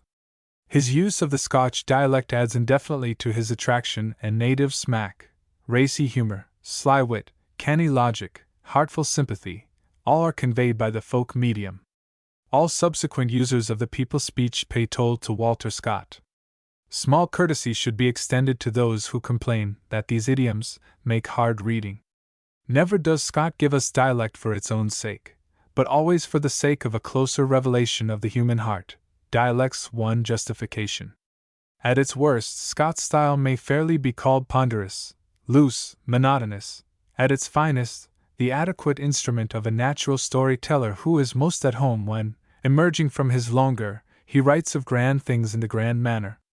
Thus, Sir Walter Scott defined the romance for modern fiction, gave it the authority of his genius, and extended the gamut of the novel by showing that the method of the realist, the awakening of interest in the actualities of familiar character and life, could be more broadly applied. He opposed the realist in no true sense, but indicated how, without a lapse of art or return to outworn machinery, justice might yet be done to the more stirring, large, heroic aspects of the world of men, a world which exists and clamors to be expressed, a world which readers of healthy taste are perennially interested in, nay, sooner or later, demand to be shown. His fiction, whether we award it the somewhat grudging recognition of Carlyle or with Ruskin regard its maker as the one great novelist of English race, must be deemed a precious legacy, one of literature's most honorable ornaments, especially desirable in a day so apparently plain and utilitarian as our own, eschewing ornament, and perchance for that reason needing it all the more. Chapter 7: French Influence. In the first third of the 19th century, English fiction stood at the parting of the ways. Should it follow Scott and the romance, or Jane Austen and the novel of everyday life? Should it adopt that form of story-making which puts stress on action and plot and is objective in its method, roaming all lands and times for its material? Or, dealing with the familiar average of contemporary society, should it emphasize character analysis and choose the subjective realm of psychology for its peculiar domain? The pen dropped from the stricken hand of Scott in 1832. In that year, a young parliamentary reporter in London was already writing certain lively, closely observed sketches of the town, and 4 years later they were to be collected and published under the title of Sketches by Boz, while the next year that incomparable extravaganza, The Pickwick Papers, was to go to an eager public. English fiction had decided. The novel was to conquer the romance for nearly a century. It was a victory which to the present day has been a dominant influence in story-making, establishing a tendency which, until Stevenson a few years since, with the gaiety of the inveterate boy, cried up romance once more, bade fair to sweep all before it. Before tracing this vigorous development of the novel of reality with Dickens, Thackeray, and Eliot, to name 3 great leaders, it is important to get an idea of the growth on French soil which was so deeply influential upon English as well as upon other modern fiction. Nothing is more certain in literary evolution than the fact that the French novel in the 19th century has molded and defined modern fiction, thus repaying an earlier debt owed the English pioneers, Richardson and Fielding. English fiction of our own generation may be described as a native variation on a French model. In fact, the fictionists of Europe and the English-speaking lands, with whatever divergencies personal or national, have derived in large measure from the Gaul the technique, the point of view and the choice of theme which characterizes the French novel from Stendhal to Balzac, from Zola to Guy de Maupassant. The name of Henri Beyle, known to literature under the sobriquet of Stendhal, has a meaning in the development of the modern type of fiction out of proportion to the intrinsic value of his stories. He was, of course, far surpassed by mightier followers like Balzac, Flaubert, and Zola, yet his significance lies in the very fact that they were followers. His is all the merit pertaining to the feat of introducing the novel of psychic analysis, of that persistent and increasingly unpleasant bearing down upon the darker facts of personality. Hence his Rouge et Noir, dated 1830 and typical of his aim and method, is in a sense an epoch-making book. Balzac was at the same time producing the earlier studies to culminate in that human comedy which was to stand as the chief accomplishment of his nation in the literature of fiction. But Stendhal, 16 years older, began to print first, and to him falls the glory of innovation. Balzac gives full praise to his predecessor in his essay on Bayle, and his letters contain frequent references to the debt he owed that curious bundle of fatuities, inconsistencies, and brilliancies, the author of the Chartreuse de Parme. Later, Zola calls him the father of us all, meaning of the naturalistic school of which Zola himself was high priest. Bayle's business was the analysis of soul states, an occupation familiar enough in these times of Hardy, Meredith, and Henry James. He held several posts of importance under Napoleon, worshipped that leader, loved Italy as his birthplace, loved England too, and tried to show in his novels the result of the inactive restoration upon a generation trained by Napoleon to action, violence, ambition, and passion. Read today Le Rouge et Noir, which it is sufficient to consider for our purposes, seems somewhat slow in movement, struggling in construction, meticulous in manner. At times, its interminability recalls Clarissa Harlowe, but it possesses the traits which were to mark the coming school of novel writing in France and hence in the modern world, to wit, freedom in dealing with love in its irregular relation, the tendency towards tragedy, and that subtlety of handling which makes the main interest to depend upon motive and thought rather than upon the external action itself. Thus conscience doth make cowards of us all. That might be the motto. The young quasi-hero is Julian, an ambitious worldling of no family, and his use of the church as a means of promotion, his amours with several women and his death because of his love for one of them, are traced with a kind of tortuous revelation of the inner workings of the human heart which in its way declares genius in the writer, and which certainly makes a work disillusioning of human nature. Its more external aspect of a study of the politic church and state, of the rivalry between the Reds and the Blacks of the state religion, is entirely secondary to this greater purpose and result. Here, for the first time at full length, a writer shows the possibility of that realistic portrayal sternly carried through, no matter how destructive, of romantic preconceptions of men and women. It is the method of Richardson flowering in a time of greater freedom and more cynical questioning of the gods. 2. But giving Stendhal his full mint and cummin of praise, he yet was but the forerunner of a mightier man. Undoubtedly, he prepared the soil and was a necessary link in the chain of development wherewith fiction was to forge itself an unbreakable sequence of strength. Balzac was to put out his lesser light, as indeed the refulgence of his genius was to overshine all French fiction, before and since. It would be an exaggeration to say that the major English novelists of the middle 19th century were consciously disciples of Balzac, for something greater even than he moved them, the spirit of the time. But it is quite within bounds to say that of all modern fiction he is the leader and shaper.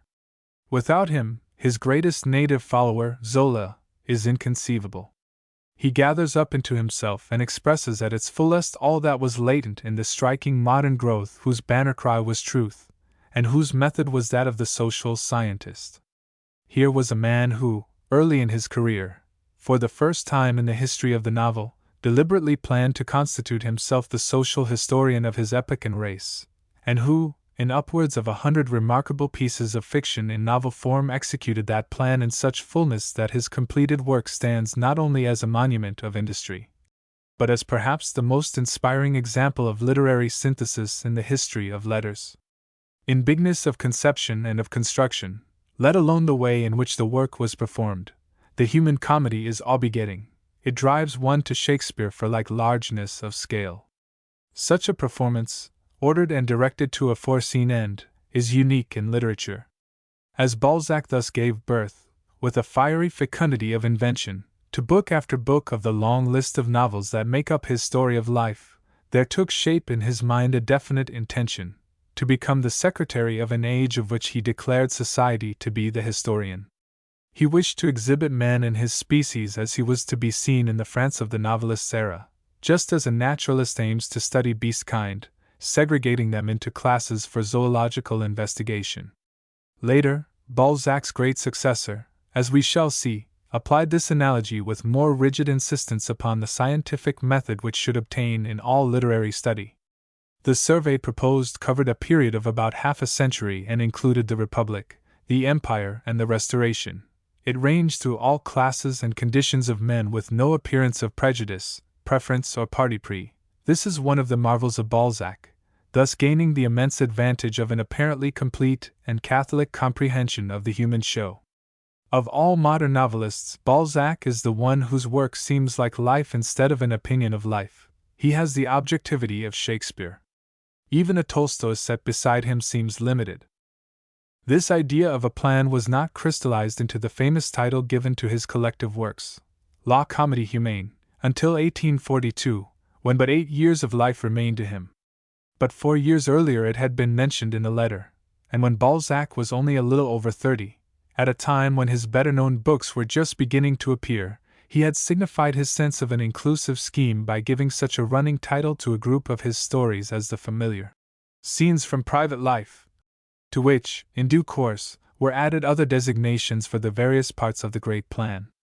The encyclopedic survey was never fully completed, but enough was done to justify all the laudation that belongs to a Herculean task and the exploitation of an almost incredible amount of human data. As for finishing the work, the failure hardly detracts from its value or affects its place in literature. Neither Spenser's Faerie Queene, nor Wordsworth's The Excursion, was completed, and per contra, it were as well for Browning if The Ring and the Book had not been. In all such cases of so-called incompletion, one recognizes Hercules from the feet. Had this mighty storyteller and student of humanity carried out his full intention, there would have been nearly 150 pieces of fiction. Of the plan on paper he actually completed 97, 2/3 of the whole, and enough to illustrate the conception. And it must be remembered that Balzac died at 50. One result of the incompletion, as Brunetière has pointed out, is to give disproportionate treatment to certain phases of life, to the military, for instance, for which Balzac has 24 stories on his list, whereas only 2, The Chouans, and A Passion in the Desert, were executed. But surely, sufficient was done, looking to the comedy as a whole, to force us to describe the execution as well as the conception as gigantic. Had the work been more mechanically pushed to its end for the exact plan's sake, the perfection of scheme might have been attained at the expense of vitality and inspiration. 97 pieces of fiction, the majority of them elaborate novels, the whole involving several thousand characters, would be impressive in any case, but when they come from an author who marvelously reproduces his time and country, creating his scenes in a way to afford us a sense of the complexity of life, its depth and height, its beauty, terror and mystery, we can but hail him as master.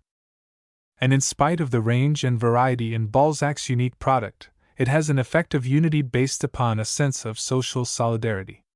He conceives it his duty to present the unity of society in his day, whatever its apparent class and other divergencies.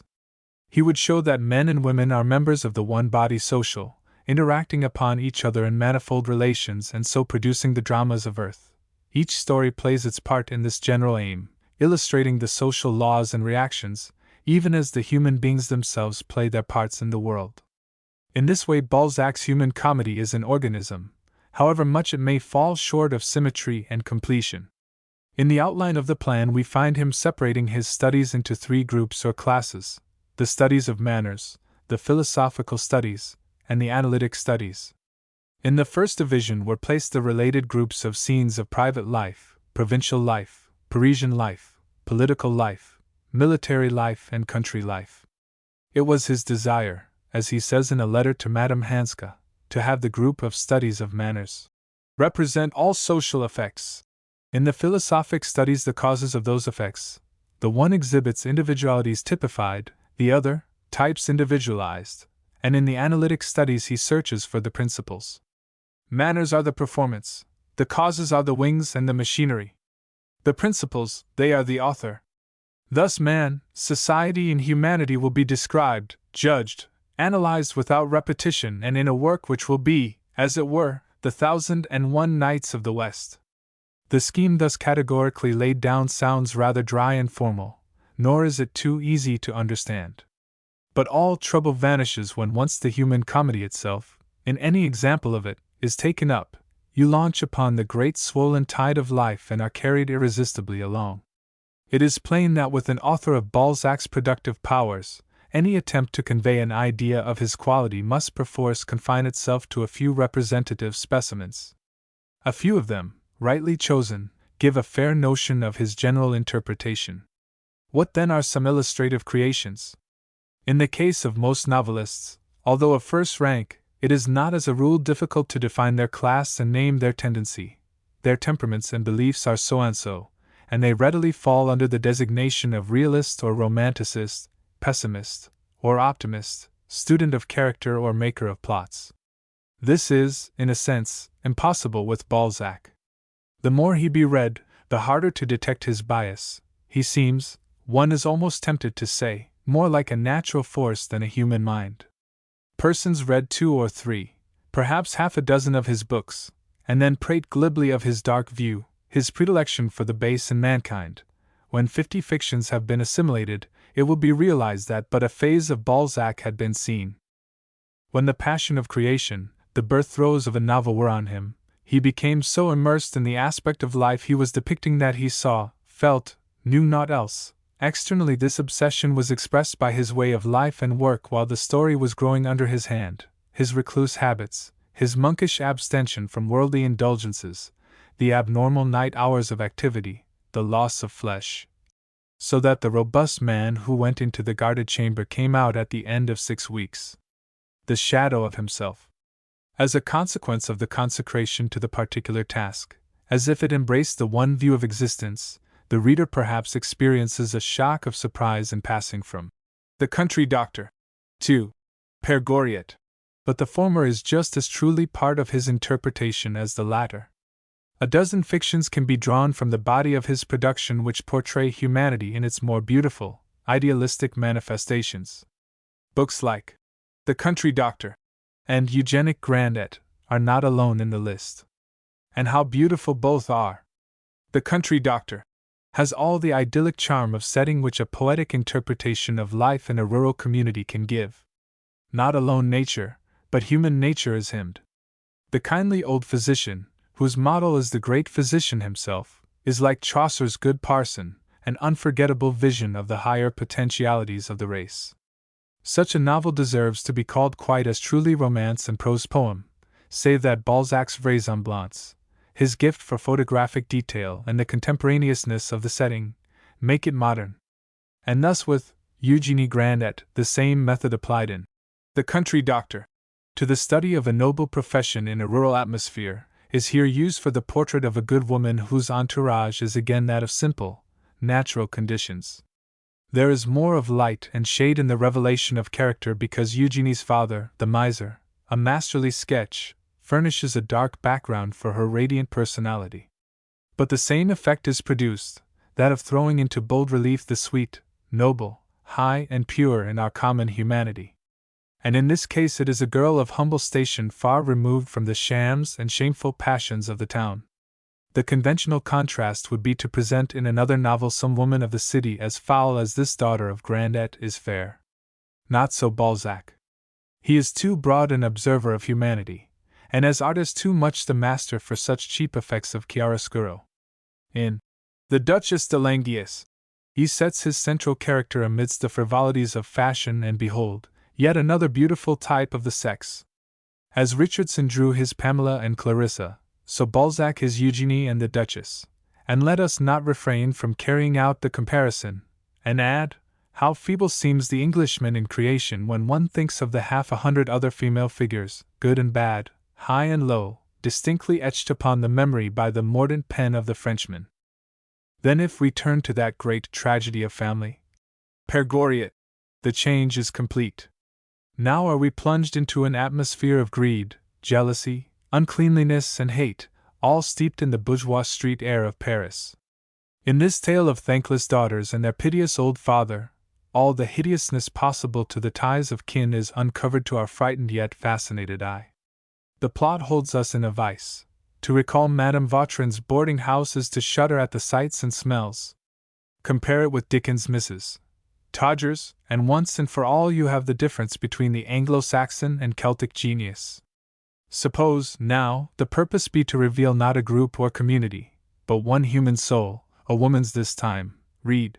A woman of 30. And see how the novelist, for the first time, and one is inclined to add, for all time, has pierced through the integuments and reached the very quick of psychologic exposure. It is often said that he has created the type of young old, or old young woman, meaning that before him, novelists overlook the fact that a woman of this age, mature in experience, and still ripe in physical charms, is really of intense social attraction, richly worth study. But this is because Balzac knows that all souls are interesting, if only we go beneath the surface. The only work of modern fiction which seems to me so nakedly to lay open the recesses of the human spirit as does A Woman of 30 is Meredith's The Egoist, and of course, master against master, Balzac is easily the superior, since the English author's wonderful book is so mannered and grotesque. Utter sympathy is shown in these studies of femininity, whether the subject be a harlot, a saint, or a patrician of the grande monde. If the quest be for the handling of mankind in mass, with big effects of dark and light, broad brushwork on a canvas suited to heroical, even epic, themes, a sort of fiction the later Zola was to excel in, Balzac will not fail us. His work here is as noteworthy as it is in the fine detailed manner of his most realistical modern studies, or in the searching analysis of the human spirit. The Chouans may stand for this class. It has all the fire, the color, the elan that emanate from the army and the call of country. We have flashed before us one of those reactionary movements, after the French Revolution, which take on a magic romanticism because they culminate in the name of Napoleon. While one reads, one thinks war, breathes war, it is the only life for the moment. Just ahead a step, one feels, is the imminent deadly breach. The social or business or bohemian doings of later Paris are as if they did not exist. And this particular novel will achieve such a result with the reader, even although it is not by any means one of Balzac's supreme achievements, being in truth a little aside from his métier, since it is historical and suggests in spots the manner of Scott. But this power of envisaging war, which will be farther realized if such slighter works as A Dark Affair and An Episode Under the Terror be also perused, is only a single manifestation of a general gift. Suppose there is desired a picture very common in our present civilization, most common it may be in America, that of the country boy going up to the city to become, what? Perhaps a captain of commerce, or a leader of fashion, perhaps a great writer or artist, or a politician who shall rule the capital. It is a venture packed full of realistic experience but equally full of romance, drama, poetry, of an epic suggestiveness.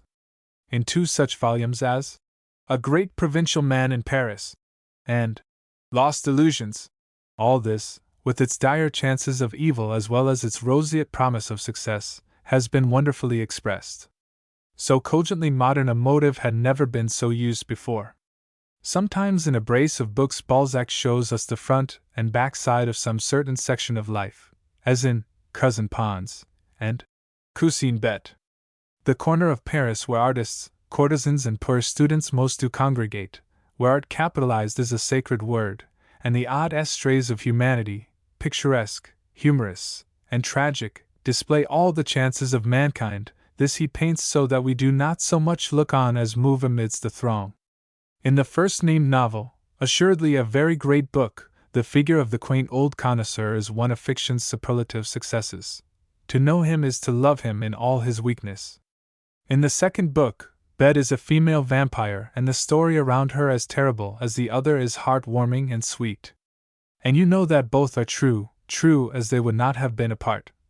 Helpless each without the other. Again, how much of the gambling activities of modern business are emblazoned in another of the acknowledged masterpieces, Cesar Birotteau.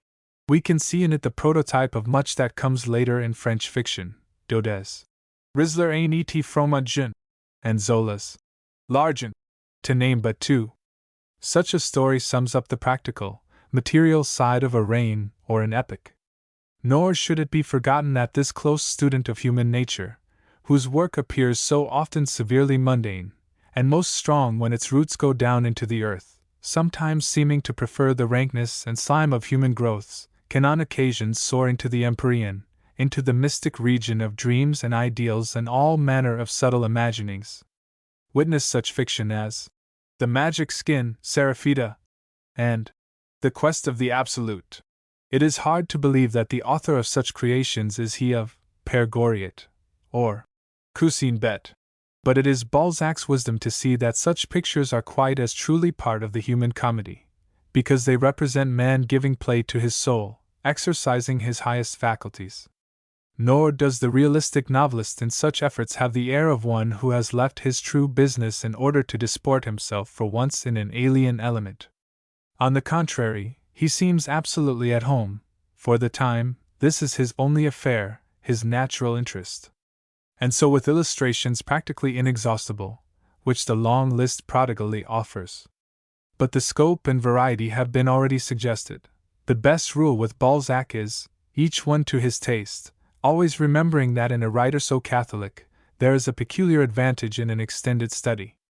Nor can from 20 to 25 of his best books be read without a growing conviction that here is a man of genius who has done a unique thing. It is usual to refer to Balzac as the first great realist of the French, indeed, of modern fiction. Strictly, he is not the first in France, as we have seen, since Bayle preceded him, nor in modern fiction, for Jane Austen, so admirably an artist of verity, came a generation before. But as always when a compelling literary force appears, Balzac without any question dominates in the first half of the 19th century. More than this, he sets the mold of the type which marks the second half. In fact, the modern novel means Balzac's recipe. English fiction, along with that of Europe, shares this influence. We shall see in dealing with Dickens how definitely the English writer adopted the Balzac method as suited to the era and sympathetic to Dickens' own nature. As to the accuracy with which he gave a representation of contemporary life, thus deserving the name realist, considerable may be said in the way of qualification. Much of it applies with similar force to Zola, later to be hailed as a king among modern realists in the naturalistic extreme to which he pushed the movement. Balzac, through his remarkable instinct for detail and particularity, did introduce into 19th century fiction an effect of greater truth in the depiction of life. Nobody perhaps had, nobody has since, presented mise-en-scène as did he. He builds up an impression by hundreds of strokes, each seemingly insignificant, but adding to a totality that becomes impressive. Moreover, again and again in his psychologic analysis there are home thrusts which bring the blood to the face of any honest person. His detail is thus quite as much subjective as external. It were a great mistake to regard Balzac as merely a writer who photographed things outside in the world. He is intensely interested in the things within, and if objectivity meant realism exclusively, he would be no realist at all. But farther than this, with all his care for minute touches and his broad and painstaking observation, it is not so much life, after all, as a vision of life which he gives. This contradicts what was said early in the present chapter, but the two statements stand for the change likely to come to any student of Balzac. His objective personality at last resolves itself into a vividly personal interpretation. His breadth blinds one for a while, that is all. Hence Balzac may be called an incurable romantic, an impressionist, as much as realist. Like all first-class art, his gives us the seeming true for our better instruction. He said in the preface to Père Goriot that the novelist should not only depict the world as it is, but a possibly better world. He has done so. The most untrue thing in a novel may be the fact lifted over unchanged from life. Truth is not only stranger than fiction, but great fiction is truer than truth. Balzac understood this, remembered it in his heart. He is too big as man and artist to be confined within the narrow realistic formula. While, as we have seen, he does not take sides on moral issues, nor allow himself to be a special pleader for this or that view, his work strikes a moral balance in that it shows universal humanity, not humanity tranced in metaphysics, or pathologic in analysis, or enmeshed in sensualism. In this sense, Balzac is a great realist. There is no danger of any novelist, any painter of life, doing harm, if he but gives us the whole. It is the storyteller who rolls some prurient morsel under his tongue who has the taint in him, he who, to sell his books, panders to the degraded instincts of his audience. Had Balzac been asked point-blank what he deemed the moral duty of the novelist, he would probably have disclaimed any other responsibility than that of doing good work, of representing things as they are. But this matters not, if only a writer's nature be large and vigorous enough to report of humanity in a trustworthy way. Balzac was much too well endowed in mind and soul and had touched life far too widely, not to look forth upon it with full comprehension of its spiritual meaning. In spite, too, of his alleged realism, he believed that the duty of the social historian was more than to give a statement of present conditions, the social documents of the moment, variable as they might be for purposes of deduction. He insisted that the coming, perhaps seemingly impossible things, should be prophesied, those future ameliorations, whether individual or collective, which keep hope alive in the human breast. Let me again quote those words, extraordinary as coming from the man who is called arch-realist of his day. The novelist should depict the world not alone as it is, but a possibly better world. In the very novel where he said it, pergoriat, he may seem to have violated the principle, but taking his fiction in its whole extent, he has acted upon it. The pronunciamento exemplifies his practice. Balzac's work has a Shakespearean universality, because it is so distinctly French, a familiar paradox in literature. He was French in his feeling for the social unit, in his keen receptivity to ideas, in his belief in church and state as the social organisms through which man could best work out his salvation. We find him teaching that humanity, in terms of Gallic temperament, and in time limits between the Revolution and the Second Republic, is on the whole best served by living under a constitutional monarchy and in vital touch with Mother Church, that form of religion which is a racial inheritance from the past. In a sense, then, he was a man with the limitations of his place and time, as, in truth, was Shakespeare. But the study of literature instructs us that it is exactly those who most vitally grasp and voice their own land and period, who are apt to give a comprehensive view of humanity at large, to present man sub specie eternitatis. This is so because thoroughly to present any particular part of mankind is to portray all mankind. It is all tarred by the same stick, after all. It is only in the superficials that unlikenesses lie. Balzac was intensely modern. Had he lived today, he might have been foremost in championing the separation of church and state, and looked on serenely at the sequestration of the religious houses.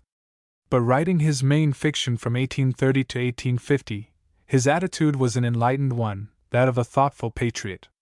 His influence upon 19th-century English fiction was both direct and indirect. It was direct in its effect upon several of the major novelists, as will be noted in studying them. The indirect influence is perhaps still more important, because it was so all-pervasive, like an emanation that expressed the time. It became impossible, after Balzac had lived and wrought, for any artist who took his art seriously to write fiction as if the great Frenchman had not come first. He set his seal upon that form of literature, as Ibsen, a generation later, was to set his seal upon the drama, revolutionizing its technique.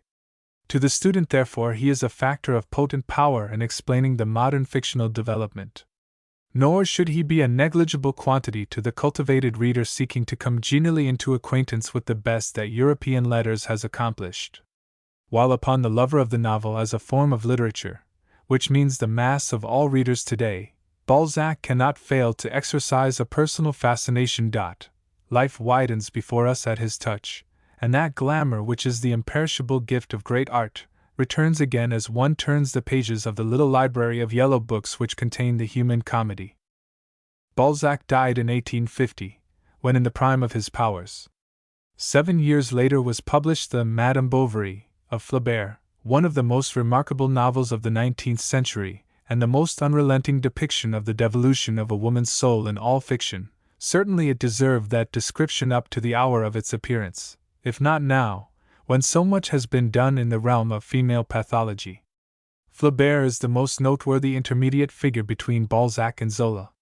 He seems personally of our own day, for, living to be an old man, he was friend and fellow worker with the brothers Goncourt, whom we associate with Zola, and extended a fatherly hand to the young Maupassant at the beginning of the latter's career, so brilliant, brief, tragic. The influence of this one novel, overlooking that of Salammbô, in its way also of influence in the modern growth, has been especially great upon a kind of fiction most characteristic of the present generation, in which, in fact, it has assumed a bad preeminence. I mean the novel of sexual relations in their irregular aspects. The stormy artist of the Goncourt dinners has much to answer for, if we regard him only as the creator of such a creature as Madame Bovary. Many later books were to surpass this in license, in coarseness, or in the effect of evoking a libidinous taste, but none in its unrelenting gloom, the cold detachment of the artist-scientist obsessed with the idea of truthfully reflecting certain sinister facets of the many-faced gem called life. It is hardly too much to say, in the light of the facts, that Madame Bovary was epochal. It paved the way for Zola. It justified a new aim for the modern fiction of so-called unflinching realism. The saddest thing about the book is its lack of pity, of love. Emma Bovary is a weak woman, not a bad woman. She goes downhill through the force of circumstances coupled with a want of backbone. And she is not responsible for her flabby moral muscles. Behind the story is an absolutely fatalistic philosophy. Given a certain environment, any woman, especially if assisted a bit by her ancestors, will go to hell, such seems the lesson. Now there is nothing just like this in Balzac. We hear in it a new note, the latter-day note of quiescence and despair. And if we compare Flaubert's indifference to his heroine's fate with the tenderness of Dumas' Fils, or of Daudet, or the English Reed and Dickens, we shall realize that we have here a mixture of a personal and a coming general interpretation, Flaubert having by nature a kind of aloof determinism, yet feeling, like the first puffs of a cold chilling wind, the oncoming of an age of doubt. 3. These three French writers then, Stendhal, Balzac and Flaubert, molded the novel before 1860 into such a shape as to make it plastic to the hand of Zola a decade later. Zola's influence upon our present generation of English fiction has been great, as it has upon all novel-making since 1870. Before explaining this further, it will be best to return to the study of the mid-century English novelists who were too early to be affected by him to any perceptible degree. Chapter 8 Dickens. By the year 1850, in England, the so-called novel of realism had conquered. Scott in an earlier generation had by his wonderful gift made the romance fashionable.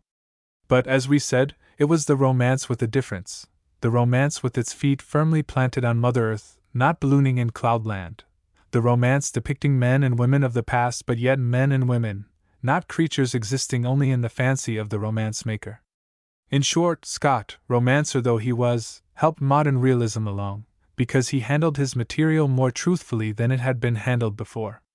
And his great contemporary, Jane Austen, with her strict adherence to the present and to her own locale, threw all her influence in the same direction, justifying Mr. Howell's assertion that she leads all English novelists in that same truthful handling. Moreover, that occult but imperative thing, the spirit of the time, was on the side of realism, and all bend to its dictation.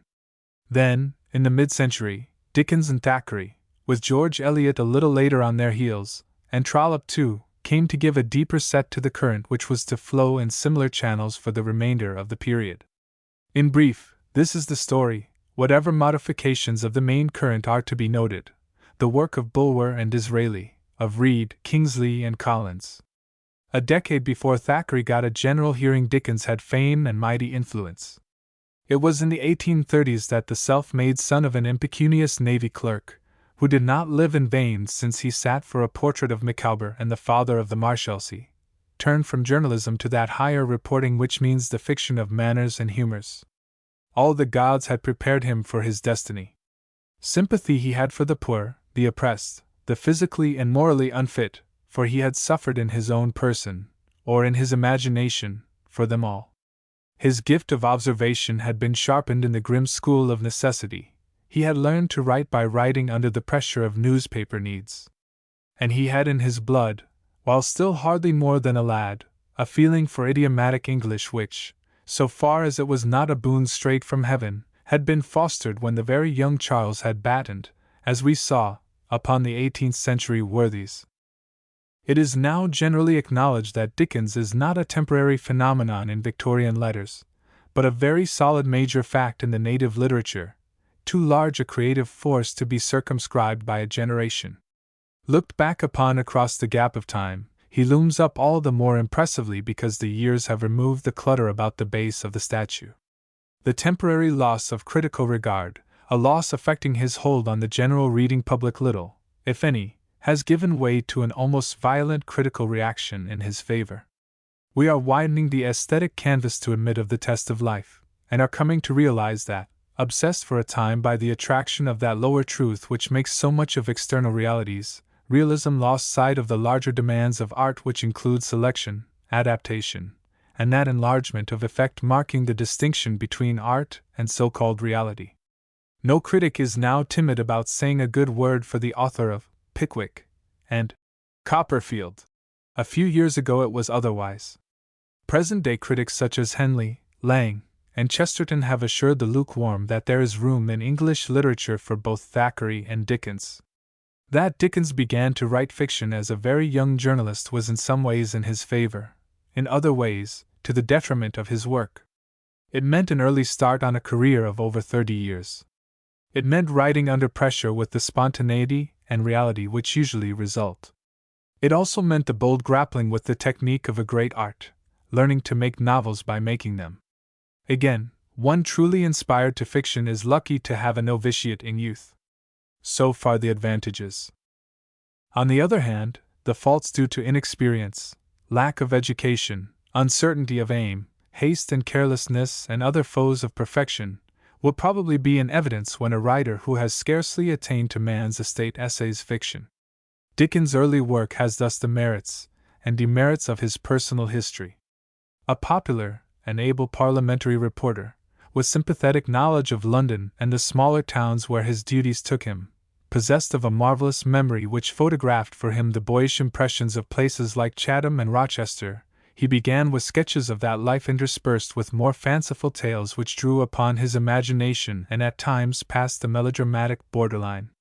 When these collected pieces were published under the familiar title, Sketches by Boz, it is not too much to say that the Dickens of the Pickwick Papers, which was to appear next year, was revealed. Certainly, the main qualities of a great master of the comic were in these pages. So, in truth, was the master of both tears and smiles. But not at full length. The writer had not yet found his occasion. The man needs the occasion, even as it awaits the man. And so, hard upon the Boz book, followed, as it were by an accident, the world-famous Adventures of Mr. Pickwick. By accident, I say, because the promising young author was asked to furnish the letterpress for a series of comic sporting pictures by the noted artist Seymour, whereupon, doubtless to the astonishment of all concerned, the pictures became quite secondary to the reading matter and the Wellers soon set all England talking and laughing over their inimitable sayings. Here in a loosely connected series of sketches the main unity of which was the personality of Mr. Pickwick and his club, its method that of the episodic adventure story of Gil Blas, lineage, its purpose frankly to amuse at all costs, a new creative power in English literature gave the world over 300 characters and some 60-odd scenes, intensely English, intensely human, and still, after the lapse of 3/4 of a century, keenly enjoyable. In a sense, all Dickens' qualities are to be found in the Pickwick Papers, as they have come to be called for brevity's sake. But the assertion is misleading, if it be taken to mean that in the 15 books of fiction which Dickens was to produce, he added nothing, failed to grow in his art, or to widen and deepen in his hold upon life. So far is this from the truth, that one who only knows Charles Dickens in this first great book of fun, knows a phase of him, not the whole man, more, hardly knows the novelist at all. He was to become, and to remain, not only a great humorist, but a great novelist as well, and Pickwick is not, by definition, a novel at all. Hence, the next book the following year, Oliver Twist, was important as answering the question, was the brilliant new writer to turn out very novelist, able to invent, handle and lead to do and a tangled representation of social life? Before replying, one rather important matter may be adverted to, concerning the Dickens introduced to the world by Pickwick, his astonishing power in the evocation of human beings, whom we affectionately remember, whose words are treasured, whose fates are followed with a sort of sense of personal responsibility. If the creation of differentiated types of humanity who persist in living in the imagination be the cardinal gift of the fiction writer, then this one is easily the leading novelist of the race. Putting aside for the moment the question of his caricaturing tendency, one fact confronts us, hardly to be explained away. We can close our eyes and see Micawber, Mrs. Gamp, Peggotty, Dick Swiveller, the Artful Dodger, Joe Gargery, Toodles, Captain Cutter, and 100 more, and their sayings, quaint and dear, are like household companions. And this is true in equal measure of no other story maker who has used English speech. It may be doubted if it is true to like degree of Shakespeare himself. In the quick following stories, Oliver Twist and Nicholas Nickleby, the author passed from episode and comic characterization to what were in some sort novels, the fiction of organism, growth, and climax. His wealth of character creation was continued and even broadened.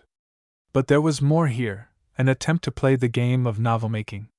It may be granted that when Dickens wrote these early books, as a young man in the 20s, he had not yet mastered many of the difficulties of the art of fiction. There is loose construction in both. The melodrama of Oliver Twist blends but imperfectly with the serious and sentimental part of the narrative, which is less attractive. So, too, in Nickleby, there is an effect at times of thin ice where the plot is secondary to the episodic scenes and characters by the way.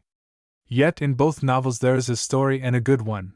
We get the spectacle of genius learning its lesson, experimenting in a form. And as those other early books, differing totally from each other too, Old Curiosity Shop and Barnaby Rudge were produced, and in turn were succeeded by a series of great novels representing the writer's young prime, I mean, Martin Chuzzlewit, Dombey and Son, and David Copperfield. It was plain that the hand of Dickens was becoming subdued to the element it worked in. Not only was there a good fable, as before, but it was managed with increasing mastery, while the general adumbration of life gained in solidity, truth, and rich human quality. In brief, by the time Copperfield, the story most often referred to as his best work, was reached, Dickens was an artist. He wrought in that fiction in such a fashion as to make the most of the particular class of novel it represented, to wit, the first-person autobiographic picture of life. Given its purpose, it could hardly have been better done. It surely bears favorable comparison, for architecture, with Thackeray's Vanity Fair, a work in the same genre, though lacking the autobiographic method.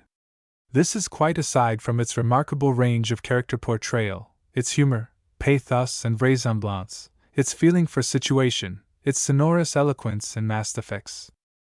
By the time he had reached mid-career, then, Charles Dickens had made himself a skilled, resourceful storyteller, while his unique qualities of visualization and interpretation had strengthened. This point is worth emphasis, since there are those who contend that The Pickwick Papers is his most characteristic performance.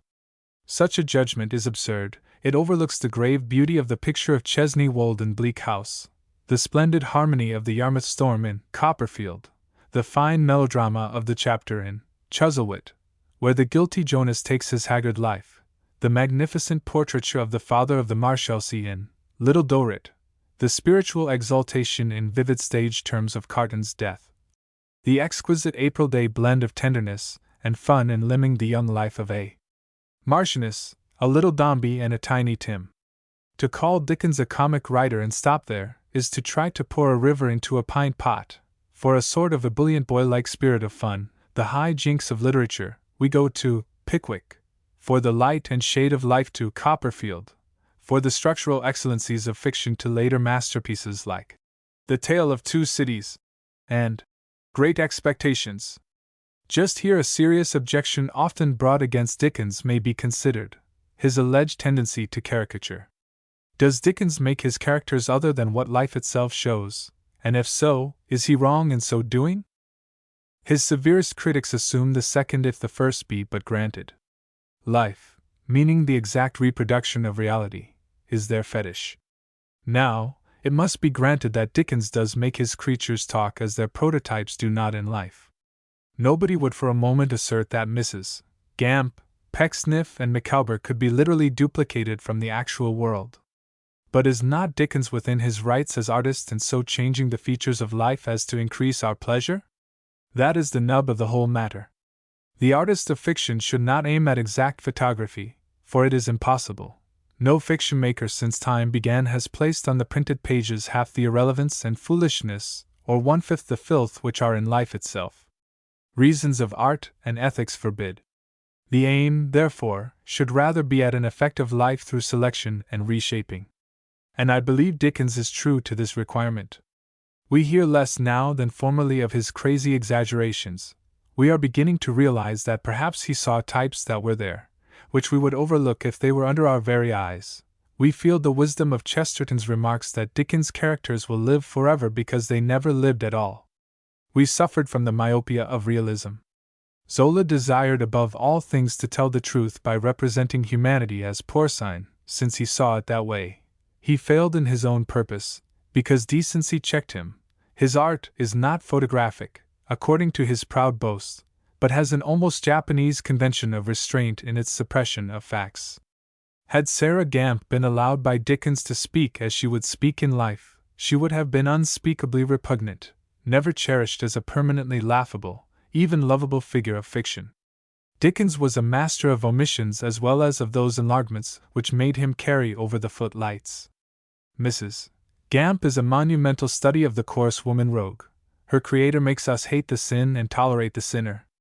Nor is that other masterly portrait of the woman rascal, Thackeray's Becky Sharp, an example of strict photography. She is great in seeming true, but she is not life. So much, then, for the charge of caricature. It is all a matter of degree. It all depends upon the definition of art, and upon the effect made upon the world by the characters themselves. If they live in loving memory, they must, in the large sense, be true. Thus we come back to the previous statement. Dickens' people live, are known by their words and in their ways all over the civilized world. No collection of mere grotesques could ever bring this to pass. Prick any typical creation of Dickens and it runs blood, not sawdust. And just in proportion as we travel, observe broadly and form the habit of a more penetrating and sympathetic study of mankind, shall we believe in these emanations of genius. Occasionally, under the urge and surplusage of his comic force, he went too far and made a quilp, but the vast majority even of his drolls are as credible as they are dear. That he showed inequality, as he wrought at the many books which filled the years between Pickwick and the unfinished Mystery of Edwin Drood, may also be granted. Also may it be confessed that within the bounds of one book there are the extremes of good and bad. It is peculiar to Dickens that often in the very novel we perchance feel called upon to condemn most, occurs a scene or character as memorably great as anything he left the world. Thus we may regard Old Curiosity Shop, once so beloved, as a failure when viewed as a whole, and yet find Dick Swiveller and the Marchioness at their immortal game as unforgettable as Mrs. Battle engaged in the same pleasant employment. Nor because other parts of Little Dorrit seem thin and artificial, would we forego the description of the debtor's prison.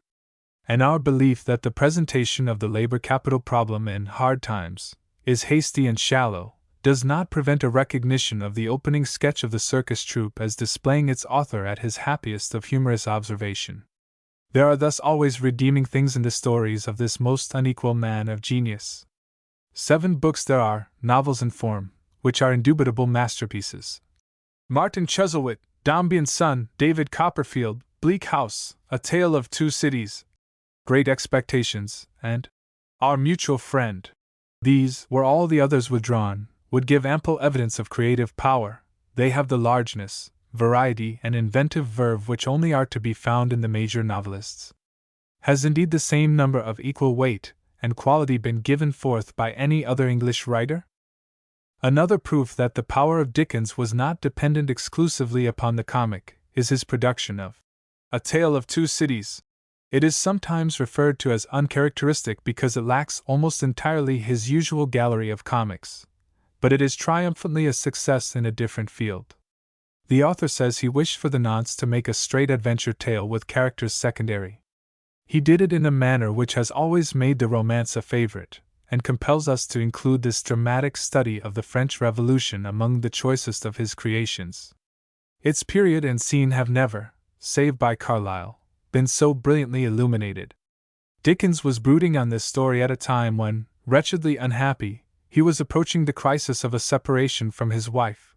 The fact may help to explain its failure to draw on that seemingly inexhaustible fountain of bubbling funds so familiar in his work. But even subtract humor, and Dickens exhibits the master hand in a fiction markedly of another than his wonted kind. This novel, or romance, as it should properly be called, reminds us of a quality in Dickens which has been spoken of in the way of derogation, his theatrical tendency. When one declares an author to be dramatic, a compliment is intended. But when he is called theatric, censure is implied. Dickens, always possessed of a strong sense of the dramatic and using it to immense advantage, now and again goes further and becomes theatric. That is, he suggests the manipulating of effects with artifice and the intention of providing sensational and scenic results at the expense of proportion and truth. A word on this is advisable. Those familiar with the man and his works are aware how close he always stood to the playhouse and its product. He loved it from early youth, all but went on the stage professionally, knew its people as have few of the writing craft, was a fine amateur actor himself, wrote for the stage, helped to dramatize his novels and gave delightful studies of theatrical life in his books. Shall we ever forget Mr. Crummles and his family? He had an instinctive feeling for what was scenic and effective in the stage sense. When he appeared as a reader of his own works, he was an impersonator, and noticeably careful to have the stage accessories exactly right. And when all this, natural and acquired, was applied to fiction, it could not but be of influence. As a result, Dickens sometimes forced the note, favored the lurid, exaggerated his comic effects. To put it in another way, this theater manner of his now and then injured the literature he made. But that is only one side of the matter. It also helped him greatly, and where he went too far, he was simply abusing a precious gift. To speak of Dickens' violent theatricality, as if it expressed his whole being, is like describing the wart on Cromwell's face as if it were his set of features. Remove from Dickens his dramatic power, and the memorable master would be no more. He would vanish into dim air. We may be thankful, in view of what it produced, that he possessed even in excess this sense of the scenic value of character and situation. It is not a disqualification but a virtue, and not Dickens alone but Dumas, Hugo, and Scott were great largely because of it.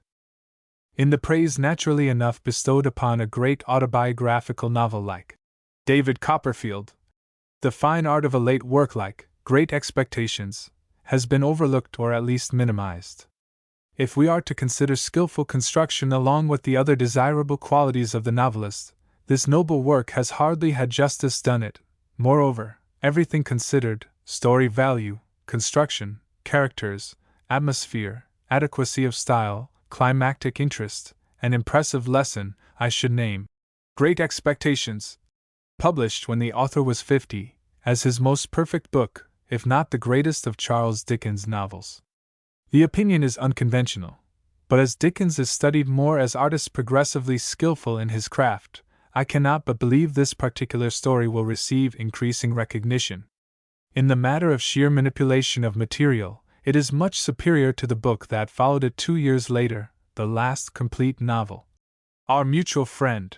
It is rather curious that this story, which was in his day and has steadily remained a favorite with readers, has with equal persistency been severely handled by the critics. What has ensured its popularity?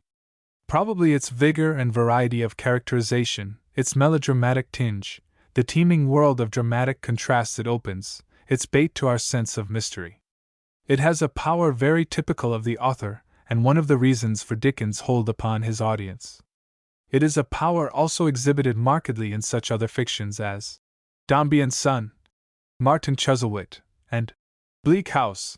I refer to the impression conveyed by such stories that life is a vast, tumultuous, vari-colored play of counter-motives and counter-characters, full of chance, surprise, change and bitter-sweet, a thing of mystery, terror, pity and joy.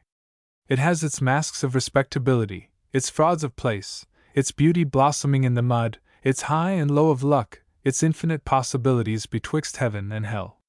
The effect of this upon the sensitive reader is to enlarge his sympathetic feeling for humanity, life becomes a big, awful, dear phantasmagoria in such hands. It seems not like a flat surface, but a thing of length, breadth, height, and depth, which it has been a privilege to enter. Dickens' fine gift, aside from that of character creation, is found in this ability to convey an impression of puissant life. He himself had this feeling, and he got it into his books. He had, in a happier sense, the joy of life of Ibsen, the life force of Nietzsche. From only a few of the world's great writers does one receive this sense of life, the many-sided spectacle: Cervantes, Hugo, Tolstoy, Sienkiewicz. It is men like they that do this for us. Another side of Dickens' literary activity is shown in his Christmas stories, which it may be truly said are as well beloved as anything he gave the world in the novel form. This is assuredly so of the Christmas Carol, the Chimes, and the Cricket on the Hearth. This last is on a par with the other two in view of its double life in a book and on the boards of the theatre. The fragrance of home, of the homely kindness and tenderness of the human heart, is in them, especially in the Carol, which is the best tale of its kind in the tongue and likely to remain so. It permanently altered the feeling of the race for Christmas. Irving preceded him in the use of the Christmas motive, but Dickens made it forever his own. By a master's magic evocation, the great festival shines brighter, beckons more lovingly than it did of old. Thackeray felt this when he declared that such a story was a public benefit. Such literature lies aside from our main pursuit, that of the novel, but is mentioned because it is the best example possible, the most direct, simple expression of that essential kindness, that practical Christianity which is at the bottom of Dickens' influence. It is bonhomie and something more. It is not Dickens the reformer, as we get him when he satirizes Dotheboys Hall, or the Circumlocution Office, or the Chancery Court, but Dickens as Mr. Greatheart, one with all that is good, tender, sweet, and true. Tiny Tim's 1,000 times quoted saying is the quintessence, the motto for it all, and the writer speaks in and through the lad when he says, "God bless us, everyone." When an author gets that honest unction into his work, and also has the gift of observation and can report what he sees, he is likely to contribute to the literature of his land. With a sneer of the cultivated intellect, we may call it elementary, but to the heart, such a view of life is royally right.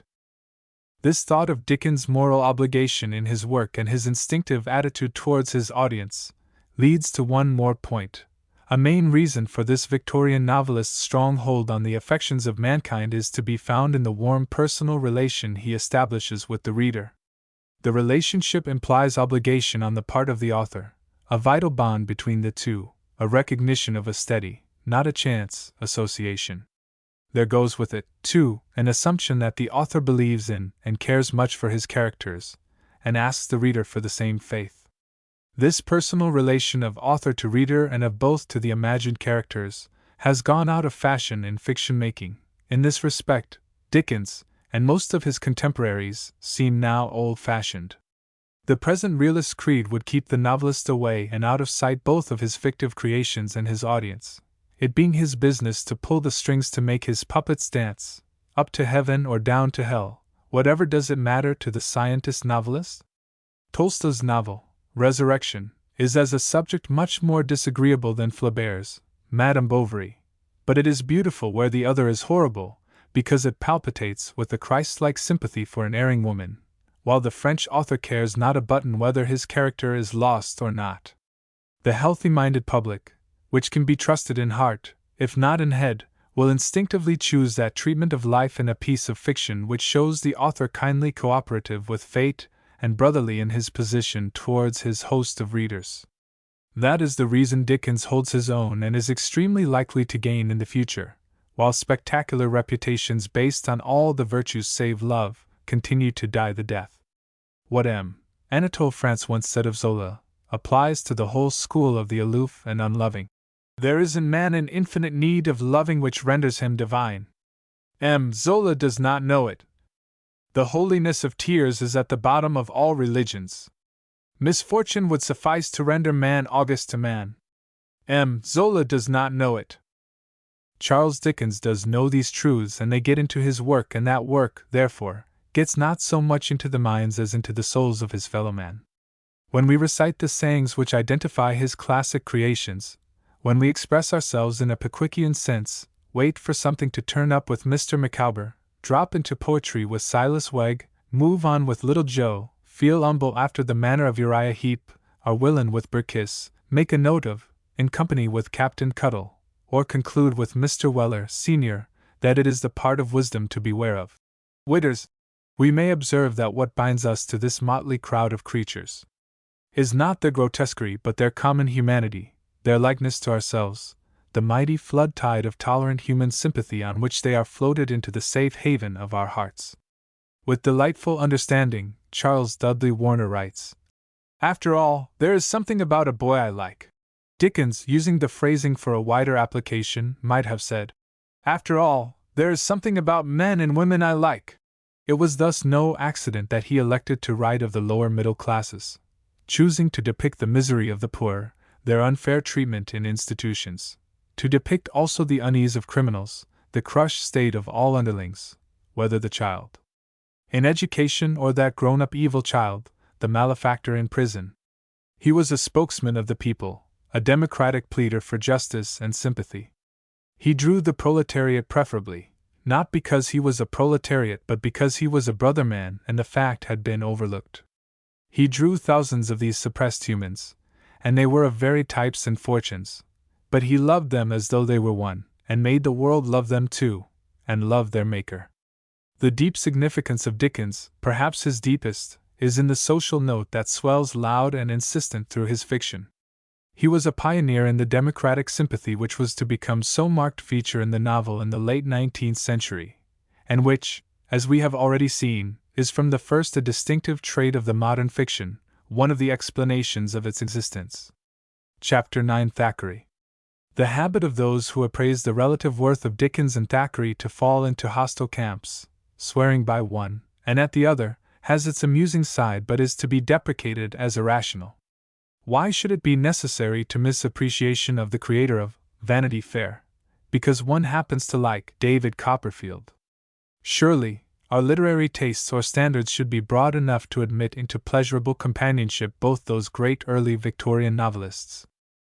Yet, on second thought, there would appear to be some reason for the fact that ardent lovers of Thackeray are rarely devotees of the mighty Charles, or vice versa. There is something mutually exclusive in the attitude of the two, their different interpretation of life. Unlike in birth, environment, education, and all that is summed up in the magic word personality, their reaction to life, as a scientist would say, was so opposite that a reader naturally drawn to one is quite apt to be repelled by, or at least, cold to, the other. If you make a wide canvass among book lovers, it will be found that this is just what happens. Rarely does a stanch supporter of Dickens show a more than Laodicean temper towards Thackeray, and for rabid Thackerians, Dickens too often spells disgust. It is a rare and enjoyable experience to meet with a mind so catholic as to welcome both. The backbone of the trouble is personal, in the natures of the two authors. But I think it is worth while to say that part of the explanation may be found in the fact that Thackeray began fiction 10 years later than his rival and was in a deeper sense than was Dickens a voice of the later century. This means much, because with each decade between 1830 and 1860, English thought was moving fast toward that scientific faith, that disillusionment, and that spirit of grim truth which culminated in the work of the final quarter of the century. Thackeray was impelled more than was Dickens by the spirit of the times to speak the truth in his delineations of contemporary mankind, and this operated to make him a satirist, at times a savage one. The modern thing in Dickens, and he had it, was the humanitarian sympathy for the submerged tenth. The modern thing in Thackeray, however, was his fearlessness in uncovering the conventional shams of polite society. The idols that Dickens smashed, and never was a bolder iconoclast, were to be seen of all men, but Thackeray's were less tangible, more subtle, part and parcel of his own class. In this sense, and I believe because he began his major novel writing about 1850, whereas the other began 15 years before, Thackeray is more modern, more of our own time, than his great co-mate in fiction. When we consider the question of their respective interpretations of life, it is but fair to bear in mind this historical consideration, although it would be an error to make too much of it. Of course, in judging Thackeray and trying to give him a place in English fiction, he must stand or fall, like any other writer, by two things: his art and his message. Was the first fine, the other sane and valuable? Those are the twin tests. A somewhat significant fact of their literary history may be mentioned, before an attempt is made to appreciate Thackeray's novels. For some years after Dickens' death, which, it will be remembered, occurred 6 years after Thackeray's, the latter gained in critical recognition, while Dickens slowly lost. There can be little question of this. Lionized and lauded as was the man of Gadshill, promptly admitted to Westminster Abbey, it came to pass in time that, in a course on modern English literature offered at an old and famous New England college, his name was not deemed worthy of even a reference. Some critics of repute have scarce been able to take Dickens seriously. For those who have steadily had the temerity to care for him, their patronage has been vocal. This marks an astonishing shift of opinion from that current in 1870. Thackeray, gaining in proportion, has been hailed as an exquisite artist, one of the few truly great and permanent English figures not only of fiction but of letters. But in the most recent years, again a change has come, the pendulum has swung back, as it always does when an excessive movement carries it too far beyond the plumb line. Dickens has found valiant, critical defenders. He has risen fast and thoughtful so well as popular estimation, although with the public he has scarcely fluctuated in favor, until he now enjoys a sort of resurrection of popularity. What is the cause of this to and fro of judgment? The main explanation is to be found in the changing literary ideals from 1850 to 1900. When Dickens was active, literature, broadly speaking, was estimated not exclusively as art, but as human product, an influence in the world. With the coming of the new canon, which it is convenient to dub by the catchphrase "art for art's sake," a man's production began to be tested more definitely by the technique he possessed, the skilled way in which he performed his task. Did he play the game well? That was the first question. Often it was the first and last. If he did, his subject matter, and his particular vision of life, were pretty much his own affair. And this modern touchstone, applied to the writings of our two authors, favored Thackeray. Simple, old-fashioned readers inclined to give Dickens the preference over him because the former's interpretation of humanity was, they averred, kindlier and more wholesome. Thackeray was cynical, said they, Dickens humanitarian. But the later critical mood rebounded from Dickens, since he preached, was frankly didactic, insisted on his mission of doing good, and so failed in his art. Now, however, that the l'art pour art shibboleth has been sadly overworked, and is felt to be passing or obsolete, the world critical is reverting to that broader view which demands that the maker of literature shall be both man and artist. As a result, Dickens gains in proportion.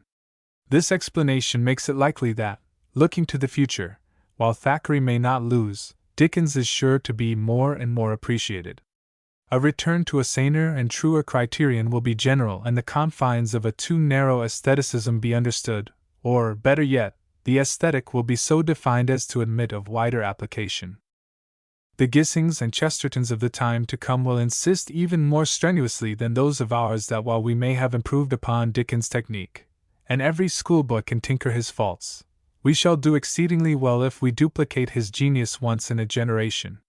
And they will add that Thackeray, another man of genius, had also his malaises of art, was likewise a man with the mortal failings implied in the word. For it cannot now be denied that just as Dickens' faults have been exaggerated, Thackeray's have been overlooked. Thackeray might lose sadly in the years to come could it be demonstrated that, as some would have it, he deserved the title of cynic. Here is the most mooted point in Thackeray appreciation. It interests thousands where the nice questions concerning the novelist's art claim the attention of students alone. What can be said with regard to it? It will help just here to think of the man behind the work. No sensible human being, it would appear, can become aware of the life and personality of Thackeray without concluding that he was an essentially kind-hearted, even soft-hearted man. He was keenly sensitive to praise and blame, most affectionate and constant with his friends, generous and impulsive in his instincts, loving in his family, simple and humble in his spiritual nature, however questioning in his intellect. That is a fair summary of Thackeray as revealed in his daily walk, in his letters, acts, and thoughts. Nothing could be sweeter and more kindly than the mass of his writings in this regard. Pace. The Book of Snobs. Even in such a mood, the satire is for the most part unbitter. The reminiscential essays continually strike a tender note that vibrates with human feeling, and such memorials as the paper he wrote on the deaths of Irving and Macaulay represent a frequent vein. Thackeray's friends are almost a unit in this testimony.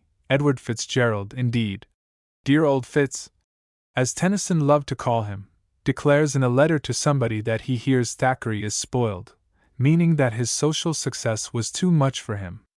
It is true that after the fame of Vanity Fair, its author was a habitué of the best drawing-rooms, much sought after, and enjoying it hugely. But to read his letter to Mrs. Brookfield after the return home from such frivolities is to feel that the real man is untouched. Why Thackeray, with such a nature, developed a satirical bent and became a critic of the foibles of fashion and later of the social faults of humanity, is not so easy perhaps to say, unless we beg the question by declaring it to be his nature. When he began his major fiction at the age of 37, he had seen much more of the seamy side of existence than had Dickens when he set up for author. Thackeray had lost a fortune, traveled, played bohemian, tried various employments, failed in a business venture, in short, was an experienced man of the world with eyes wide open to what is light, mean, shifty, and vague in the sublunary show. The Book of Snobs is the typical early document expressing the subacidulous tendency of his power. Vanity Fair is the full-length statement of it in maturity.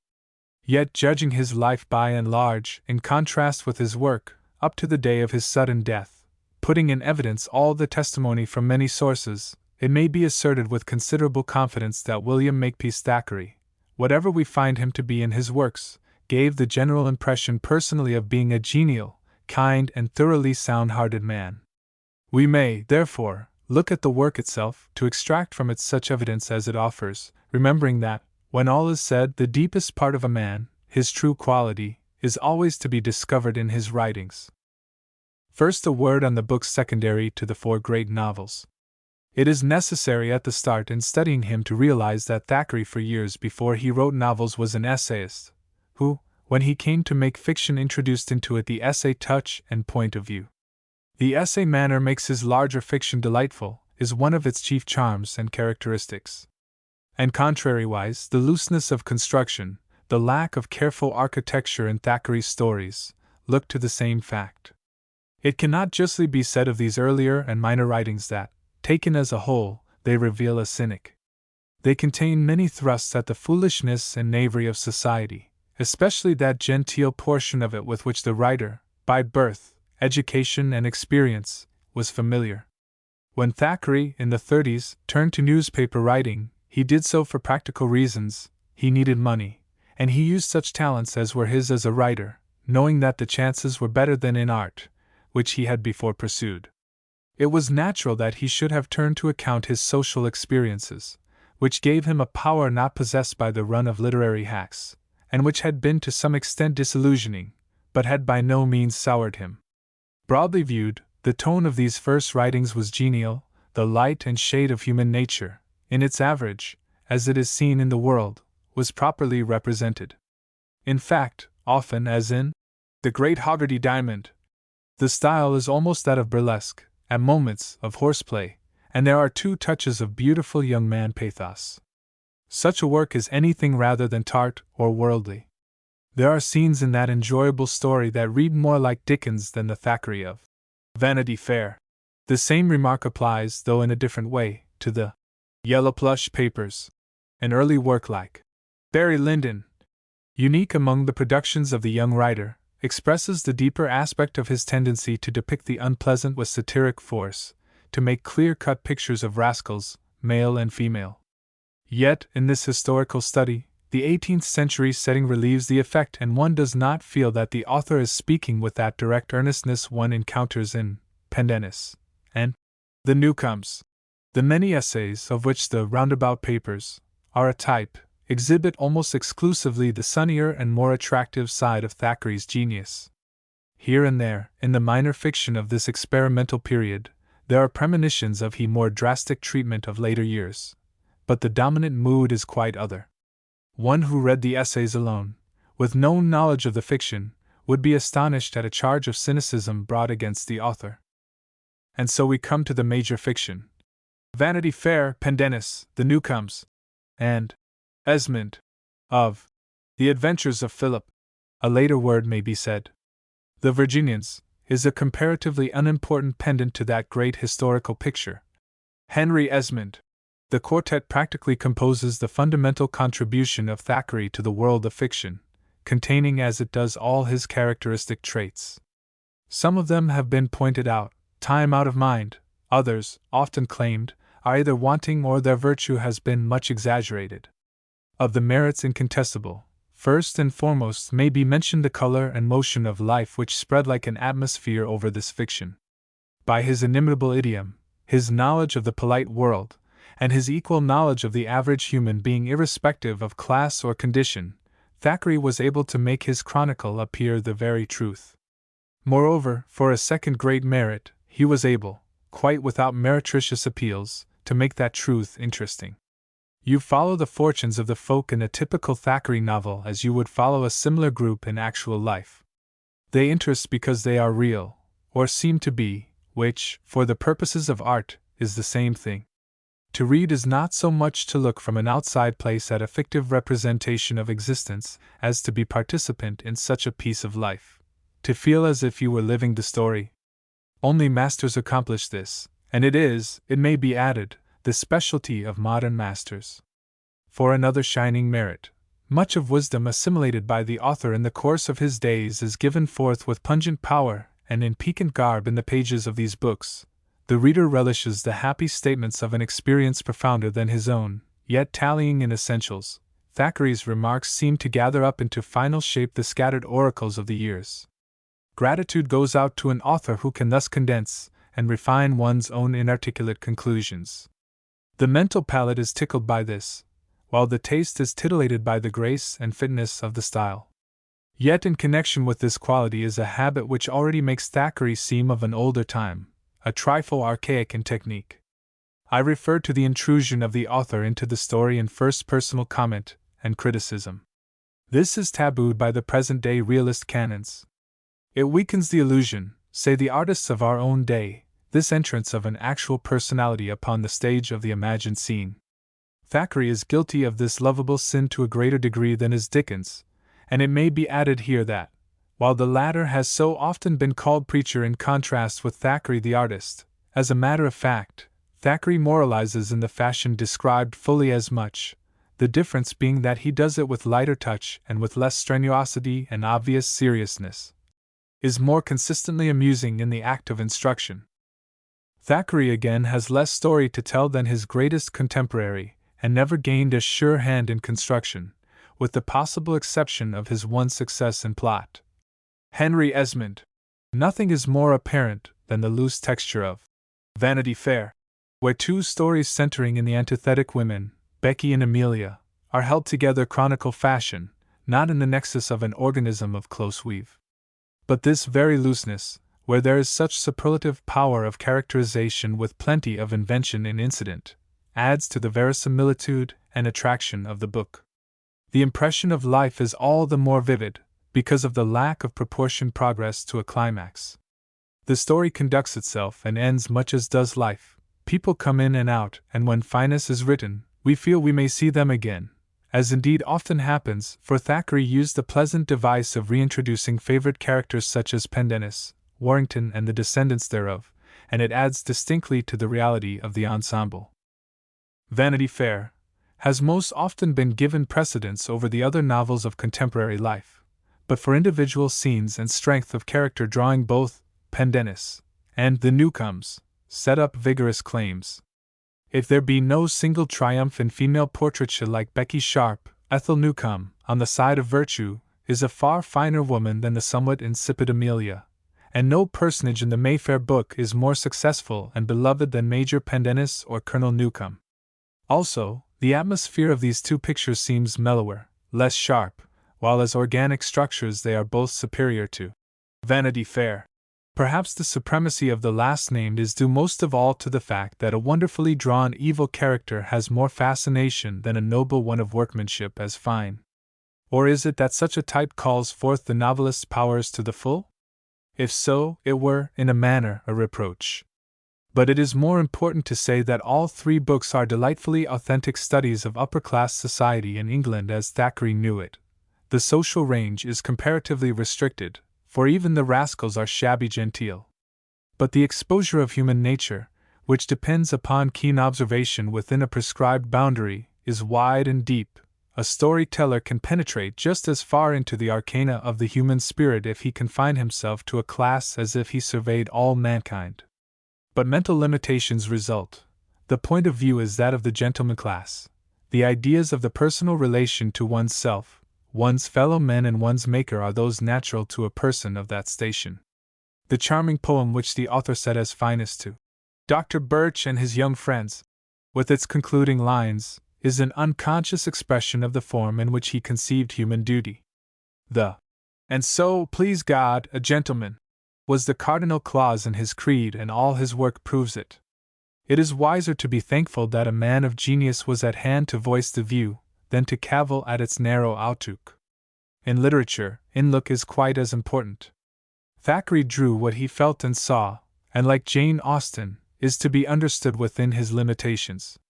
Nor did he ever forget that, because pleasure-giving was the object of his art, it was his duty so to present life as to make it somehow attractive, worthwhile. The point is worth urging, for not a little nonsense has been written concerning the absolute veracity of Thackeray's pictures, as if he sacrificed all pleasurableness to the modern Moloch, truth. Neither he nor any other great novelist reproduces life verbatim et literatum.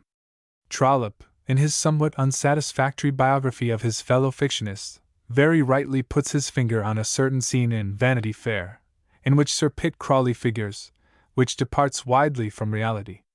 The traditional comparison between the two novelists, which represents Dickens as ever caricaturing, Thackeray as the photographer, is coming to be recognized as foolish.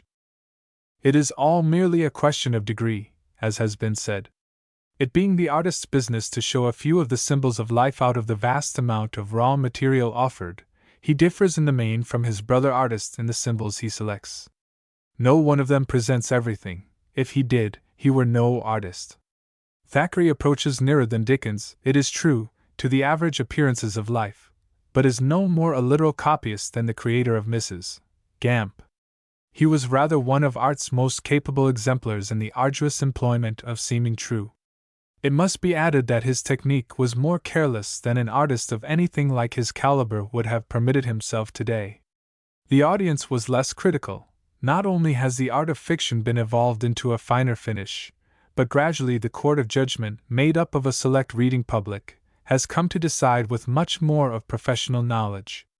Thus, technique in fiction is expected and given. So much of gain there has been, in spite of all the vulgarization of taste which has followed in the wake of cheap magazines and newspapers. In Vanity Fair, for example, there are blemishes which a careful revision would never have suffered to remain. The same is true of most of Thackeray's books. Like Dickens, Thackeray was exposed to all the danger of the 20 parts method of publication. He began his stories without seeing the end. In one of them he is humorously plaintive over the trouble of making this manner of fiction.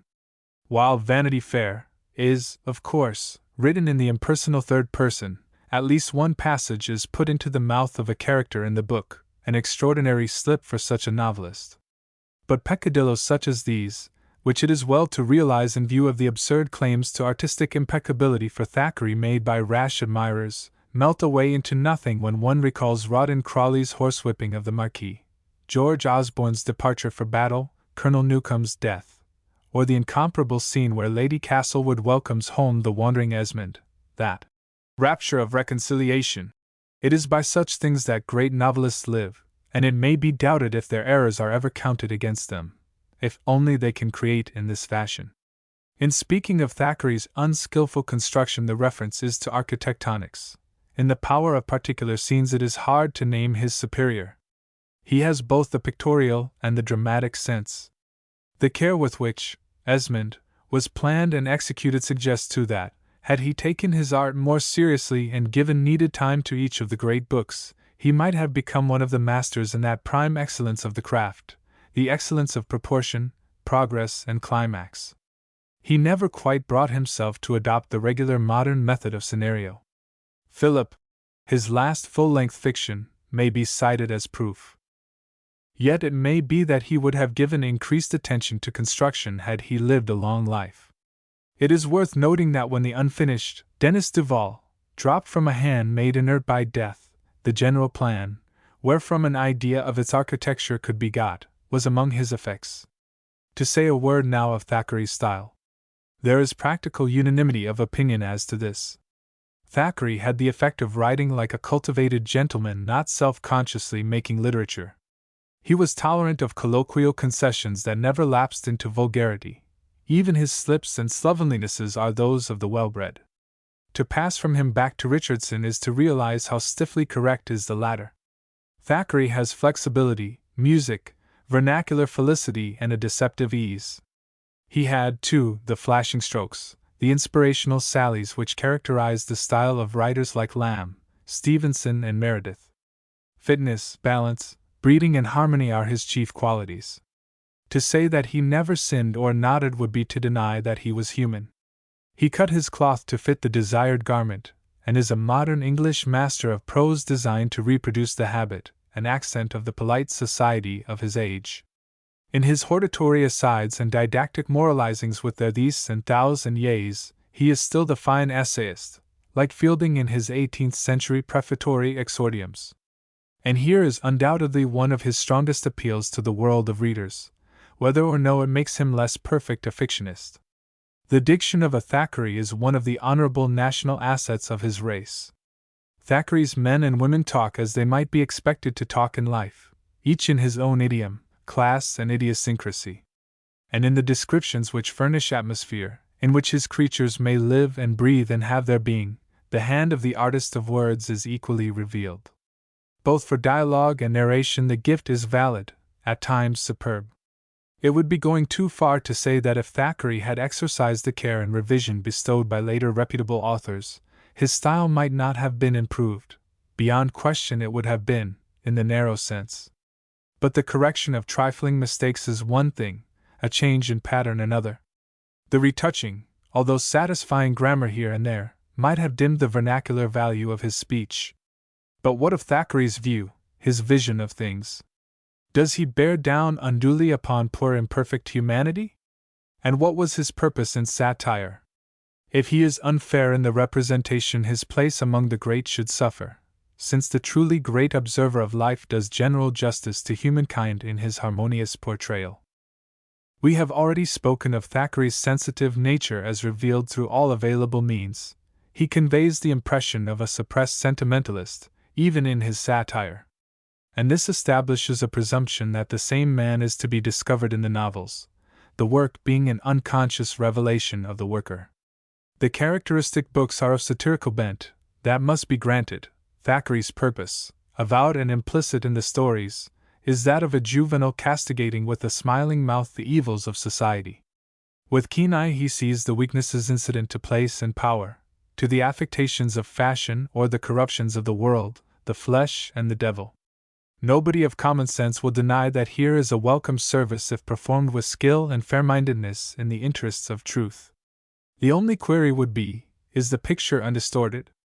If Thackeray's studies leave a bad taste in the mouth, if their effect is depressing, if one feels as a result that there is neither virtue nor magnanimity in woman, and that man is incapable of honor, bravery, justice, and tenderness, then the novelist may be called cynic.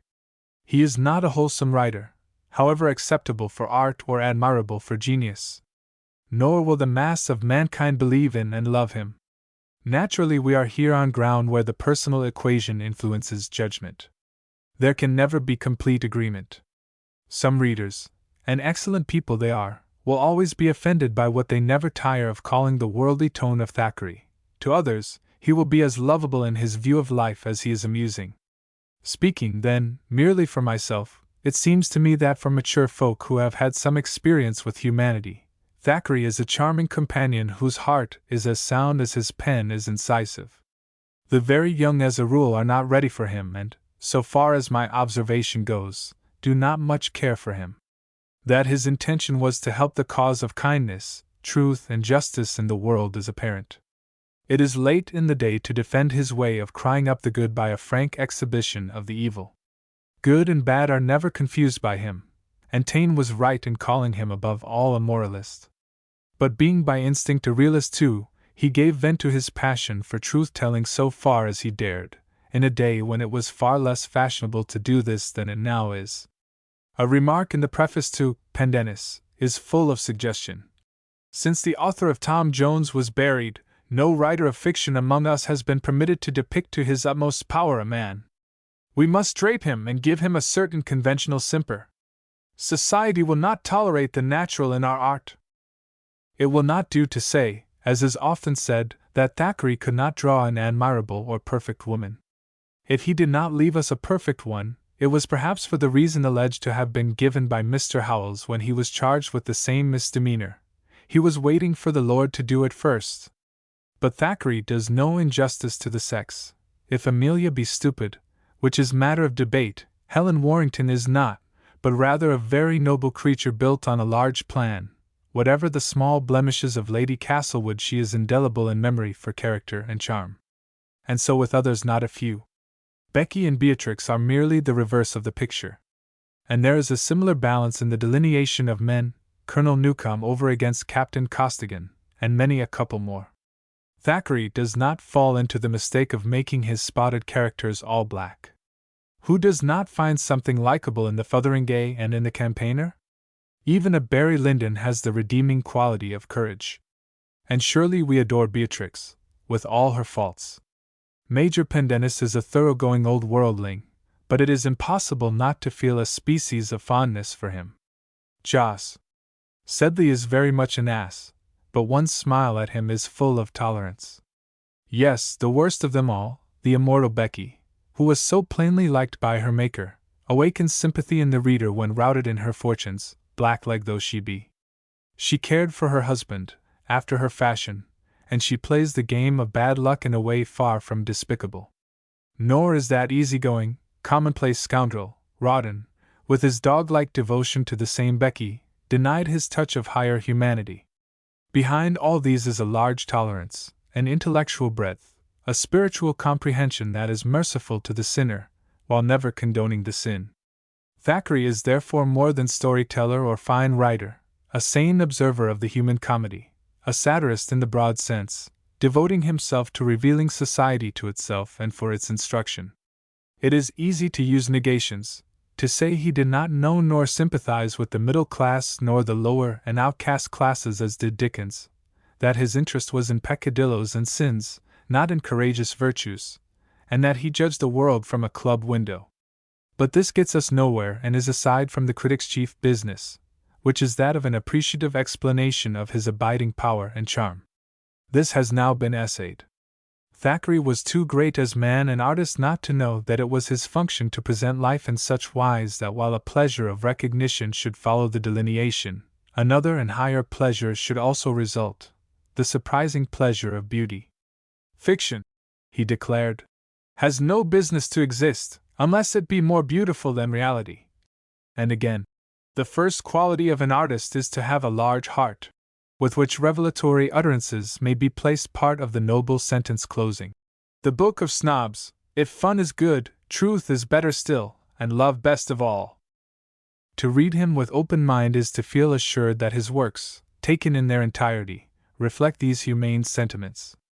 It is a pity, therefore, for any reader of the best fiction, through intense appreciation of Dickens or for any other reason, to cut himself off from such an enlightening student of humanity and master of imaginative literature. Chapter 10. George Eliot. George Eliot began fiction a decade later than Thackeray, but seems more than a decade nearer to us. With her the full pulse of modern realism is felt throbbing. There is no more of the yes and thous with which, when he would make an exordium, Thackeray addressed the world, a fashion long since laid aside. Eliot drew much nearer to the truth, the quiet, homely verity of her scenes is a closer approximation to life, realizes life more vitally than the most veracious page of Vanity Fair. Not that the great woman novelist made the mistake of a slavish imitation of the actual, that capital, lively scene in the early part of The Mill on the Floss, where Mrs.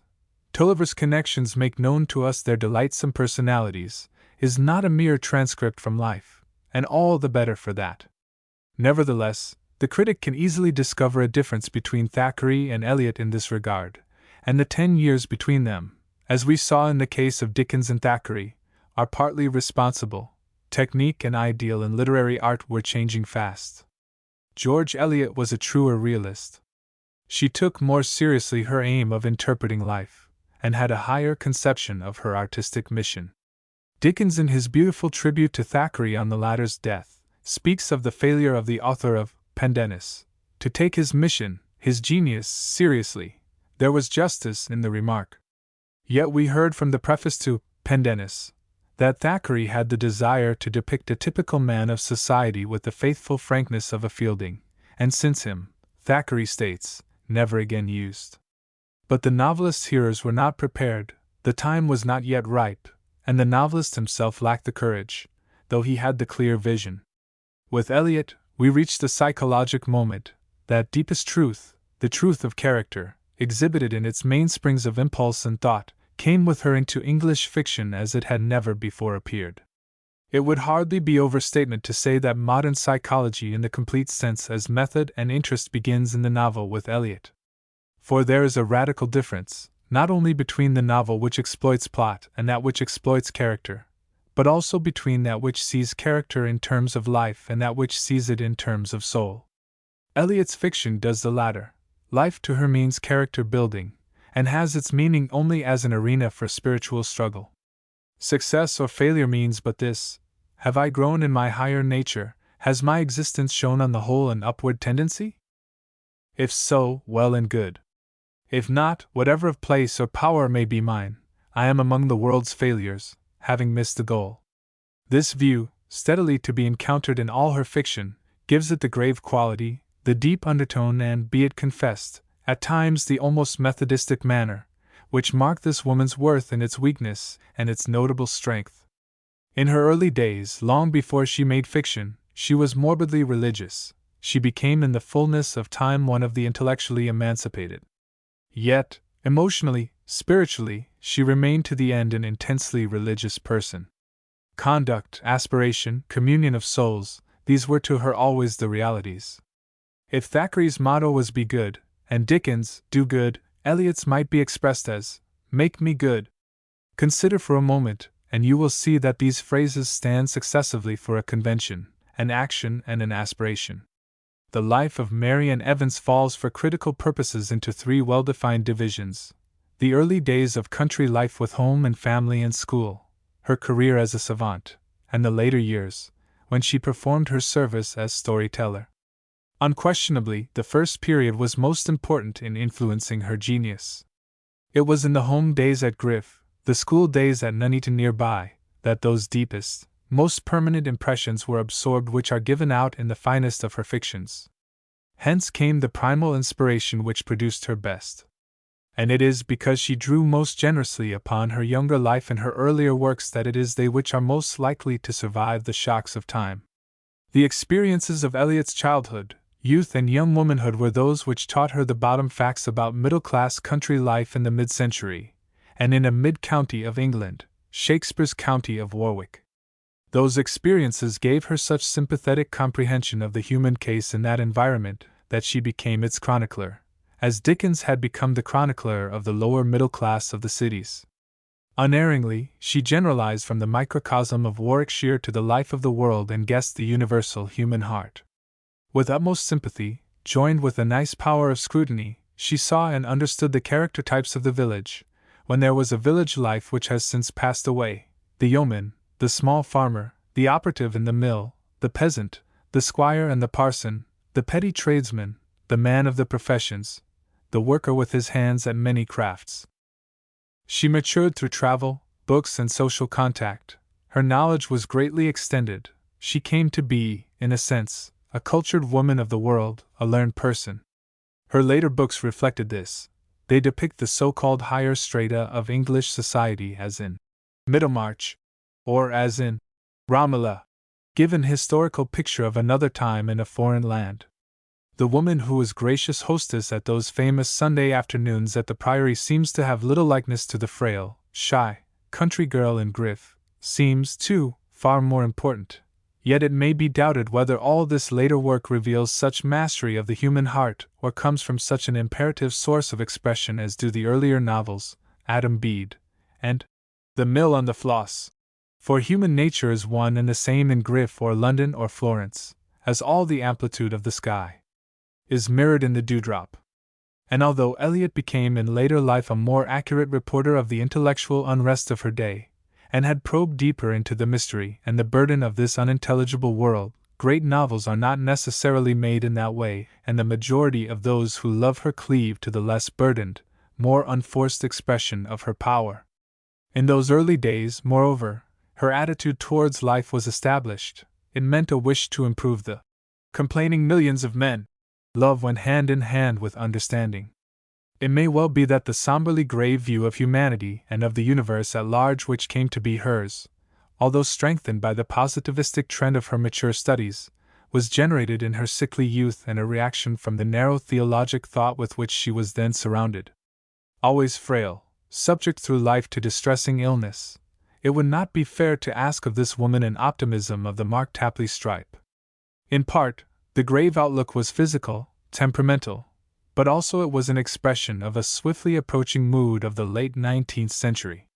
And the beginning can be traced back to the autumn evenings in the big farmhouse at Griff when, as a mere child, she wrestled or prayed with what she called her sick soul. That stern, upright farmer father of hers seems the dominant factor in her make-up, although the iron of her blood was tempered by the livelier, more mundane qualities of her sprightly mother, towards whom we look for the source of the daughter's superb gift of humor.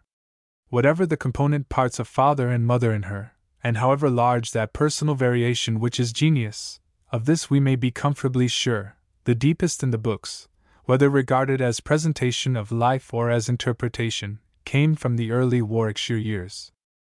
Gradually came that mental eclaircissement which produced the editor, the magazinist, the translator of Strauss. The friendship with the Brays more than any one thing marks the external cause of this awakening. But it was latent, this response to the world of thought and of scholarship, and certain to be called out sooner or later. Our chief interest in it is due to the query how much it ministered to her coming career as creative author of fiction. George Eliot at this period looked perilously like a blue stocking. The range and variety of her reading and the severely intellectual nature of her pursuits justify the assertion. Was this well for the novelist? The reply might be a paradox. Yes and no. This learning imparted to Eliot's works a breadth of vision that is tonic and wins the respect of the judicious. It helps her to escape from that bane of the woman novelist, excessive sentiment without intellectual orientation. But on the other hand, there are times when she appears to be writing a polemic, not a novel, when the tone becomes didactic, the movement heavy, when the work seems self-conscious and over-intellectualized. Nor can it be denied that this tendency grew on Eliot, to the injury of her latest work. There is a simple kind of exhortation in the clerical scenes, but it disappears in the earliest novels, only to reappear in stories like Daniel Deronda. Any and all culture that comes to a large, original nature, and such was Eliot's, should be for the good of the literary product. Learning in the narrower, more technical sense, is perhaps likely to do harm. Here and there is a reminder of the critic-reviewer in her fiction. George Eliot's intellectual development during her last years widened her work and strengthened her comprehensive grasp of life. She gained an interpretation thereby. There will, however, always be those who hold that it would have been better for her reputation had she written nothing after Middlemarch, or even after Felix Holt. Those who object on principle to her agnosticism would also add that the negative nature of her philosophy, her lack of what is called definite religious convictions, had its share in injuring materially her maturest fiction. The vitality or charm of a novel, however, is not necessarily impaired because the author holds such views. It is more pertinent to take the books as they are, in chronologic order, to point out so far as possible their particular merits. And first, the scenes from clerical life.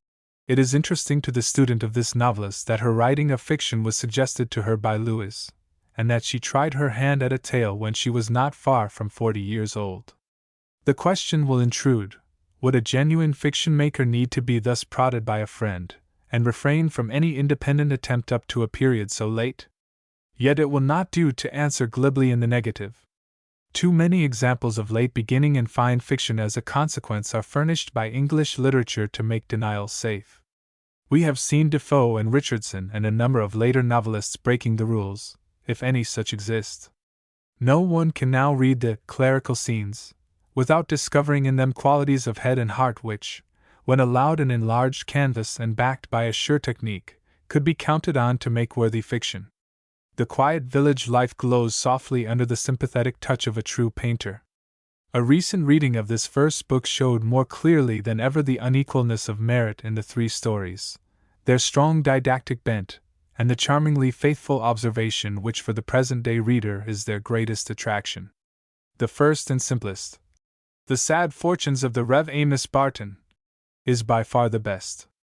The poorest is the second, Mr. Gilfil's Love Story, which has touches of conventional melodrama in a framework reminiscent of earlier fictionists like Disraeli. Janet's Repentance, with its fine central character of the unhappy wedded wife, is strong, sincere, appealing, and much of the local color admirable. But perhaps because there is more attempt at storytelling, more plot, the narrative falls below the beautiful, quiet chronicle of the days of Amos, an exquisite portrayal of an average man who yet stands for humanity's best. The tale is significant as a prelude to Eliot's coming work, containing, in the seed, those qualities which were to make her noteworthy. Perusing the volume today, we can hardly say that it appears an epoch-making production in fiction, the declaration of a new talent in modern literature.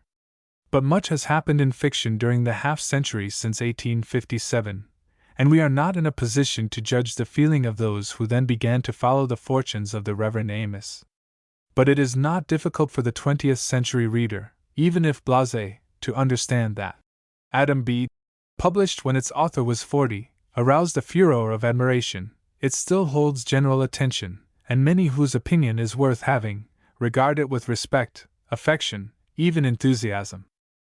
The broader canvas was exactly what the novelist needed to show her power of characterization, her ability to build up her picture by countless little touches guided by the most unflinching faith in detail and given vibrancy by the sympathy which in all George Eliot's fiction is like the air you breathe.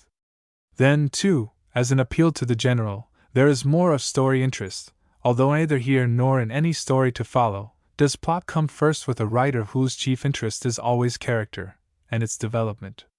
The autobiographic note deepens and gives at once verity and intensity to the novel. Here, as in The Mill on the Floss, which was to follow the next year, Eliot first gave free play to that emotional seizure of her own past to which reference has been made. The homely material of the first novel was but part of its strength. Readers who had been offered the flash romantic fiction of Disraeli and Bulwer turned with refreshment to the placid annals of a village where, nonetheless, the human heart in its follies and frailties and nobilities is laid bare. The skill with which the leisurely moving story rises to its vivid moments of climactic interest, the duel in the wood, Hetty's flight, the death of Adam's father, is marked and points plainly to the advance, through study and practice, of the novelist since the clerical scenes. Constructive excellencies do not come by instinct. Adam Bede is preeminently a book of belief, written not so much in ink as in red blood, and in that psychic fluid that means the author's spiritual nature. She herself declared, "I love it very much," and it reveals the fact on every page. Aside from its indubitable worth as a picture of English middle-class country life in an earlier 19th century than we know, the easy-going days before electricity, it has its highest claim to our regard as a reading in life, not conveyed by word of mouth didactically, but carried and seen in character. The author's tenderness over Hetty, without even sentimentalizing her as, for example, Dumas sentimentalizes his Camille, suggests the mood of the whole narrative, a large-minded, large-hearted comprehension of humankind, and insistence on spiritual tests, yet with the will to tell the truth and present impartially the darkest shadows. It is because George Eliot's people are compounded with beautiful naturalness of good and bad, not hopelessly bad with Hetty, nor hopelessly good with Adam, that we understand them and love them. Here is an element of her effectiveness.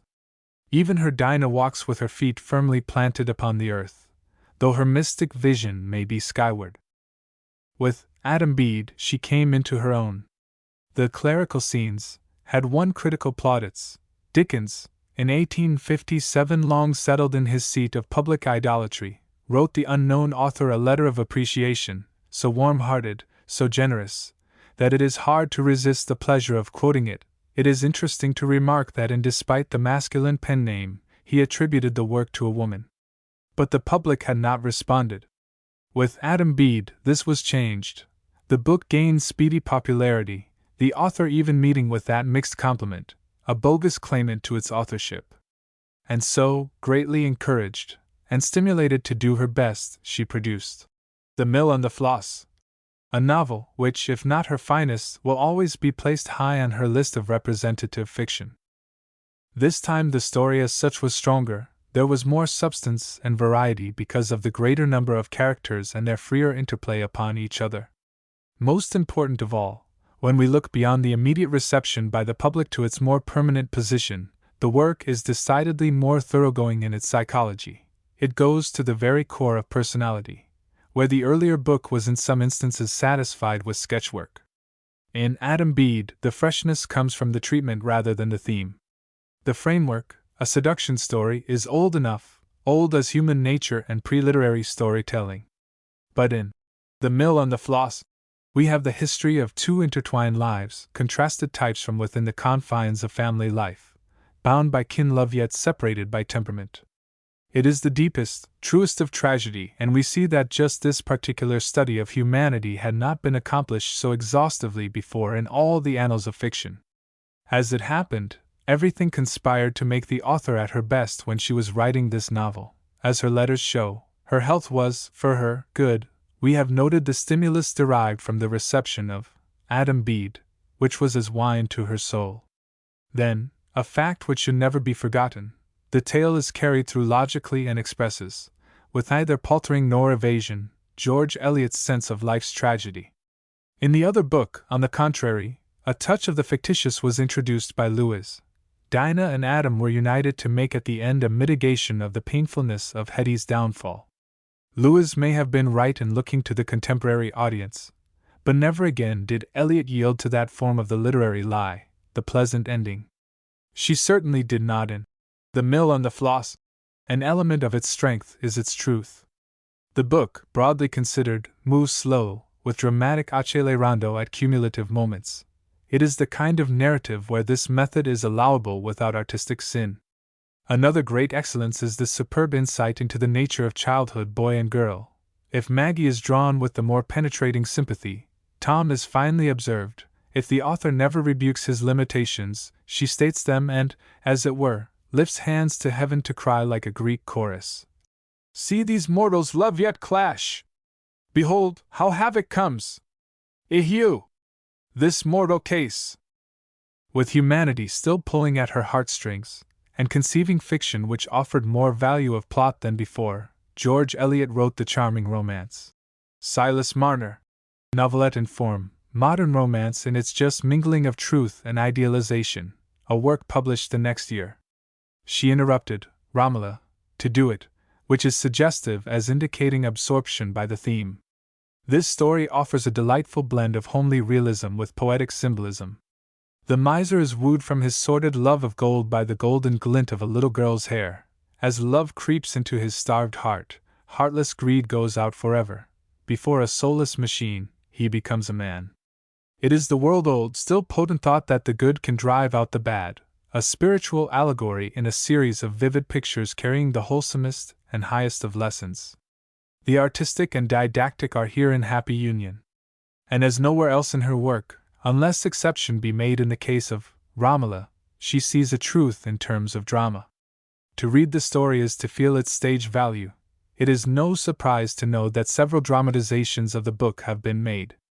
Aside from its central motive, the studies of homely village life, as well as of polite society, are in Eliot's best manner. The humor of Dolly Winthrop is of as excellent vintage as the humor of Mrs.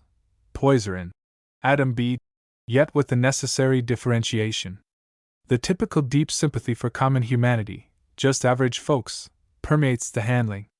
Moreover, while the romance has a happy issue, as a romance should according to Stevenson, if it possibly can, it does not differ in its view of life from so fatalistic a book as The Mill on the Floss. For circumstances changed Silas. If the child Ippy had not come, he might have remained a miser. It was not his will alone that revolutionized his life. What some would call luck was at work there.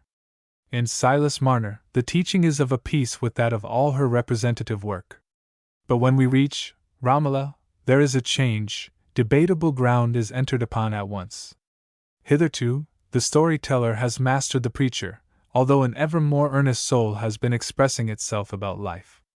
Now we enter the region of more self-conscious literary art, of planned work and study, and confront the possibility of flagging invention. Also, we leave the solid ground of contemporary themes and find the realist with her hang for truth, essaying in historical setting, an entirely new and foreign motive. Eliot had already proved her right to depict certain aspects of her own English life. To strive to exercise the same powers on a theme like Romola was a venturesome step. We have seen how Dickens and Thackeray essayed romance at least once with ringing success. Now the third major mid-century novelist was to try the same thing. It may be conceded at the start that in one important respect this Florentine story of Savonarola and his day is entirely typical. It puts clearly before us in a medieval romantic mise-en-scene the problem of a soul, the slow, subtle, awful degeneration of the man Tito, with its foil in the noble figure of the girl Romola. The central personality psychologically is that of the wily Greek Italian, and Eliot never probed deeper into the labyrinths of the perturbed human spirit than in this remarkable analysis.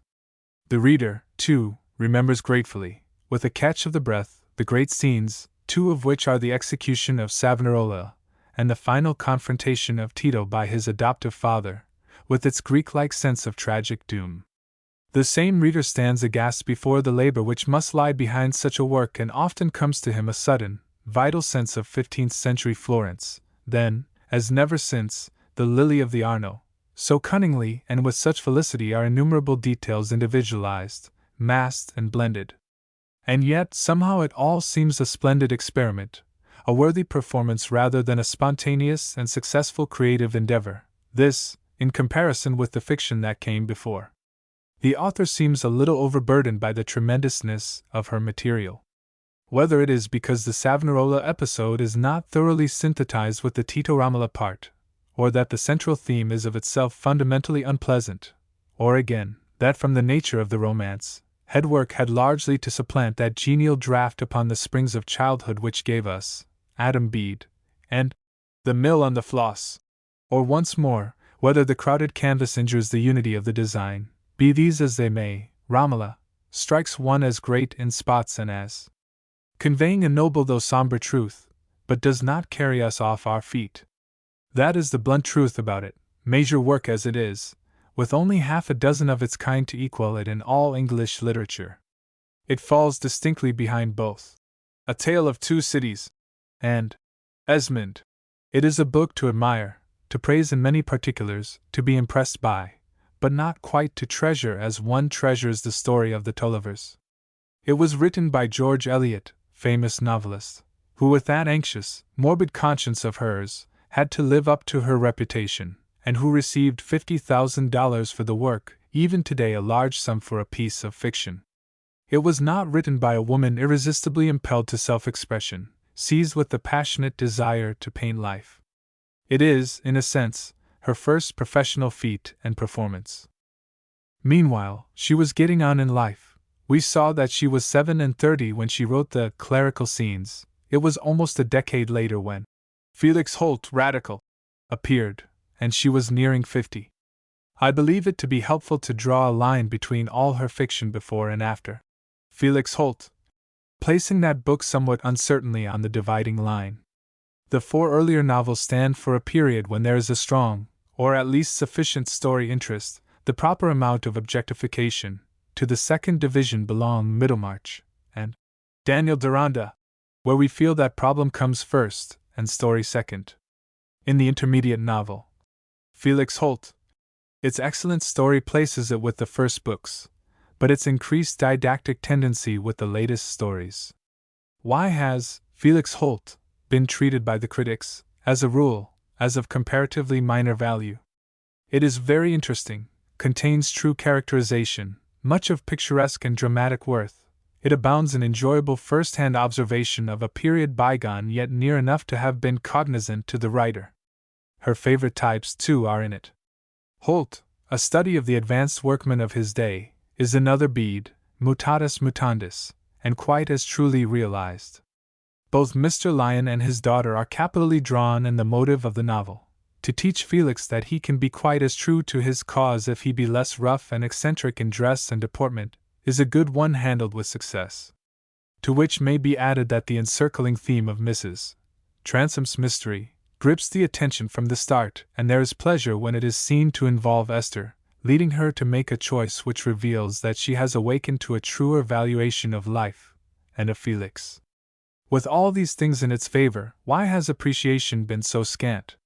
Is it not that continually in the narrative you lose its broader human interest because of the narrower political and social questions that are raised?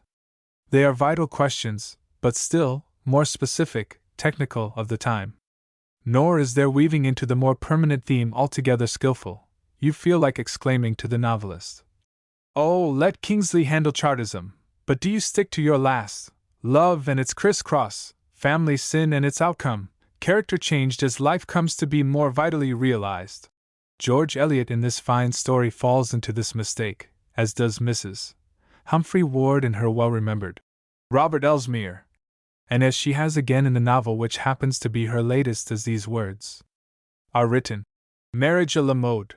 The thesis has a way of sticking out obtrusively in such efforts.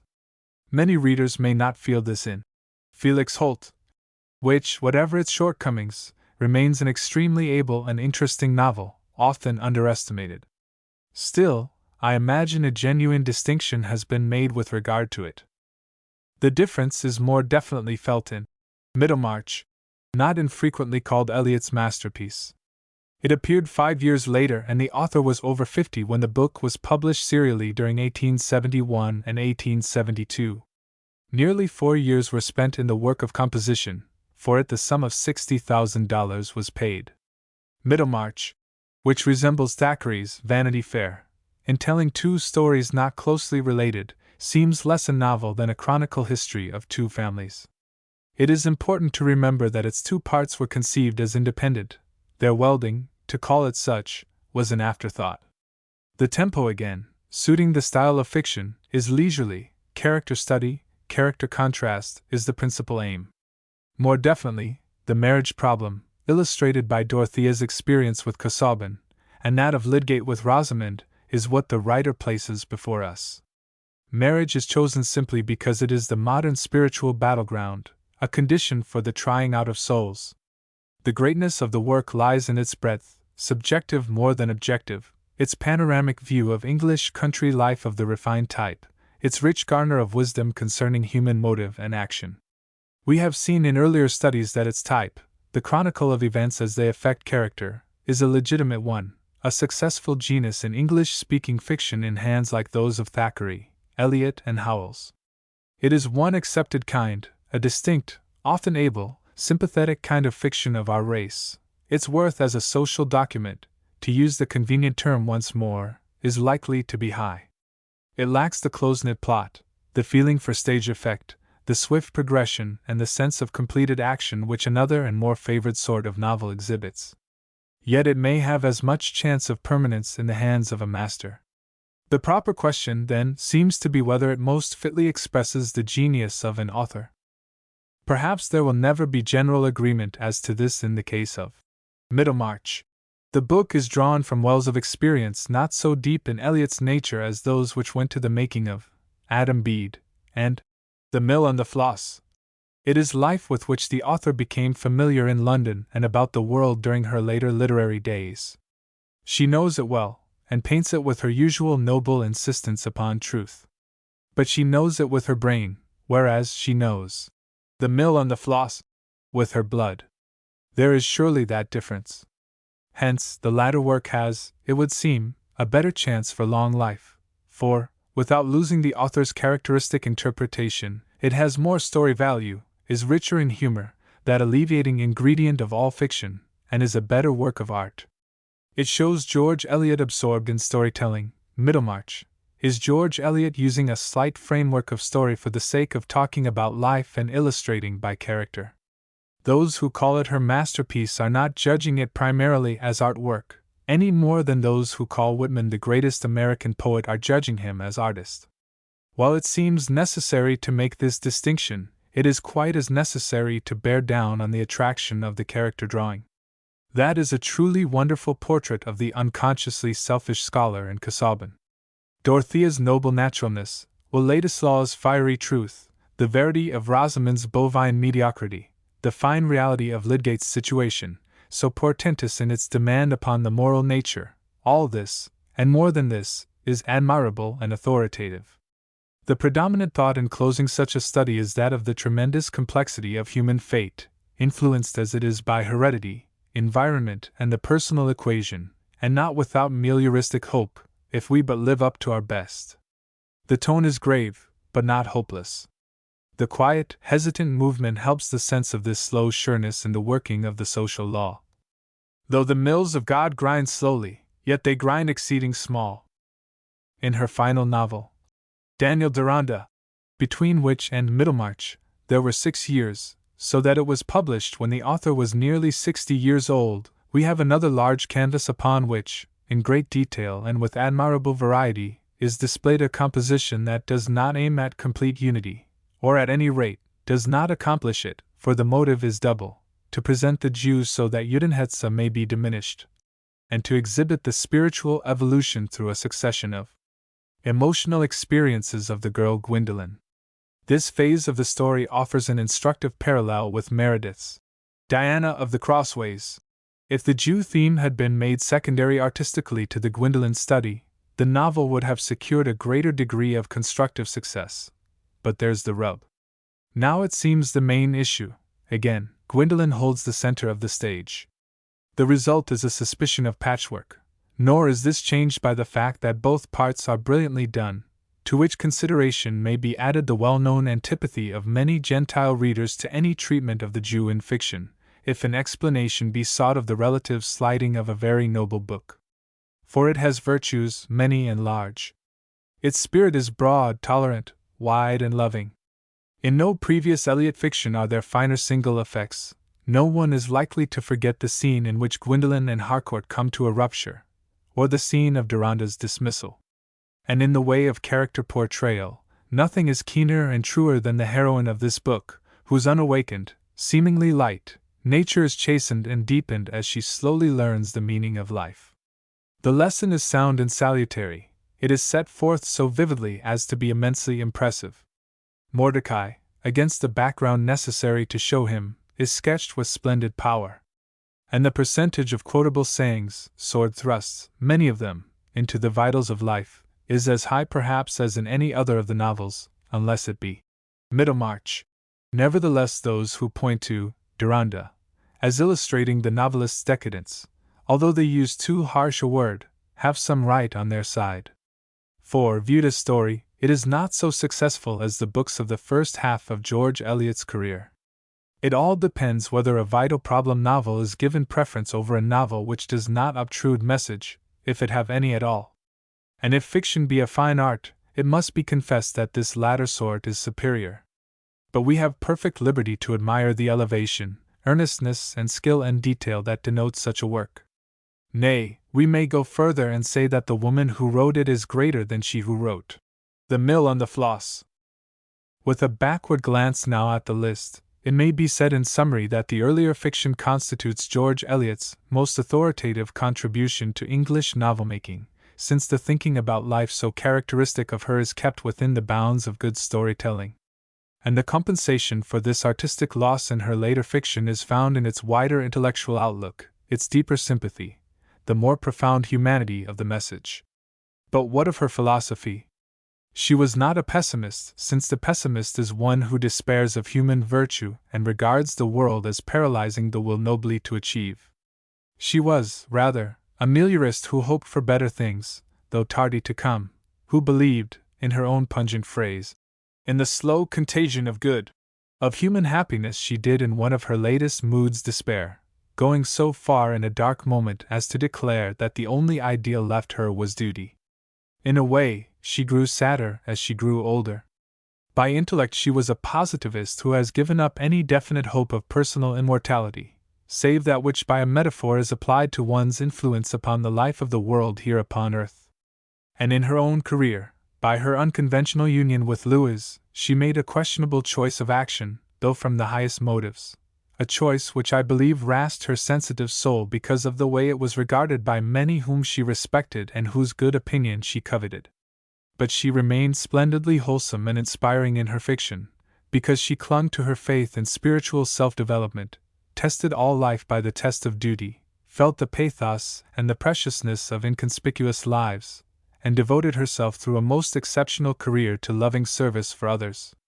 She was therefore not only a novelist of genius, but a profoundly good woman. She had an ample practical credo for living and will always be, for those who read with their mind and soul as well as their eyes, anything but a depressing writer. For them, on the contrary, she will be a tonic force, a seer using fiction as a means to an end, and that end the betterment of mankind. Chapter 11 Trollope and Others. 5 or 6 writers of fiction, none of whom has attained a position like that of the 3 great Victorians already considered, yet all of whom loomed large in their day, have met with unequal treatment at the hands of time: Bulwer-Lytton, Disraeli, Reed, Trollope, Kingsley. And the Brontes might well be added to the list. The men are mentioned in the order of their birth, yet it seems more natural to place Trollope last, not at all because he lived to 1882, while Kingsley died 7 years earlier. Reed lived 2 years after Trollope, but seems chronologically far before him as a novelist. In the same way, Disraeli and Bulwer-Lytton, as we now look back upon them, appear to be figures of another age, though the former lived to within a few years of Trollope, and the latter died but 2 years before Kingsley. Of course, the reason that Disraeli impresses us as antiquated where Trollope looks thoroughly modern, is because the latter is nearest our own day in method, temper and aim. And this is the main reason why he has best survived the shocks of time and is seen to be the most significant figure of an able and interesting group. Before he is examined, something may be said of the others. In a measure, the great reputation enjoyed by the remaining writers was secured in divisions of literature other than fiction, or derived from activities not literary at all. Thus Beaconsfield was premier, Bulwer was noted as poet and dramatist, and eminent in diplomacy, Kingsley a leader in church and state. They were men with many irons in the fire. Naturally, it took some years to separate their literary importance pure and simple from the other accomplishments that swelled their fame. Reed stood somewhat more definitely for literature, and Trollope, although his living was gained for years as a public servant, set his all of reputation on the single throw of letters. He is Anthony Trollope, novelist, or he is nothing. Thinking of Disraeli as a maker of stories, one reads of his immense vogue about the middle of the last century, and reflects sagely upon the change of literary fashions. The magic is gone for the reader now. Such claim as he can still make is most favorably estimated by Coningsby, Sybil, and Tancred, all published within 4 years, and constituting a trilogy of books in which the follies of polite society and the intimacies of politics are portrayed with fertility and facility. The earlier Henrietta Temple and Venetia, however fervid in feeling and valuable for the delineation of contemporary character, are not so characteristic. Nor are the novels of his last years, Lothair and Endymion, in any way better than those of his younger days. That the political trilogy have still a certain value as studies of the time is beyond argument. Also, they have wit, invention, and a richly pictorial sense for setting, together with flamboyant attraction of style and a solid substratum of thought. One recognizes often that an athletic mind is at play in them. But they do not now take hold, whatever they once did, An air of the false literary is over them. It is not easy to read them as true transcripts from life. To get a full sense of this, turn to literally contemporaneous books like Dickens, David Copperfield, and Hard Times. Compared with such, Disraeli and all his world seem clever pastiche. Personal taste may modify this statement, it can hardly reverse it. It would be futile to explain the difference by saying that Disraeli was some 8 years before Dickens or that he dealt with another, and higher class of society. The difference goes deeper. It is due to the fact that one writer was writing in the spirit of the age with his face to the future, and so giving a creative representation of its life, whereas the other was painting its manners and only half in earnest, playing with literature, in sooth. A man like Dickens is married to his art. Disraeli indulges in a temporary liaison with letters. There is, too, in the Lothair-Dimmond kind of literature a fatal resemblance to the older sentimental and grandiose fiction of the 18th century, an effect of plush and padding, an atmosphere of patchouli and sachet powder. It has the limitation that fashion ever sets. It is boudoir novel writing, cabinet literature in both the social and political sense. As Agnes Repler has it, Lothair is beloved by the female aristocracy of Great Britain, and mysterious ladies, whose lofty souls stoop to no conventionalities, die happy with his kisses on their lips.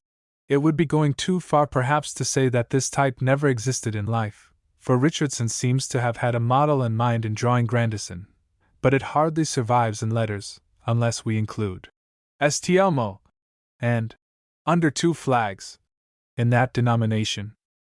To sum it all up, for most of us Disraeli has become hard reading. This is not to say that he cannot still be read with profit as one who gives us insight concerning his day, but his gorgeous pictures and personages have faded woefully, where Trollope's are as bright as ever, and the latter is right when he said that Lord Beaconsfield's creatures have a flavor of paint and unreality. 2.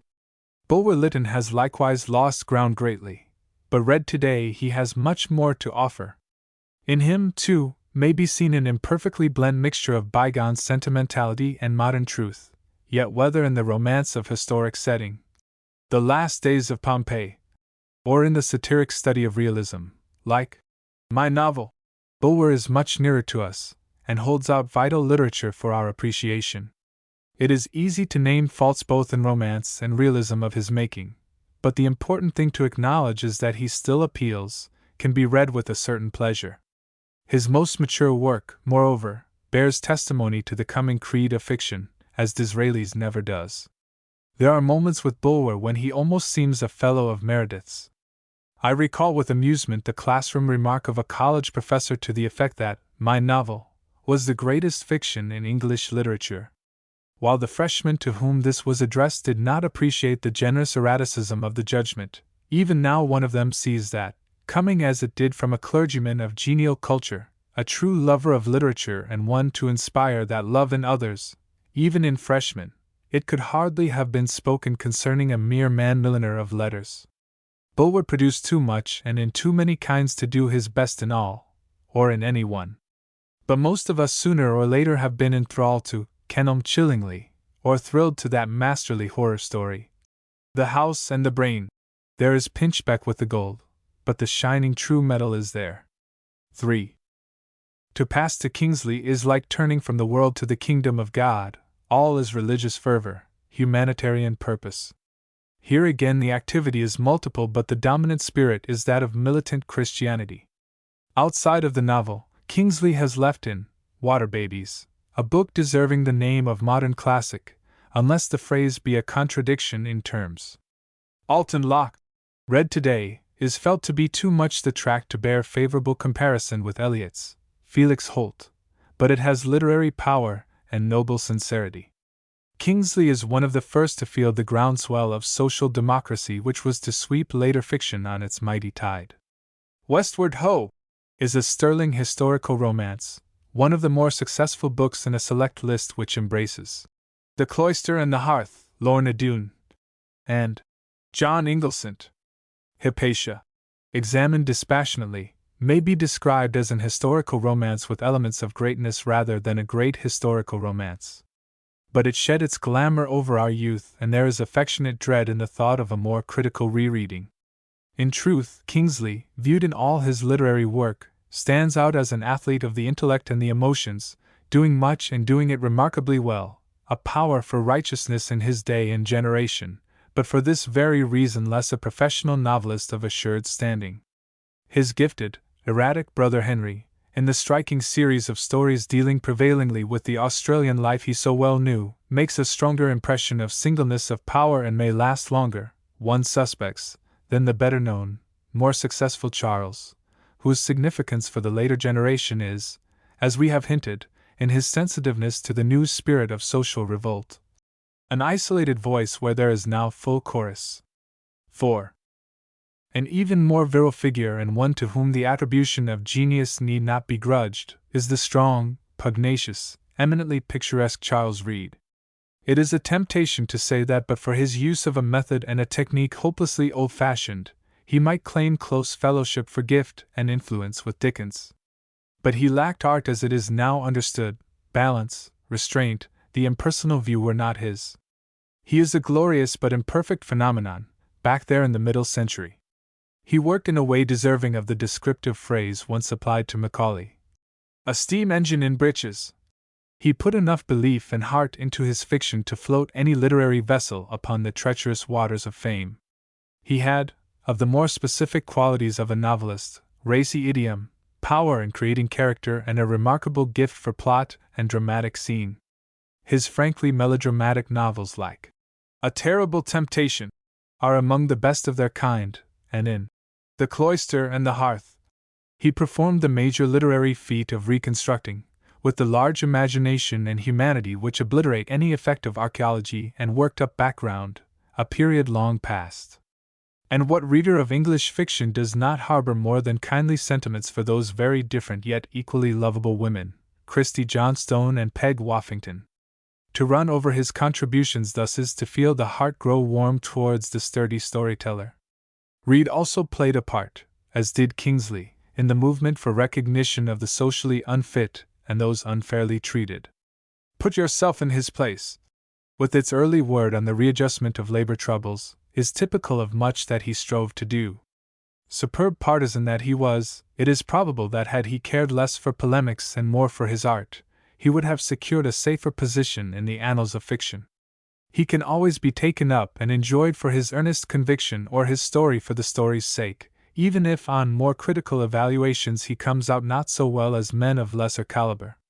The writer of the group who has consistently gained ground and has come to be generally recognized as a great artist, a force in English fiction both for influence and pleasure-giving power, is Anthony Trollope. He is vital today in strengthening his hold upon the readers of fiction. The quiet, cultivated folk in whose good opinion lies the destiny of really worthy literature are, as a rule, friendly to Trollope. Not seldom they are devoted to him. Such people peruse him in an enjoyably ruminative way at their meals, or read him in the negligee of retirement. He is that cozy, enviable thing, a bedside author. He is above all a storyteller for the middle-aged, and it is his good fortune to be able to sit and wait for us at that halfway house, since we all arrive. Of course, to say this is to acknowledge his limitations. He does not appeal strongly to the young, though he never forgets to tell a love story, but he is too placid, matter-of-fact, unromantic for them. But if he do not shake us with lyric passion, he is always interesting and he wears uncommonly well. That his popularity is extending is testified to by new editions and publishers' hullabaloo over his work. Such a fate is deserved by him, for Trollope is one of the most consummate masters of that commonplace which has become the modern fashion and fascination. He has a wonderful power in the realism which means getting close to the fact and the average without making them uninteresting. So, naturally, as realism has gained, he has gained. No one except Jane Austen has surpassed him in this power of truthful portrayal, and he has the advantage of being practically of our own day. He insisted that fiction should be objective, and refused to intrude himself into the story, showing himself in this respect a better artist than Thackeray, whom he much admired but frankly criticized. He was unwilling to pause and harangue his audience in rotund voice after the manner of Dickens. First among modern novelists, Trollope stands invisible behind his characters, and this, as we have seen, was to become one of the articles of the modern creed of fiction. He affords us that peculiar pleasure which is derived from seeing in a book what we instantly recognize as familiar to us in life. Just why the pleasure may be left to the psychologists, but it is of indisputable charm, and Trollope possesses it. We may talk wisely and at length of his commonplaceness, lack of spice, philistinism. He can be counted on to amuse us. He lived valiantly up to his own injunction. Of all the needs a book has, the chief need is that it is readable. A simple test, this, but a terrible one that has slain its thousands. No 19th century maker of stories is safer in the matter of keeping the attention. If the book can be easily laid down, it is always agreeable to take it up again. Trollope set out in the most systematic way to produce a series of novels illustrating certain sections of England, certain types of English society. Steadily, for a lifetime, with the artisan's skillful hand, he labored at the craft. He is the very antithesis of the erraticisms and irregularities of genius. He went to his daily stint of work, by night and day, on sea or land, exactly as the merchant goes to his office, the mechanic to his shop. He wrote with a watch before him, 250 words to 15 minutes. But he had the most unusual faculty of direct, unprejudiced, clear observation. He trained himself to set down what he saw and to remember it. And he also had the constructive ability to shape and carry on his story so as to create the effect of growth, along with an equally valuable power of sympathetic characterization, so that you know and understand his folk. Add to this a style perfectly accordant with the unobtrusive harmony of the picture, and the main elements of Trollope's appeal have been enumerated. Yet has he not been entirely explained. His art, meaning the skilled handling of his material, can hardly be praised too much. It is so easy to underestimate because it is so unshowy. Few had a nicer sense of scale and tone. He gets his effects often because of this harmony of adjustment. For one example, The Warden is a relatively short piece of fiction which opens the famous Chronicles of Barset series. Its interest culminates in the going of the Reverend Septimus Harding to London from his quiet country home, in order to prevent a young couple from marrying. The whole situation is tiny, a mere corner flurry. But so admirably has the climax been prepared, so organic is it to all that went before in the way of preparation, that the result is positively thrilling, a wonderful example of the principle of key and relation. Or again, in that scene which is a favorite with all Trollope's readers, where the arrogant Mrs. Proudie is rebuked by the gaunt Mr. Crawley, the effect of his famous "Peace, woman!" is tremendous only because it is a dash of vivid red in a composition where the general color scheme is low and subdued.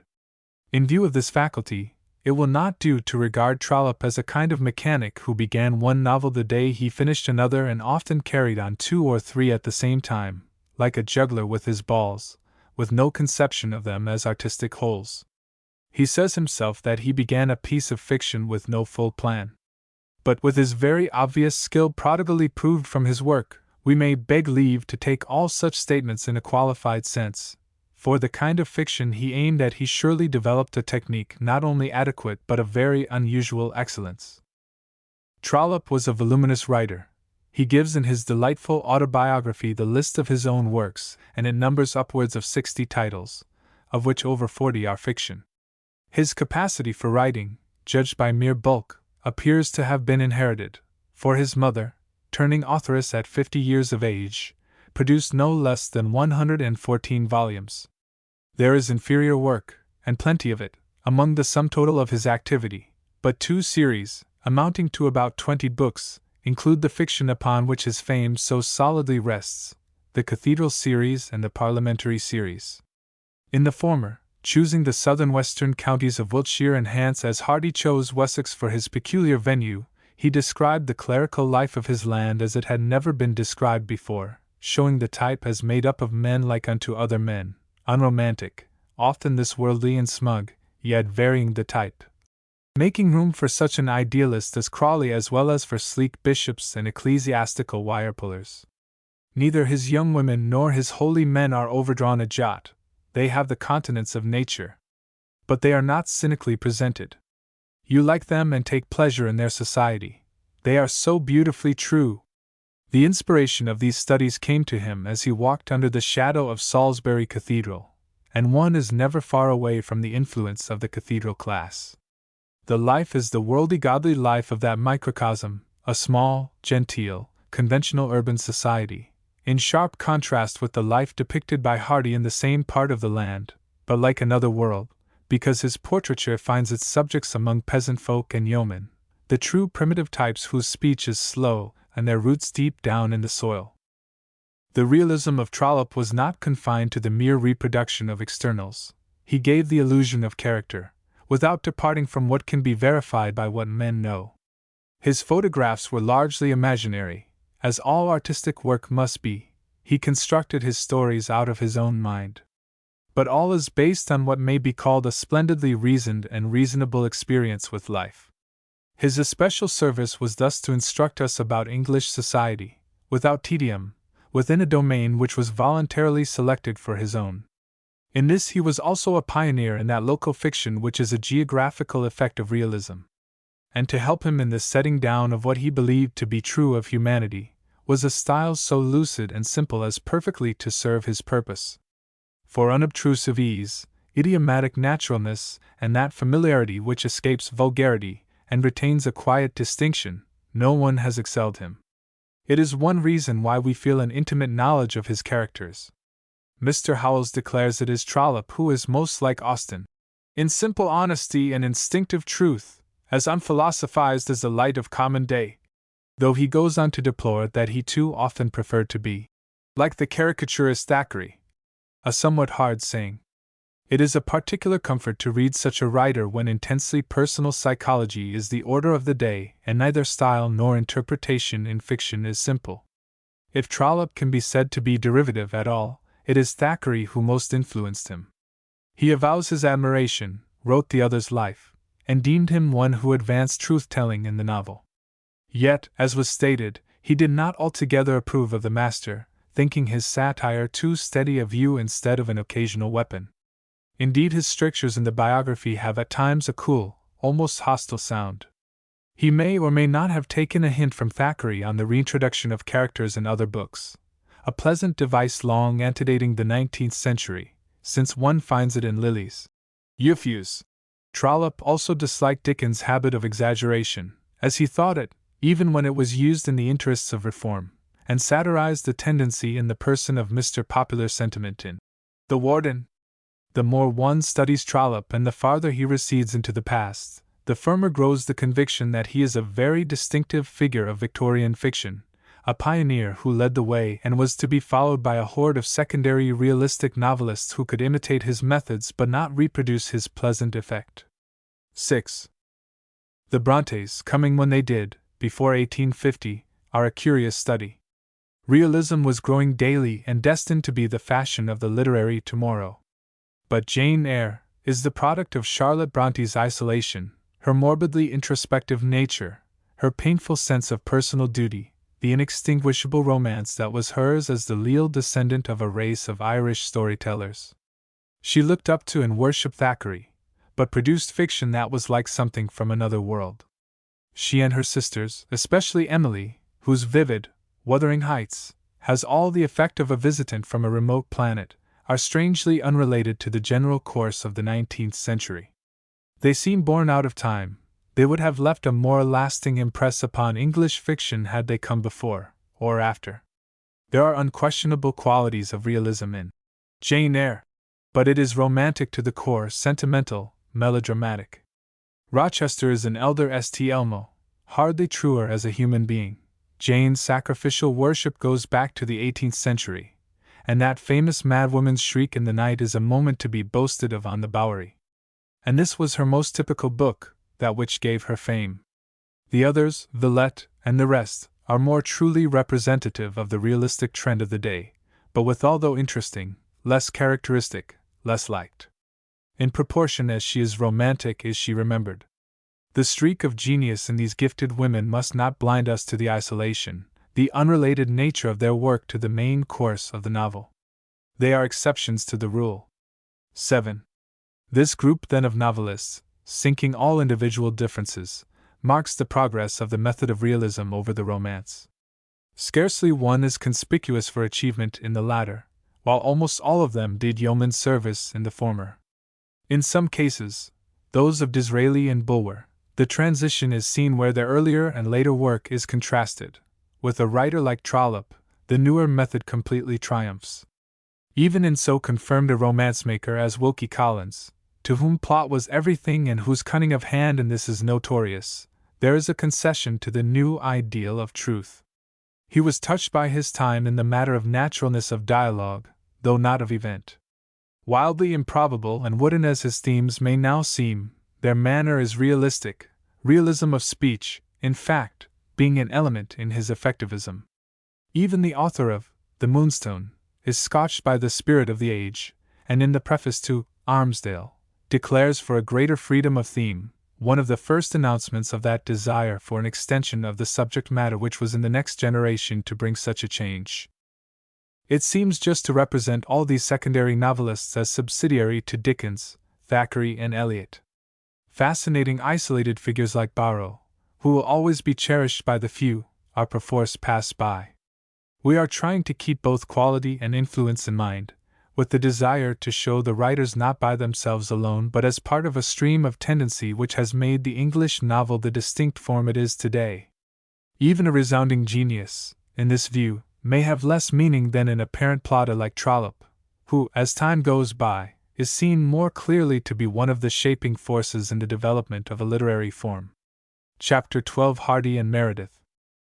We have seen in Chapter 7 how the influence of Balzac introduced to modern fiction that extension of subject and that preference for the external fact widely productive of change in the novel-making of the continent and of English-speaking lands. As the year 1830 was given significance by him, so, a generation later, the year 1870 was given significance by Zola. England, like other lands cultivating the novel, felt the influence. Balzac brought to fiction a greater franchise of theme. Zola taught it to regard a human being, individual or collectively social, as primarily animal, that is, he explains action on this hypothesis. And as an inevitable consequence, realism passed to the so-called naturalism. Zola believed in this view as a theory, and his practice, not always consistent with it, was sufficiently so in the famous Rugen-Mackert series of novels begun the year of the Franco-Prussian War, to establish it as a method, and a school of fiction. Naturalism, linking hands with l'art pour art. A fine phrase is a moral action. There is no other morality in literature, cried Zola, became a banner cry, with "The flesh is all," its chief article of belief.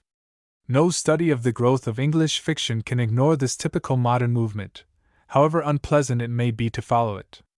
The baser and more brutal phases of the novel continental and insular look to this derivation. Zola's remarkable pronunciamento, the experimental novel, proves how honestly he espoused the doctrine of the realist, how blind he is to its partial view. His attempt to subject the art of fiction to the exact laws of science is an illustration of the influence of scientific thought upon a mind not broadly cultured, though of unusual native quality. Realism of the modern kind, the kind for which Zola stands, is the result in a form of literature of the necessary intellectual unrest following on the abandonment of older religious ideals. Science had forced men to give up certain theological conceptions: death, immorality, God, man. These were all differently understood, and a period of readjustment, doubt and negation, of misery and despair, was the natural issue. Man, being naturally religious, was sure sooner or later to secure a new and more hopeful faith. It was a matter of spiritual self-preservation. But realism in letters, for the moment, before a new theory had been formulated, was a kind of pis-aller by which literature could be produced and attention given to the tangible things of this earth, many of them not before thoroughly exploited. The things of the mind, of the spirit, were certain to be exploited later, when a broader creed should come. The new romanticism and idealism of our day marks this return. Zola's theory is now seen to be wrong, and there has followed a violent reaction from the realistic tenets, even in Paris, its citadel. But for some years, it held tyrannous sway, and its leader was a man of genius, his work distinctive, remarkable, at its best great, in spite of, rather than because of, his principles. It was in the later trilogy of the cities that, using a broader formula, he came into full expression of what was in him. During the last years of his life he was moving, both as man and artist, in the right direction. Yet naturally it was novels like Nana and A l'Assommoir that gave him his vogue, and their obsession with the fleshly gave them for the moment a strange distinction. For years their author was regarded as the founder of a school and its most formidable exponent. He wielded an influence that rarely falls to a maker of stories. And although realism in its extreme manifestations no longer holds exclusive sway, Zola's impulse is still at work in the modern novel. Historically, his name will always be of interest. Thomas Hardy is a realist in a sense true of no English novelist of anything like equal rank preceding him. His literary genealogy is French, for his Jude the Obscure has no English prototype, except the earlier work of George Moore, whose inspiration is even more definitely Paris. To study Hardy's development for a period of about 25 years from Under the Greenwood Tree to Jude is to review, as they are expressed in the work of one great English novelist, the literary ideals before and after Zola. Few will cavil at the inclusion in our study of a living author like Hardy. His work ranks with the most influential of our time, so much may be seen already. His writing of fiction, moreover, or at least of novels, seems to be finished. And like Meredith, he is a man of genius and, strictly speaking, a finer artist than the elder author. For quality, then, and significance of accomplishment, Hardy may well be examined with the masters whose record is rounded out by death. He offers a fine example of the logic of modern realism, as it has been applied by a first-class mind to the art of fiction. In Meredith, on the contrary, is shown a sort of synthesis of the realistic and poetic philosophic interpretation. Hardy is for this reason easier to understand and explain. Meredith refuses classification. The elements of strength in Thomas Hardy can be made out clearly. They are not elusive. Wisely, he has chosen to do a very definite thing and, with rare perseverance and skill, he has done it. He selected as setting the southwestern part of England. Wessex is the ancient name he gave it, that embraces Somersetshire and contiguous counties, because he felt that the types of humanity and the view of life he wished to show could best be thrown out against the primitive background. Certain elemental truths about men and women, he believed, lost sight of in the kaleidoscopic attritions of the town, might there be clearly seen. The choice of locale was thus part of an attitude toward life. That attitude or view may be described fairly well as one of philosophic fatalism. It has not the cold removedness of the Stoic, it has pity in it, even love. But it is deeply sad, sometimes bitter. In Hardy's presentation of nature, a remark applying to some extent to a younger novelist who shows his influence, Philpotts, she is displayed as an ironic expression, with even malignant moods, of a supreme cosmic indifference to the petty fate of that animalcule, man. And this, in spite of a curious power she possesses of consoling him and of charming him by blandishments that cheat the loneliness of his soul.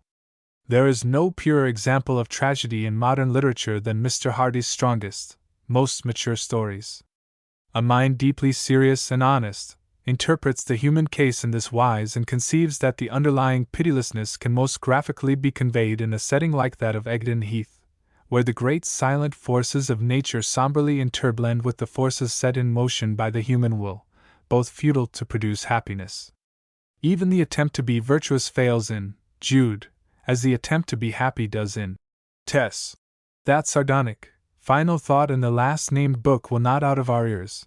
Fate had played its last little jest with poor Tess. But there are mitigations, many and welcome. Hardy has the most delightful humor. His peasants and simple middle-class folk are as distinctive and enjoyable as anything since Shakespeare. He also has a more sophisticated, cutting humor, tipped with irony and tart to the taste, which he uses in those stories or scenes where urbanites mingle with his country folk. But his humorous triumphs are bucolic. And for another source of keenest pleasure, there is his style, ennobling all his work.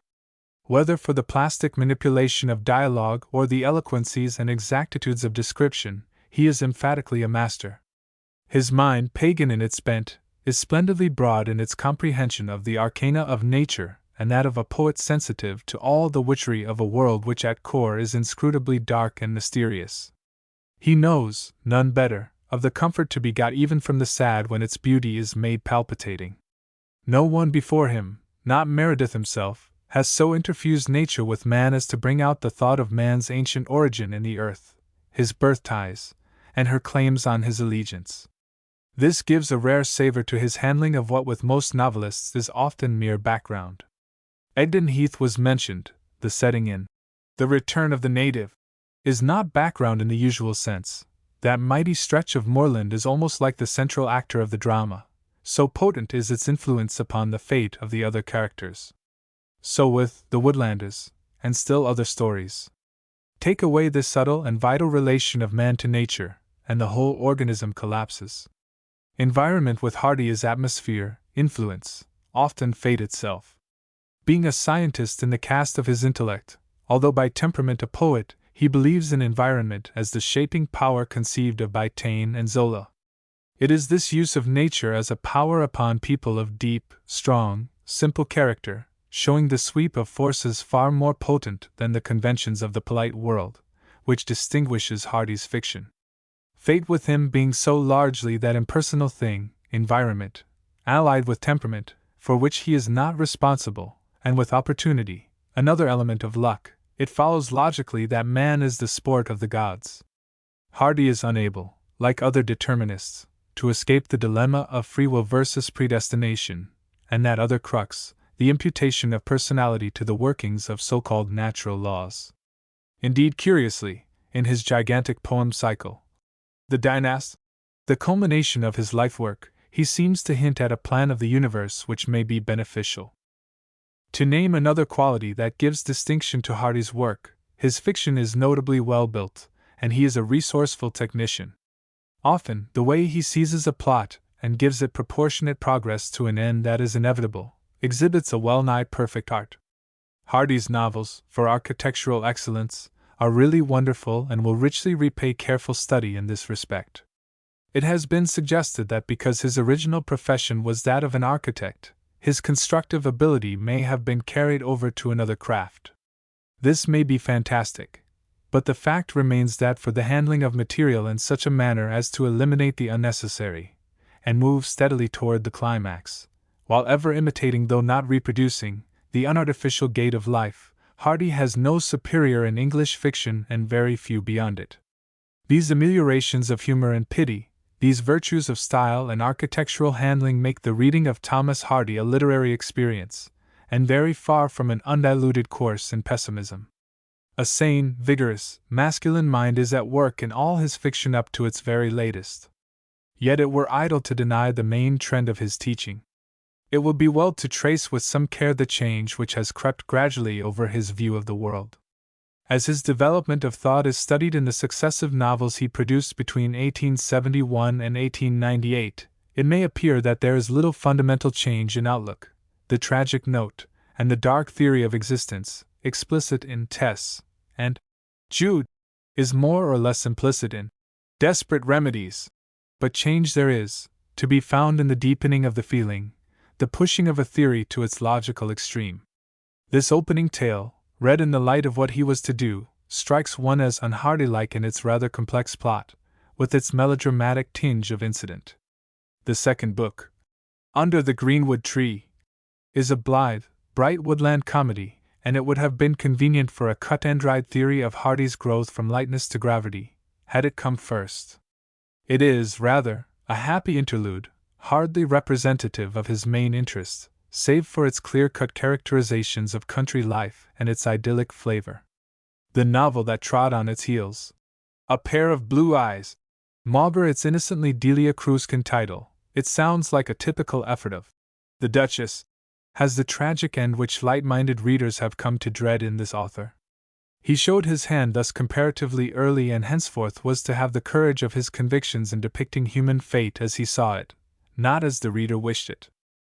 In considering the books that subsequently appeared, to strengthen Hardy's place with those who know fine fiction, they are seen to have his genuine hallmark, just in proportion as they are Wessex through and through, in the interplay of character and environment there, we get his deepest expression as artist and interpreter.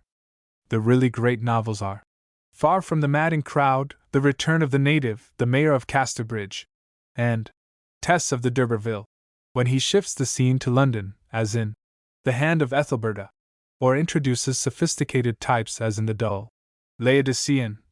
It means comparative failure. Mother soil, he is by birth a Dorchester man and lives there still, gives him idiosyncrasy, flavor, strength.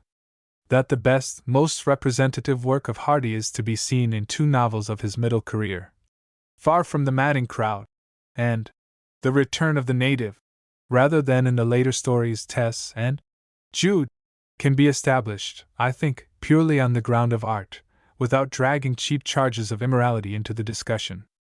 In the last analysis, questions of art always become a question of ethics. The separation is arbitrary and unnatural. That Tess is the book into which the author has most intensely put his mature belief, may be true. It is quiveringly alive, vital as only that is which comes from the deeps of a man's being. But Hardy is so much a special pleader for Tess, that the argument suffers and a grave fault is apparent when the story's climax is studied. There is an intrusion of what seems like factitious melodrama instead of that tissue of events which one expects from a stern necessitarian. Tess need not be a murderess. Therefore, the work should not so conclude, for this is an author whose merit is that his effects of character are causal. He is fatalistic, yes, but in general he royally disdains the cheap tricks of plot whereby excitement is furnished at the expense of credulity and verisimilitude. In Tess's End, there is a suspicion of sensation for its own sake, a suggestion of savage joy and shocking sensibilities. Of course, the result is most powerful, but the superior power of the novel is not here so much as in its splendid sympathy and truth. He has made this woman's life history deeply affecting and is right in claiming that she is a pure soul, judged by intention. The heart feels that she is sinned against rather than sinning, and in the spectacle of her fall finds food for thought. Too deep for tears. At the same time, it should not be forgotten that Tess's piteous plight, the fact that fate has proved too strong for a soul so high in its capacity for unselfish and noble love, is based upon Hardy's assumption that she could not help it.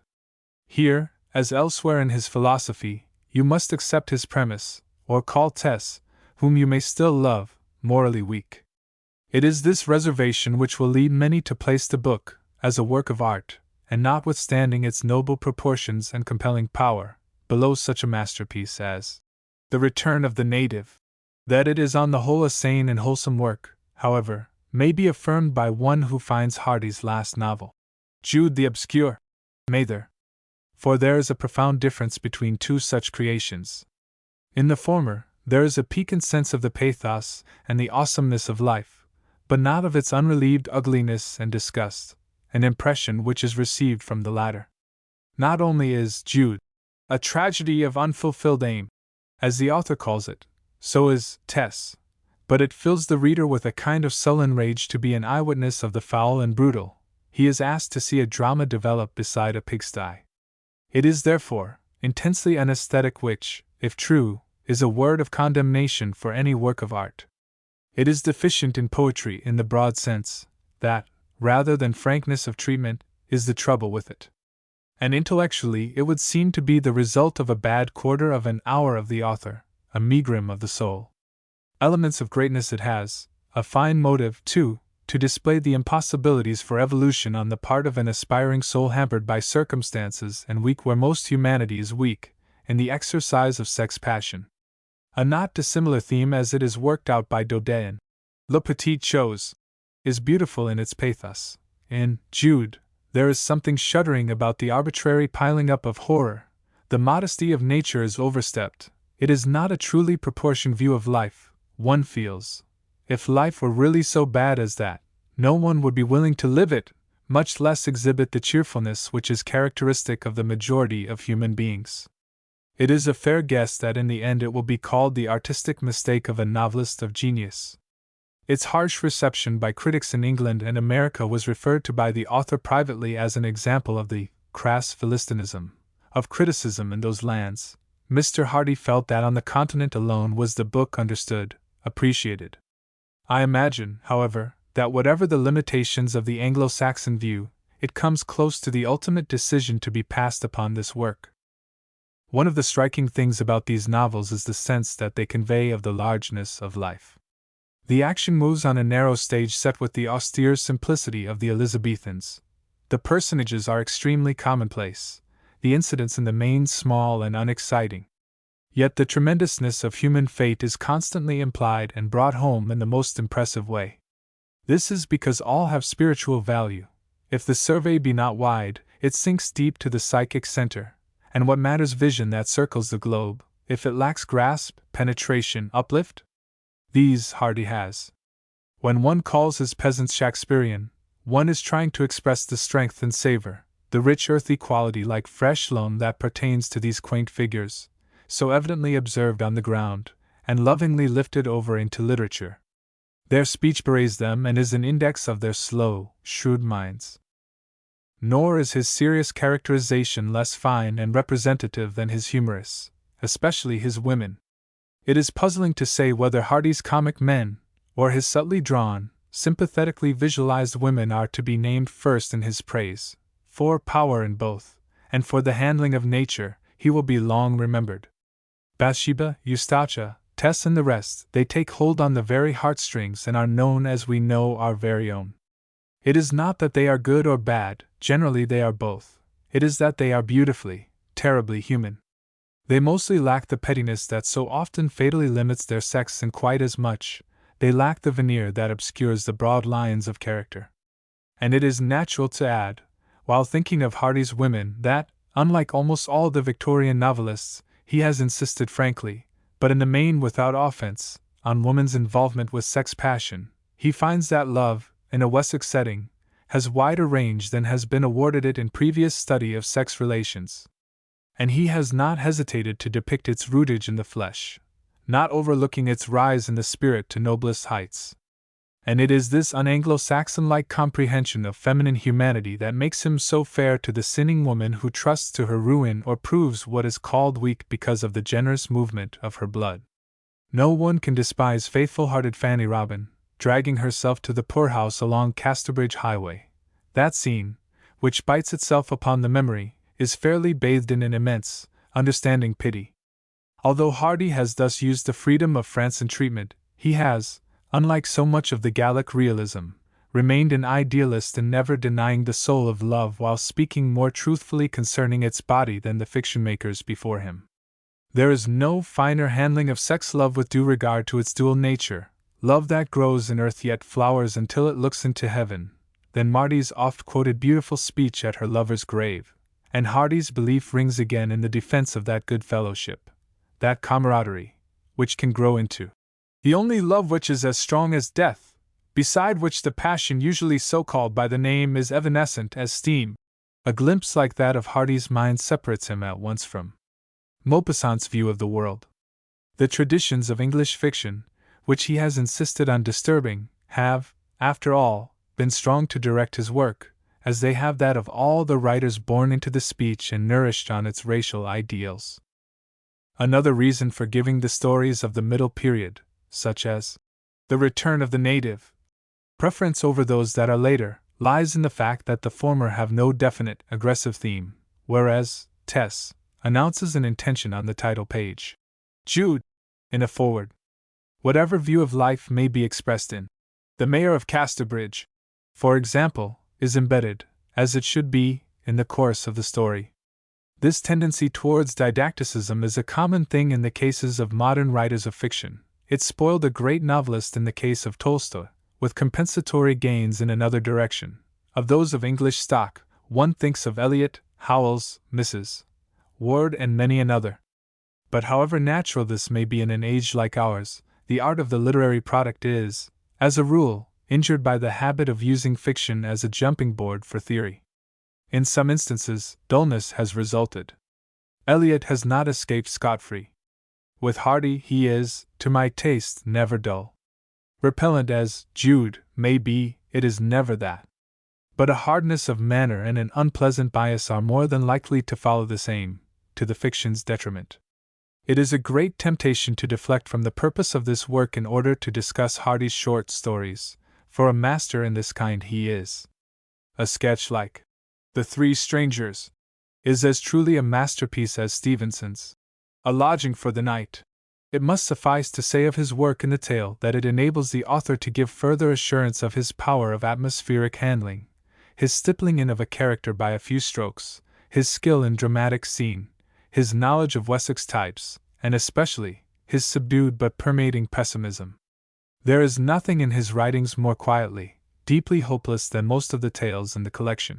Life's little ironies. One shrinks away from the truth and terror of them while lured by their charm. The short stories increase one's admiration for the artist, but the full, more virile message conies from the novels. It is matter for regret that Jude the Obscure, unless the signs fail, is to be his last testament in fiction. For such a man to cease from fiction at scarce 60 can but be deplored. The remark takes on added pertinency because the novelist has essayed in lieu of fiction the poetic drama, a form in which he has less ease and authority. Coming when he did and feeling in its full measure the tidal wave from France, Hardy was compelled both by inward and outward pressure to see life unromantically, so far as the human fate is concerned. But always a poet at heart, he began with verse, he found a vent for that side of his being in nature, in great cosmic realities, in the stormy, passionate heart of humanity, so infinite in its aspirations, so doughty in its heroisms, so pathetic in its doom. There is something noble always in the tragic largeness of Hardy's best fiction. His grim determinism is softened by lyric airs, and even when man is most lonesome, he is consoled by contact with the pure, eternal course of things, whose august flow comforts Arnold. Because of his art, the representative character of his thought, reflecting in prose, as does Matthew Arnold in verse, the deeper thought currents of the time, and because too of the personal quality which for lack of a better word one still must call genius, Thomas Hardy is sure to hold his place in the English fiction of the closing years of the 19th century, and is today the most distinguished living novelist using that speech and one of the few to be recognized and honored abroad. No writer of fiction between 1875 and 1900 has more definitely had a strong influence upon the English novel as to content, scope, and choice of subject. If his convictions have led him to excess, they will be forgiven and forgotten in the light of the serene mastery shared by the half-dozen great works he has contributed to English literature. 2. Once in a while, a century or so, maybe, comes an artist who refuses to be classified. Rules fail to explain him. He makes new rules in the end. He seems too big for any formula. He impresses by the might of his personality, teaching the world what it should have known before, that the personal is the lifeblood of all and any art. Some such effect is made upon the critic by George Meredith, who so recently has closed his eyes to the shows of earth. One can find in him almost all the tendencies of English fiction. He is realist and romanticist, frank lover of the flesh, lofty idealist, impressionist and judge, philosopher, dramatist, essayist, master of the comic and above all, poet. Eloquence, finesse, strength, and sweetness, the limpid and the cryptic, are his in turn. He puts on when he will, like a defensive armor, a style to frighten all but the elect. And they who persist and discover the secret, swear that it is more than worth the pains. Perhaps the lesson of it all is that a first-class writer, creative and distinctive, is a phenomenon transcending school, movement, or period. George Meredith is not, if we weigh words, the greatest English novelist today, for both Hardy and Stevenson are his superiors as artists. But he is the greatest man who has written fiction. Although he was alive but yesterday, the novel frequently awarded first position among his works. The Ordeal of Richard Feverel was published a good half-century ago. Go back to it, get its meaning, then read the latest fiction he wrote. He ceased to produce fiction more than a decade before his death, and you appear to be in contact with the same personality in the substantials of story-making and of life-view. The only notable change is to be found in the final group of 3 stories. One of Our Conquerors, Lord Ormont and his Aminta, and The Amazing Marriage. The note of social protest is louder here, the revolt against conventions more pronounced. Otherwise, the author of Feverel is the author of The Amazing Marriage. Much has occurred in the novel during the 40 years between the 2 works, realism has traveled to an extreme, neo-idealism come by way of reaction, romanticism bloomed again, the novel of ingenious construction, the novel of humanitarian meaning, the novel of thesis and problem, and the novel that foretells the future like an astrologer. All these types and yet others have been practiced. But Meredith has kept tranquilly on the tenor of his large way, uninfluenced, except as he has expressed all these complexities in his own work. He is in literary evolution, a sport. Critics who have tried to show how his predecessors and contemporaries have influenced him have come out lamely from the attempt. He has been sensitive not to individual writers, but to that imponderable yet potent thing, the time tendency in literature. He throws back to much in the past, while in the van of modern thought. What, to illustrate, could be more of the present intellectually than his remarkable sonnet sequence, Modern Love? And are not his women, as a type, the noblest example of the new woman of our day, socially, economically, intellectually emancipated, without losing their distinctive feminine quality? And yet in The Shaving of Shaphat, an early work, we go back to the Arabian Nights for a model. The satiric romance, Harry Richmond, often reminds of the leisured episode method of the 18th century, and while reading the unique Evan Harrington, we think at times of Aristophanes. Nor is much light thrown on Meredith's path in turning to his personal history. Little is known of this author's ancestry and education. His environment has been so simple, his life and its exteriors so uneventful, that we return to the work itself with the feeling that the key to the secret room must be here if anywhere. It is known that he was educated in youth in Germany, which is interesting in reference to the problem of his style. And there is more to be said concerning his parentage than the smug propriety of print has revealed while he lived. We know, too, that his marriage with the daughter of Thomas Love Peacock proved unhappy, and that for many years he has resided, almost a recluse, with his daughter, in the idyllic retirement of Surrey. The privacy of Box Hill has been respected. Next to never has Meredith spoken in any public way and seldom visited London. When he was, at Tennyson's death, made the president of the British Society of Authors, the honor sought the man. The rest is silence. What has appeared since his death has been of too conflicting a nature for credence. We await a trustworthy biography. The appeal then must be to the books themselves. Exclusive of short story, sketch and tale, they include a dozen novels of generous girth, for Meredith is old-fashioned in his demand for elbow-room. They are preeminently novels of character, and more than any novelist of the day the view of the world embodied in them is that of the intellect. This does not mean that they are wanting in emotional force or interest, merely that in George Meredith's fiction men and women live the life of thought as it is acted upon by practical issues. Character seen in action is always his prepossession. Plot is not save as it exhibits this. The souls of men and women are his quarry, and the test of a civilization the degree in which it has developed the mind for an enlightened control over the emotions and the bodily appetites. Neither does this mean, as with Henry James, the disappearance of plot.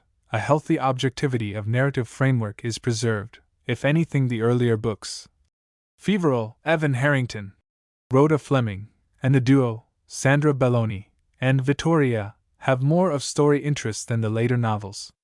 Meredith has never feared the use of the episode, in this suggesting the older methods of Fielding and Smollett. Yet the episodic in his hands has ever its use for psychologic envisagement. Love, too, plays a large role in his fiction. Indeed, in the wider Platonic sense, it is constantly present, although he is the last man to be called a writer of love stories.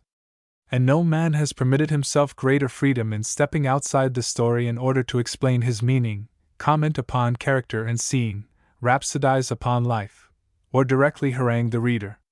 And this broad marginal reservation of space, however much it is deplored in viewing his work as novel-making, adds a peculiar tonic and is a characteristic we could ill spare. It brings us back to the feeling that he is a great man using the fiction form for purposes broader than that of telling a story. Because of this ample personal testimony in his books, it should be easy to state his Lebensschauung, unless the opacity of his manner blocks the way or he indulges in self-contradiction in the manner of a Nietzsche. Such is not the case. What is the philosophy unfolded in his representative books? It will be convenient to choose a few of those typical for illustration. The essence of Meredith is to be discovered in such works as The Ordeal of Richard Feverel, Evan Harrington, Harry Richmond, The Egoist, Diana of the Crossways. If you know these, you understand him. Lord Ormont and his Aminta might well be added because of its teaching, but the others will serve, with the understanding that so many-sided a writer has in other works given further noble proof of his powers. If I allowed personal preference to be my sole guide, Rhoda Fleming would be prominent in the list, and many place Beauchamp's career high, if not first among his works, a novel teeming with his views, particularly valuable for its treatment of English politics and certainly containing some of his most striking characterization, in particular, one of his noblest women. Still, those named will fairly reflect the novelist and speak for all. Richard Feverel, which had been preceded by a book of poems, The Fantasia, The Shaving of Chapat, and an historical novelette, Farina, was the first book that announced the arrival of a great novelist. It is at once a romance of the modern type, a love story, and a problem book. The tri-statement makes it Meredithian. It deals with the tragic union of Richard and Lucy, in a setting that shifts from sheer idyllic, through worldly and realistic, to a culmination of dramatic grief. It contains, in measure heaped up and running over, the poetry, the comedy, and the philosophy, the sense of life's riddle, for which the author is renowned. But its intellectual appeal of theme, aside from the incidental wisdom that stars its pages, is found in the study of the problem of education. Richard's father would shape his career according to a preconceived idea based on parental love and guided by an anxious, fussy consulting of the oracles. The attempt to stretch the son upon a pedagogic Procrustean bed fails disastrously, wrecking his own happiness, and that of his sweet girl wife. Love is stronger than aught else, and we are offered the spectacle of ruined lives hovered over by the best intentions. The hovel is an illustration of the author's general teaching that a human being must have reasonable liberty of action for self-development. The heart must be allowed fair play, though its guidance by the intellect is desirable. It has been objected that this moving romance ends in unnecessary tragedy, that the catastrophe is not inevitable. But it may be doubted if the mistake of Sir Austin Feverel could be so clearly indicated had not the chance bullet of the duel killed the young wife when reconciliation with her husband appeared probable. But a book so vital in spirit, with such lyric interludes, lofty heights of wisdom, Homeric humor, dramatic moments, and profound emotions, can well afford lapses from perfect form, awkwardnesses of art. There are places where philosophy checks movement, or manner obscures thought. But one overlooks all such, remembering Richard and Lucy meeting by the river, Richard's lonesome night walk when he learns he is a father, the marvelous parting from Bella Mount, father and son confronted with Richard's separation from the girl wife, the final piteous passing of Lucy. These are among the great moments of English fiction. One gets a sense of Meredith's resources of breadth and variety next in taking up Evan Harrington. Here is a satiric character sketch where before was romance. For broad comedy in the older and larger sense it has no peer among modern novels. The purpose is plain: to show the evolution of a young middle-class Englishman, a tailor's son, through worldly experience with polite society into true democracy. After the disillusionment of high life, after much yeasty juvenile foolishness and false ideals, Evan comes back to his father's shop with his lesson learned. It is possible, in modern England, to be both tailor and gentleman. In placing this picture before the spectator, an incomparable view of genteel society with contrasted touches of low life is offered. For pure comedy, that is of the midriff as well as of the brain, the inn scene with the astonishing rakes as central figure is unsurpassed in all Meredith, and only Dickens has done the like. And to correspond in the fashionable world, there is Harrington's sister, the Countess de Saldar, who is only second to Becky Sharp for saliency and delight. Some find these comic figures overdrawn, even impossible, but they stand the test applied to Dickens. They abide in affectionate memory, vivid evocations made for our lasting joy. As with Feverel, the book is a piece of life first, a lesson second, but the underlying thesis is present, not to the injury of one who reads for story's sake. An extraordinary further example of resourcefulness with a complete change of key, is The Adventures of Harry Richmond. The ostensible business of the book is to depict the growth from boyhood to manhood and through sundry experiences of love, with the resulting effect upon his character, of the young man whose name gives it title. It may be noted that a favorite task with Meredith is this: to trace the development of a personality from immaturity to a maturity gained by the hard knocks of the master educator, love. But the figure really dominant is not Harry nor any one of his sweethearts, but that of his father, Roy Richmond. I must believe that English fiction offers nothing more original than he. He is an indescribable compound of brilliant swashbuckler, splendid gentleman, and winning Goodhart. Barry Lyndon, Tarascon, Don Quixote, and Septimus go into his making, and yet he is not explained, an absolute original. The scene where, in a German park on an occasion of great pomp, he impersonates the statue of a prince, is one of the author's triumphs, never less delightful at a rereading. But has this amazing creation a meaning, or is Roy merely one of the results of the sportive play of a man of genius? He is something more, we feel, when, at the end of the romance, he gives his life for the woman who has so faithfully loved him and believed in his royal pretensions. He perishes in a fire, because in saving her he would not save himself.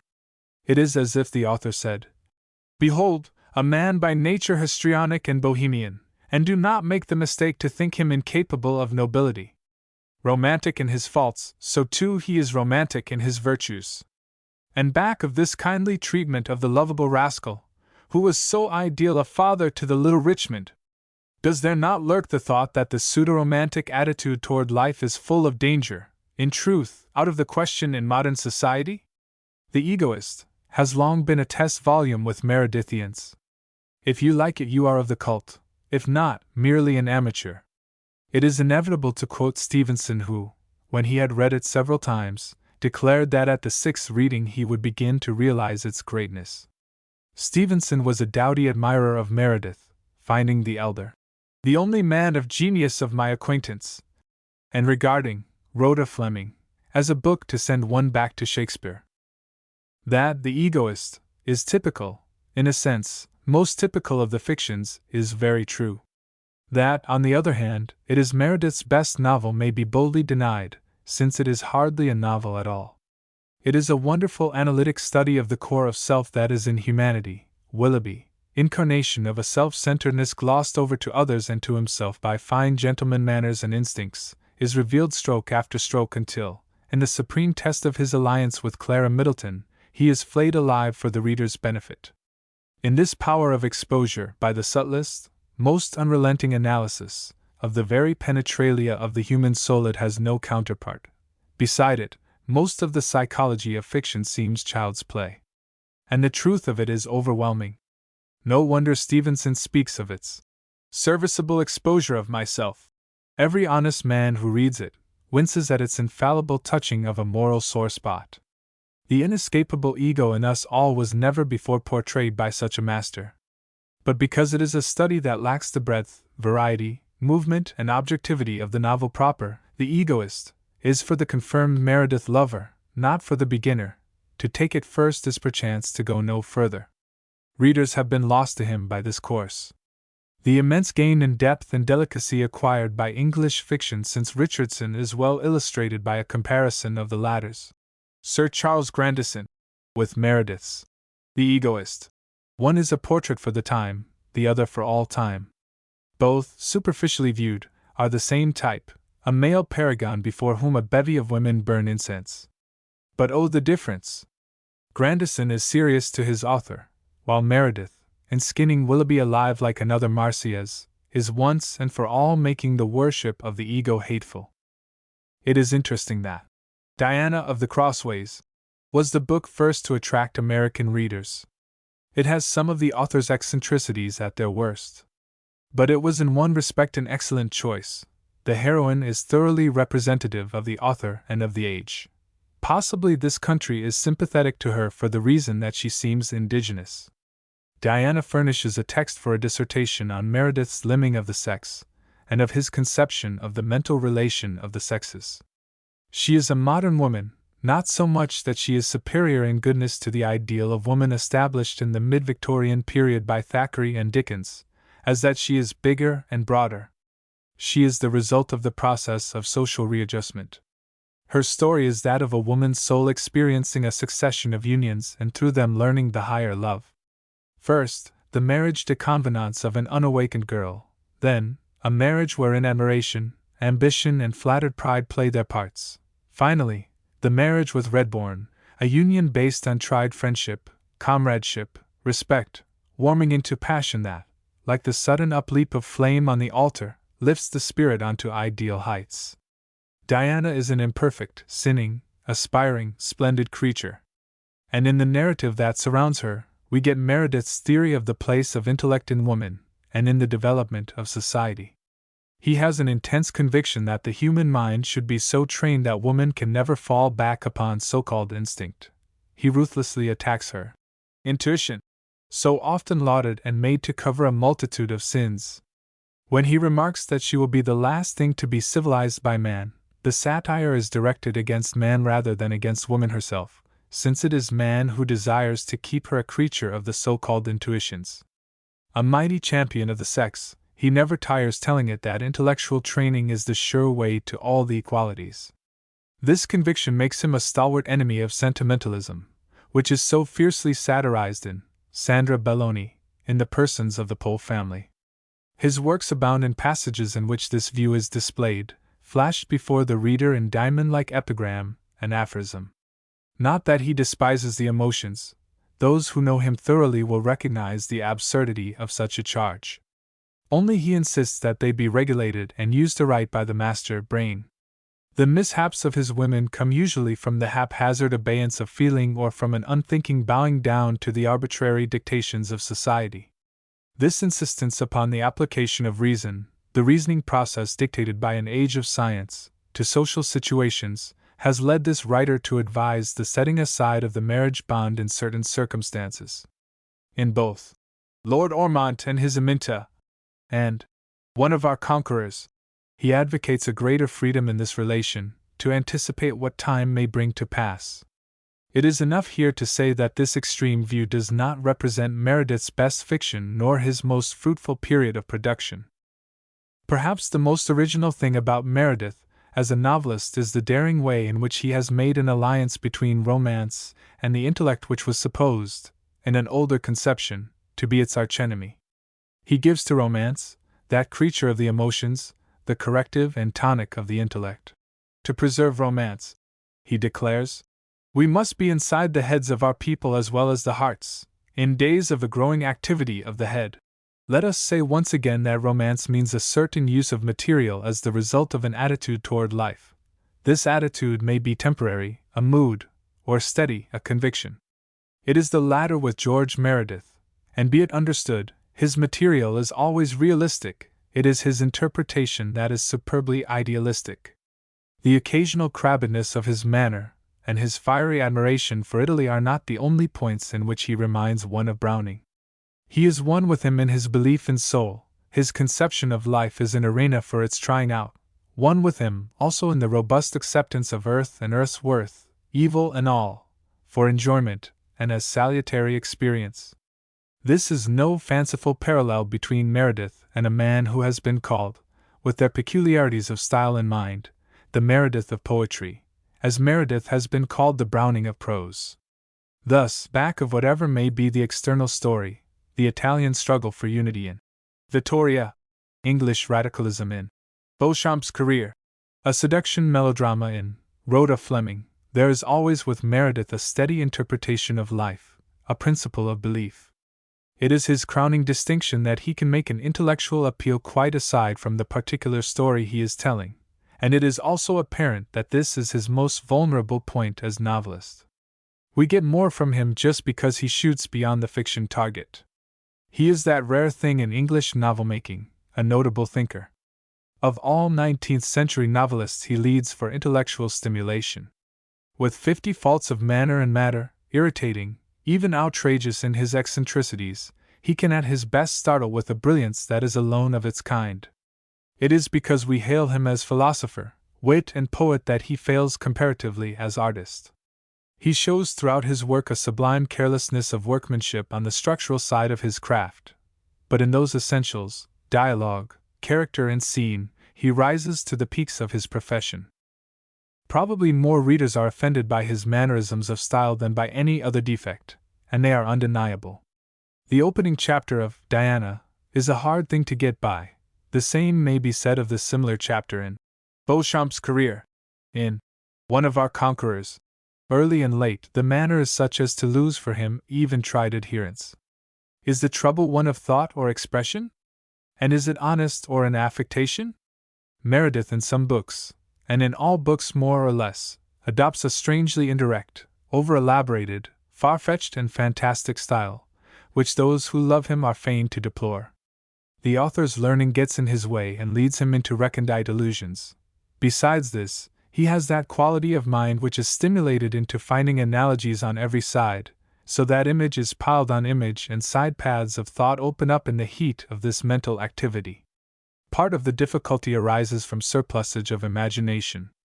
Sometimes it is used in the service of comment, often satirical, again in a kind of Greek chorus to the drama, greatly to its injury, or in pure description, where it is hardly less offensive. Thus in The Egoist, we read, Willoughby shadowed a deep droop on the bend of his neck before Clara.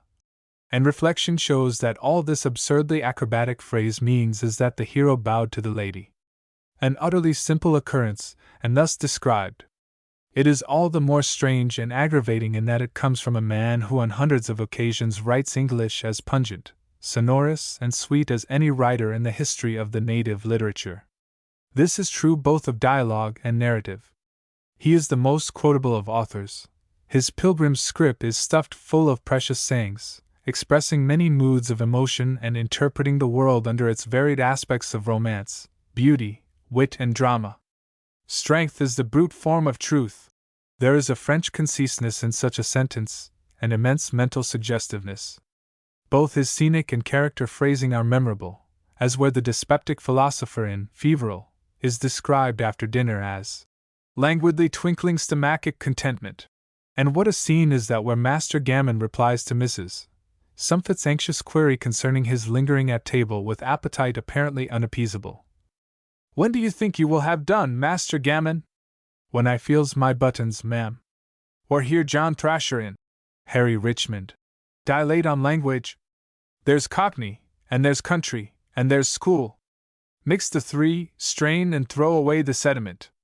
Now yon's my view. Has any philologist said all that could be said, so succinctly? His lyric outbursts in the face of nature, or better yet, whereas in the moonlight meeting of the lovers at Wilmingweir in Sandra Belloni, nature is interspersed with human passion in a glorious union of music, picture, and impassioned sentiment. These await the pleasure of the enthralled seeker in every book. To encounter such passages, perhaps in a mood of protest over some almost insufferable defect, is to find the reward rich indeed. Let the cause of obscurity be what it may, we need not doubt that with Meredith's style is the man, a perfectly honest way of expressing his personality. It is not impossible that his unconventional education and the early influence of German upon him may come into the consideration. But in the main his peculiarity is congenital. Meredith lacks self-criticism as a writer. But it is quite inaccurate to speak of obscure thought. It is language, the medium, which makes the trouble when there is any. His thought, allowing for the fantasticality of his humor in certain moods, is never muddled or unorganized. It is sane, consistent, and worthy of attention. To say this is still to regret the stylistic vagaries. One other defect must be mentioned: the characters talk like Meredith, instead of in their own persons. This is not true uniformly, of course, but it does mar the truth of his presentation. Young girls show wit and wisdom quite out of keeping. Those in humble life, a bargeman, perhaps, or a prize-fighter, speak as they would not in reality. Illusion is by so much disturbed. It would appear in such cases that the thinker temporarily dominated the creative artist. When all is said pro and con, there remains a towering personality, a writer of unique quality, a man so stimulating and surprising as he is, that we almost prefer him to the perfect artist he never could be. No English maker of novels can give us a fuller sense of life, a keener realization of the dignity of man. It is natural to wish for more than we have, to desire that Meredith had possessed the power of complete control of his material and himself, had revised his work to better advantage. But perhaps it is more commonsensible to be thankful for him as he is. As to influence, it would seem modest to assert that Meredith is as bracingly wholesome morally as he is intellectually stimulating. In a private letter to a friend who was praising his finest book, he whimsically mourns the fact that he must write for a living and hence feel like disowning so many of his children when in cold blood he scrutinizes his offspring. The letter in its entirety, it is unpublished, is proof, were any needed, that he had a high artistic ideal which kept him nobly dissatisfied with his endeavor. There is in him neither pose nor complacent self-satisfaction. To an American, whom he was bidding goodbye at his own gate, he said, "If I had my books to do over again, I should try harder to make sure their influence was good." His aims, ethical and artistic, throughout his work, can be relied upon as high and noble. His faults are as honest as he himself, the inherent defects of his genius. No writer of our day stands more sturdily for the idea that, whereas art is precious, personality is more precious still, without which art is a tinkling cymbal and with which even a defective art can conquer time, like a garment not all seemly, that yet cannot hide an heroic figure. Chapter 13. Stevenson. It is too early yet to be sure that Robert Louis Stevenson will make a more cogent appeal for a place in English letters as a writer of fiction than as an essayist. But had he never written essays likely to rank him with the few masters of that delightful fireside form, he would still have an indisputable claim as novelist.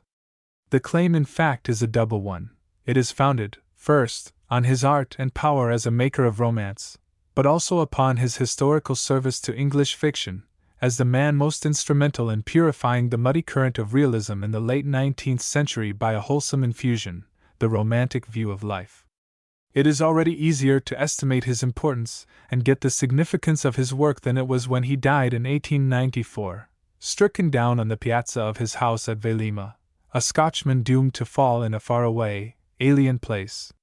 We are better able now to separate that personal charm felt from direct contact with the man, which almost hypnotized those who knew him, from the more abiding charm which is in his writings, the revelation of a character the most attractive of his generation.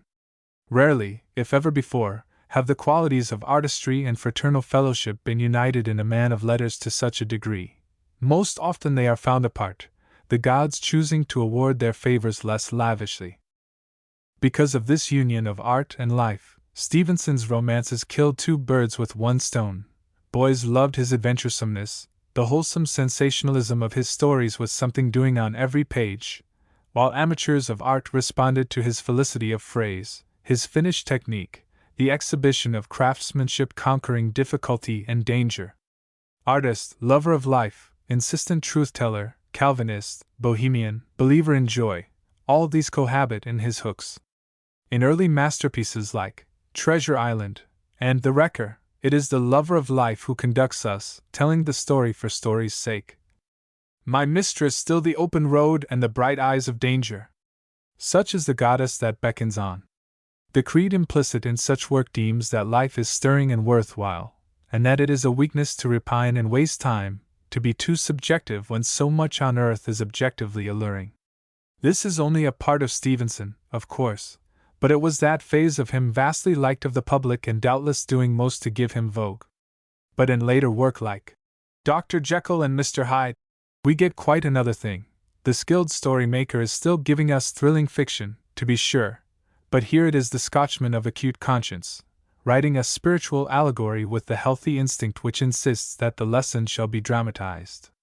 So, too, in a late fiction like Ebb Tide, apparently as picaresque and harum-scarum as Treasure Island, it is nevertheless the moralist who is at work beneath the brilliantly picturesque surface of the narrative, contrasting types subtly, showing the gratings in moral disintegration. In the past mastership of the finest Scotch novels, Kidnapped, and its sequel, David Balfour, the master of Ballantrae, and the beautiful Torso, Weir of Hermiston, we get the psychologic romance, which means a shift of interest. Character comes first, story is secondary to it. Here is the maturest Stevenson, the fiction most expressive of his genius, and naturally the inspiration is native. He looks back, as he so often did in his poetry, to the distant gray little island which was motherland to him, home of his youth and of his kindred, the earth where he was fain to lie when his time came. Stevenson, to the end, could always return to sheer story, as in St. Ives, but in doing so is a little below his best. That kind did not call on his complete powers. In such fiction deep did not answer unto deep. In 1883, when Treasure Island appeared, the public was gasping for the oxygen that a story with outdoor movement and action could supply. There was enough and to spare of invertebrate subtleties, strained metaphysics, and coarse naturalistic studies. A sublimated dime novel like Treasure Island came at the psychologic moment, the year before. The New Arabian Nights had offered the same sort of pabulum, but had been practically overlooked. Readers were only too glad to turn from people with a past to people of the past, or to people of the present whose ways were ways of pleasantness. Stevenson substituted a lively, normal interest in life for plotlessness and a surfeit of the flesh. The public rose to the bait as the trout to a particularly inviting fly. Once more reverting to the good old appeal of Scott, incident, action, and daring-do, he added the attraction of his personal touch, and what was so gallantly preferred was greedily grasped. Although, as has been said, Stevenson passed from the primitive romance of the shilling shocker to the romance of character, his interest in character study was keen from the first. The most plot-cunning and external of his yarns have that illuminative exposure of human beings, in flashes at least, which mark him off from the bluff, robust manner of a Dumas and lend an attraction far greater than that of mere tangle of events. This gets fullest expression in the Scotch romances. The Master of Ballantrae. For one illustration, the interplay of motive and act as it affects a group of human beings is so conducted that plot becomes a mere framework, within which we are permitted to see a typical tragedy of kinship. This receives curious corroboration in the fact that when, towards the close of the story, the scene shifts to America and the main motive, the unfolding of the fraternal fortunes of the tragic brothers, is made minor to a series of gruesome adventures, however entertaining and well done, the reader, even if uncritical, has an uneasy sense of disharmony, and rightly, since the strict character romance has changed to the romance of action. It has been stated that the finer qualities of Stevenson are called out by the psychological romance on native soil. He did some brilliant and engaging work of foreign setting and motive. The Island Nights Entertainments is as good in its way as the earlier New Arabian Nights, far superior to it, indeed, for finesse and the deft command of exotic material. Judged as art, The Bottle and The Beach of Falesa are among the triumphs of ethnic interpretation, let alone their more external charms of story. And another masterpiece of foreign setting, A Lodging for the Night, is further proof of Stevenson's ability to use other than Scotch motives for the materials of his art. Ebb Tide, again, grim as it is, must always be singled out as a marvel of tone and proportion, yet seems born out of an existence utterly removed as to conditions and incentives from the land of his birth. But when, in his own words, the tropics vanish, and meseems that I, from Hawkerside, from topmost Allermuir, or steep Cairketton, dreaming gaze again. Then, as if vitalized by Mother Earth, Stevenson shows a breadth, a vigor, a racy idiosyncrasy, that best justify a comparison with Scott. It means a quality that is easier felt than expressed, of the very warp and woof of his work.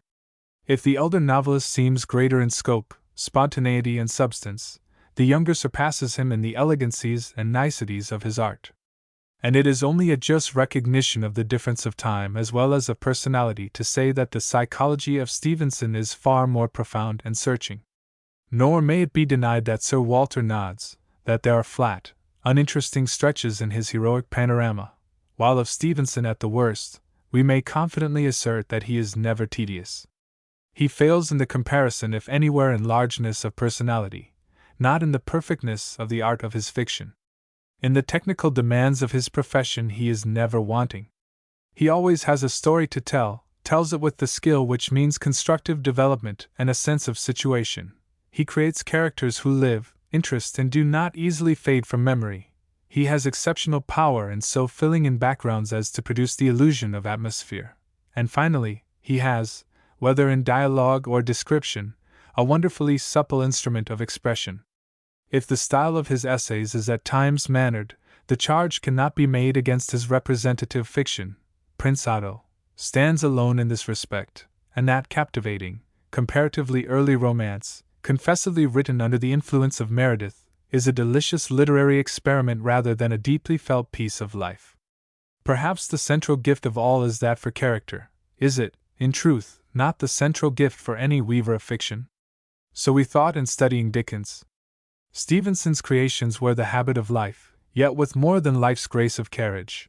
They are seen picturesquely without, but also psychologically within.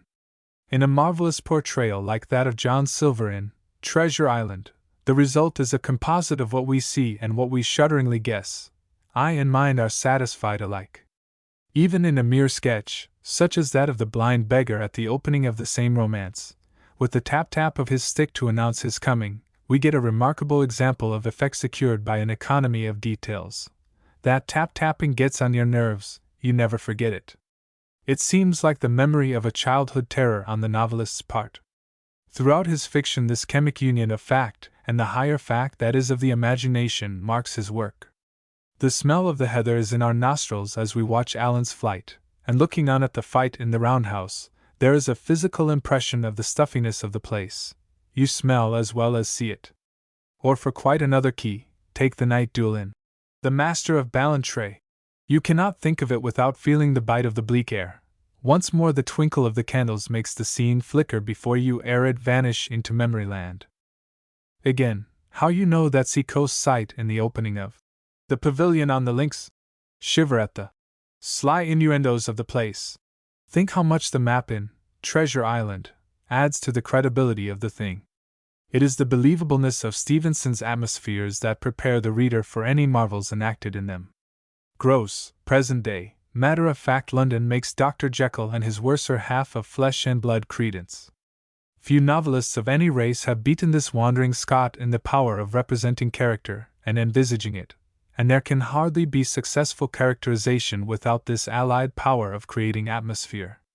Nothing is falser than to find him imitative in his representative work. There may be a suspicion of made-to-order journalism in The Black Arrow, and the exception of Prince Otto, which none the less we love for its gallant spirit and smiling grace, has been noted. But of the Scotch romances nothing farther from the truth could be said. They stand or fall by themselves, they have no model, save that of sound art and a normal conception of human life. Rarely does this man fall below his own high level or fail to set his private remark upon his labor. It is in a way unfortunate that Stevenson, early in his career, so frankly confessed to practicing for his craft by the use of the best models. It has led to this silly misinterpretation which sees in all his literary effort nothing but the skillful echo.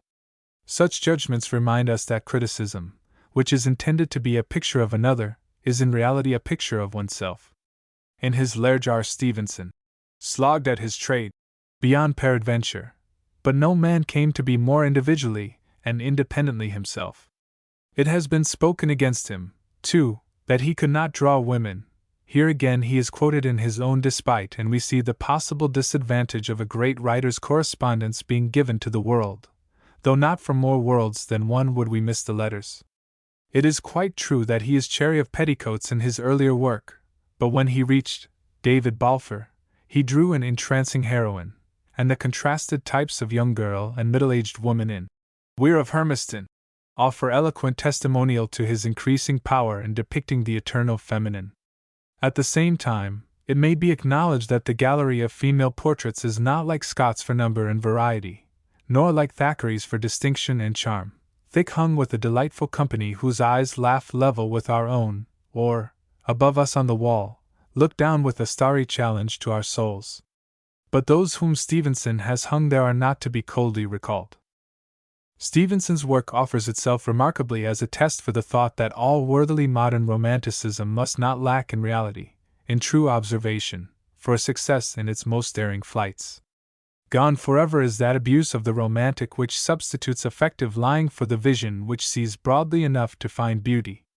The latter-day realist will be found in the end to have permanently contributed this, a welcome legacy to our time, after its excesses and absurdities are forgotten. Realism has taught Romanticism to tell the truth, if it would succeed.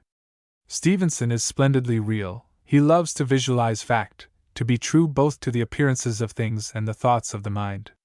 He is aware that life is more than food, that it is a subjective state quite as much as an objective reality. He refers to himself more than once, half humorously, as a fellow whose forte lay in transcribing what was before him, to be seen and felt, tasted and heard. This extremely modern denotement was a marked feature of his genius, often overlooked. He had a desire to know all manner of men. He had the noble curiosity of Montaigne. This it was, along with his human sympathy, that led him to rough it in emigrant voyages and railroad trips across the plains. It was this characteristic, unless I err, the lack of which in Prince Otto gives it a certain rococo air. He was consciously fooling in it, and felt the need of a solidly mundane footing. Truth to human nature in general, and that lesser truth which means accurate photography. His books give us both. The modern novelist, even a romancer like Stevenson, is not permitted to slight a landscape, an idiom nor a point of psychology. This one is never untrue to the trust. There is in the very nature of his language a proof of his strong hunger for the actual, the verifiable. No man of his generation has quite such a grip on the vernacular. His speech rejoices to disport itself in root flavors. The only younger writer who equals him in this relish for reality of expression is Kipling. Further back it reminds of Defoe or Swift. At their best, Stevenson cannot abide the stock phrases with which most of us make shift to express our thoughts instead of using first-hand effects. There is, with all its music and suavity, something of the masculinity of the Old English in the following brief descriptive passage from Ebb Tide. There was little or no morning bank. A brightening came in the east, then a wash of some ineffable, faint, nameless hue between crimson and silver, and then coals of fire. These glimmered a while on the sea line, and seemed to brighten and darken and spread out, and still the night and the stars reigned undisturbed. It was as though a spark should catch and glow, and creep along the foot of some heavy and almost incombustible wall hanging, and the room itself be scarce menaced. Yet a little after, and the whole east glowed with gold and scarlet, and the hollow of heaven was filled with the daylight. The isle, the undiscovered, the scarce believed in, now lay before them and close aboard, and Herrick thought that never in his dreams had he beheld anything more strange and delicate. Stevenson's similes, instead of illustrating concrete things by others less concrete, often reverse the process, as in the following. The isle at this hour, with its smooth floor of sand, the pillared roof overhead and the pendant illumination of the lamps, wore an air of unreality, like a deserted theater or a public garden at midnight. Every image gets its foothold in some taproot of reality. The place of Robert Louis Stevenson is not explained by emphasizing the perfection of his technique. Artist he is, but more, a vigorous modern mind with a definite and enheartening view of things, a philosophy at once broad and convincing. He is a psychologist intensely interested in the great questions, which, of course, means the moral questions. Read the quaint fable in which two of the characters in Treasure Island hold converse upon themselves, the story in which they participate, and the author who made them. It is as if Stevenson stood aside a moment from the proper objectivity of the fictionist, to tell us in his own person that all his story-making was but an allegory of life, its joy, its mystery, its duty, its triumph, and its doom.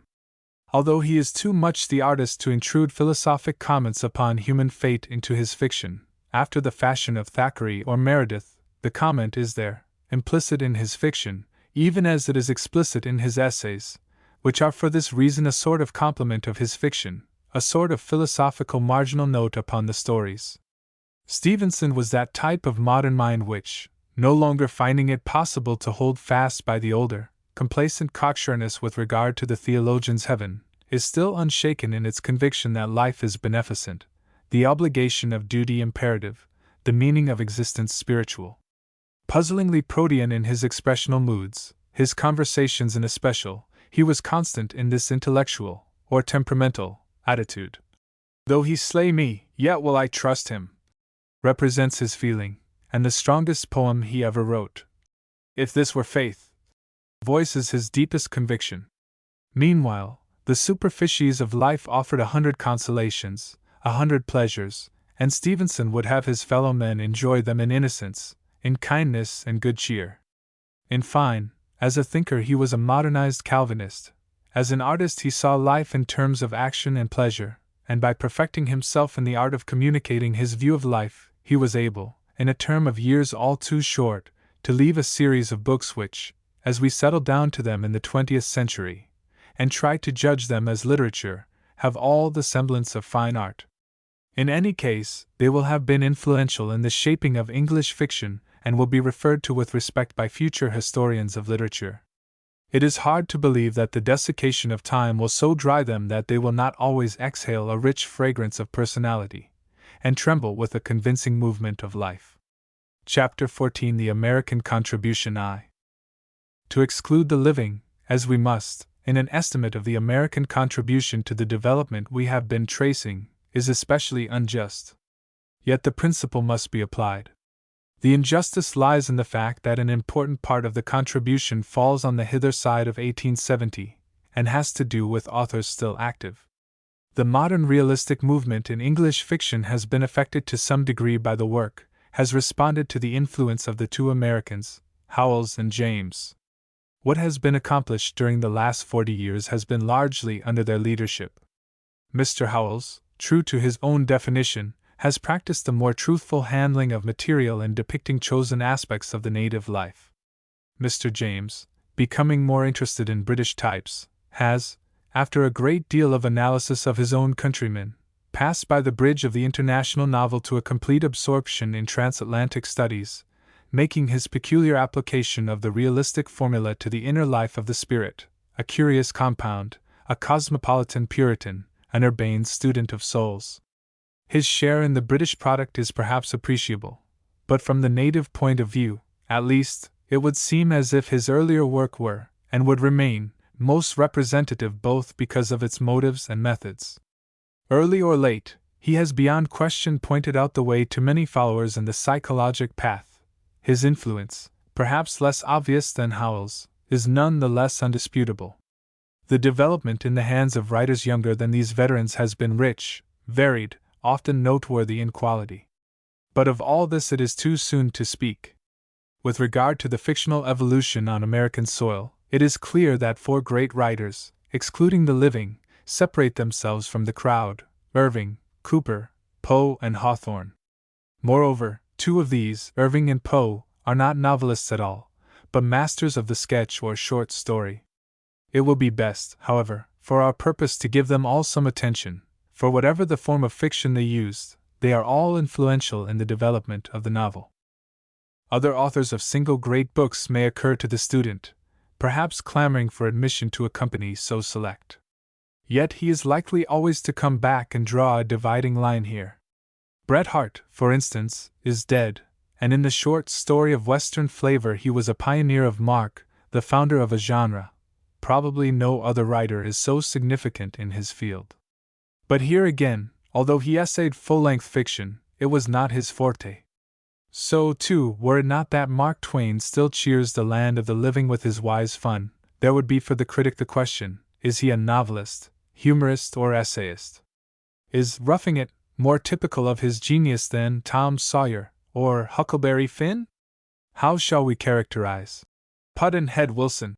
Under what category shall we place A Yankee at the Court of King Arthur and Joan of Arc? The query reminds us once more that literature means personality, as well as literary forms, and that personality is more important than are they. And again we turn away regretfully, remembering that this is an attempt to study not fiction in all its manifestations, but the novel, from the charming short stories, little classics in their kind, bequeathed by Aldrich, and are almost sorry that our judgment demands that we place him first as a poet. We think, too, of that book so unique in influence, Uncle Tom's Cabin, nor forget that, besides producing it, Mrs. Stowe, in such a work as Old Town Folks, started the long line of studies of New England rustic life which, not confined to that section, have become so welcome a phase of later American art and fiction. Among younger authors called untimely from their labors, it is hard to resist the temptation to linger over such a figure as that of Frank Norris, whose vital way of handling realistic material with epic breadth in his unfinished trilogy gave so great promise for his future.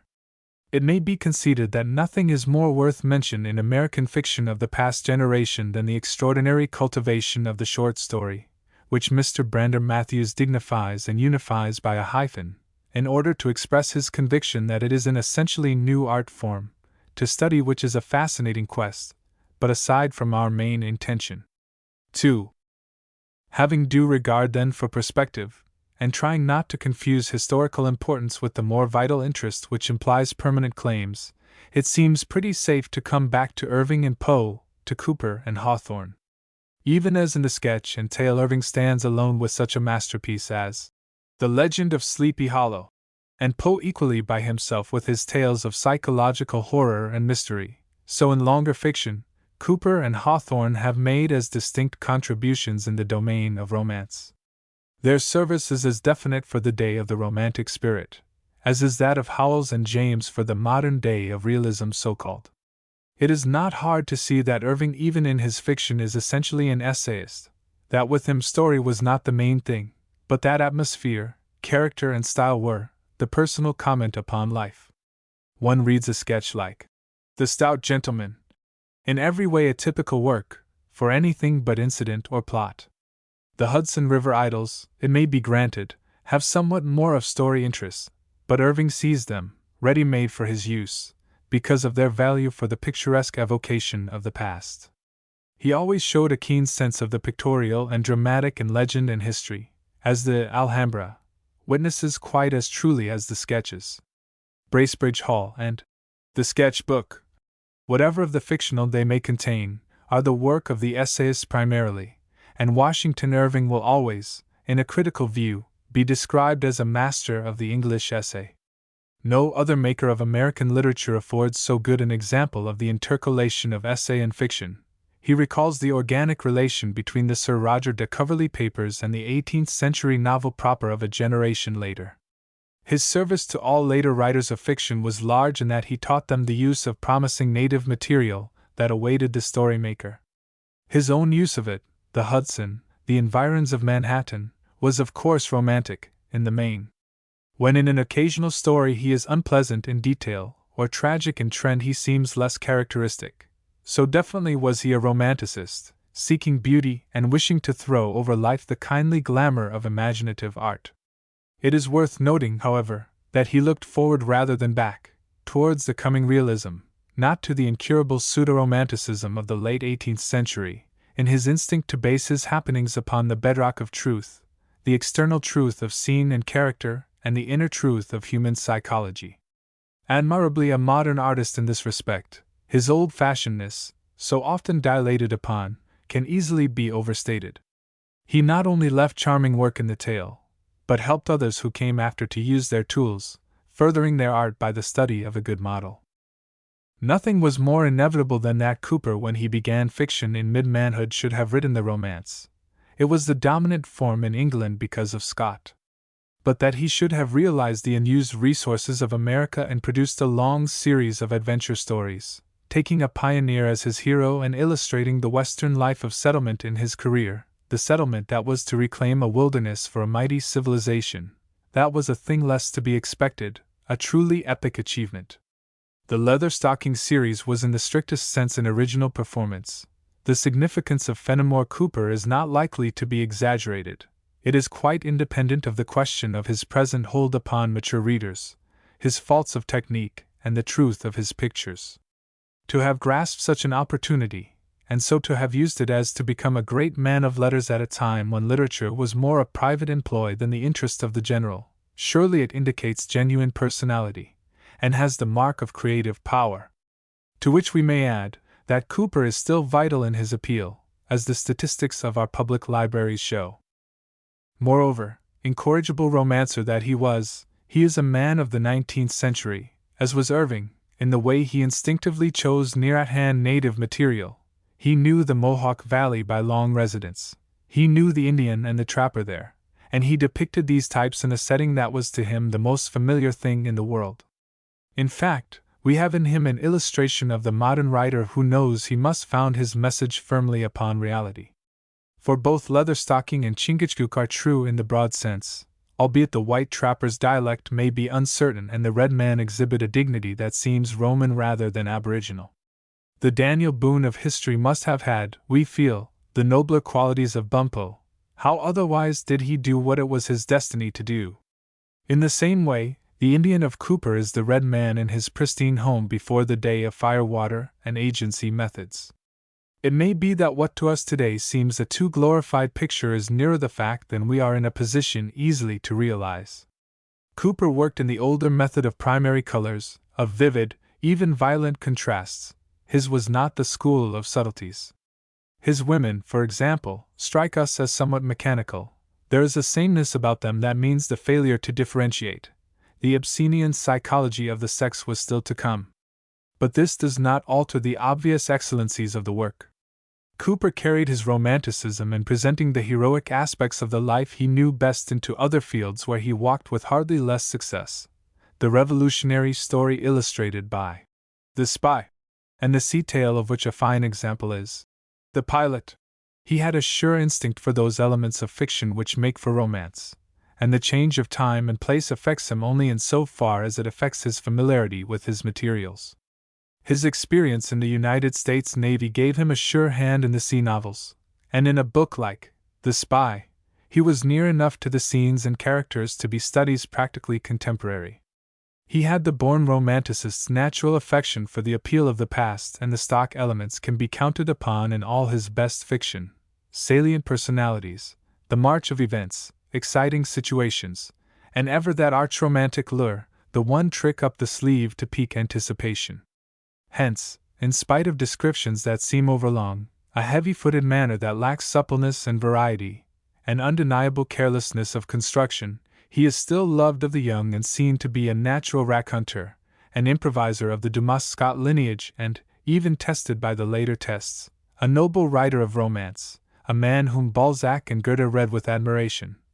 Unquestionably influential outside his own land in that romantic mood of expression which, during the first half of the 19th century, was so widespread and fruitful. 3.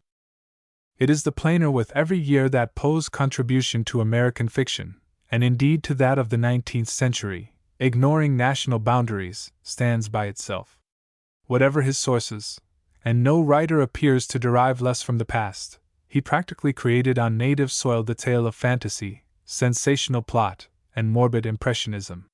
His cold aloofness, his lack of spiritual import, unfitted him perhaps for the broader work of the novelist who would present humanity in its three dimensions with the light and shade belonging to life itself. Confining himself to the tale which he believed could be more artistic because it was briefer and so the natural mold for a monomood, he had the genius so to handle color, music, and suggestion in an atmosphere intense in its subjectivity, that confessed masterpieces were the issue. Whether in the objective detail of The Murders in the Rue Morgue, with its subtle illusion of realism, or in the nuances and delicatest tonality of Ligeia, he has left specimens of the different degrees of romance which have not been surpassed, conquering in all but that highest style of romantic writing where the romance lies in an emphasis upon the noblest traits of mankind. He is, it is not too much to say, well nigh as important to the growth of modern fiction outside the novel form as he is to that of poetry, though possibly less unique on his prose side. His fascination is that of art and intellect, his material and the mastery wherewith he handles it conjoined to make his particular brand of magic. While someone's story of Hoffman or Bulwer Lytton or Stevenson may be preferred, no one author of our time has produced an equal number of successes in the same key. It is instructive to compare him with Hawthorne because of a superficial resemblance with an underlying fundamental distinction. One phase of the Concord romancer's art results in stories which seem perhaps as somber, strange, and morbid as those of Poe. Dr. Heidegger's Experiment, Rappaccini's Daughter, The Birthmark. They stand, of course, for but one side of his power, of which The Great Stone Face, and the snow image are the brighter and sweeter. Thus Hawthorne's is a broader and more diversified accomplishment in the form of the tale. But the likeness has to do with subject matter, not with the spirit of the work. The gloomiest of Hawthorne's short stories are spiritually sound and sweet. Poe's, on the contrary, might be described as unmoral. They seem written by one disdaining all the touchstones of life, living in a land of Erie where there is no moral law. He would no more than Lamb indite his very dreams. In the case of Hawthorne there is allegorical meaning. The lesson is never far to seek. A basis of common spiritual responsibility is always below one's feet. And this is quite as true of the long romances as of the tales. The result is that there is spiritual tonic in Hawthorne's fiction, while something almost miasmatic rises from Poe, dropping a kind of veil between us and the salutary realities of existence. If Poe be fully as gifted, he is, for this reason, less sanely endowed. It may be conceded that he is not always as shudderingly sardonic and removed from human sympathy as in The Cask of Amontillado, or The Black Cat. Yet it is no exaggeration to affirm that he is nowhere more typical, more himself.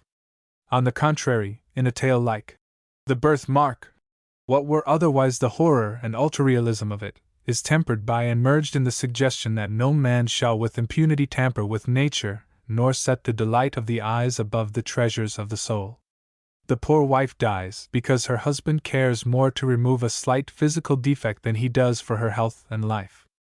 So it cannot be said of the somber work in the tale of these two sons of genius that a common grayness silvers everything, since the gifts are so differently exercised and the artistic product of totally dissimilar texture.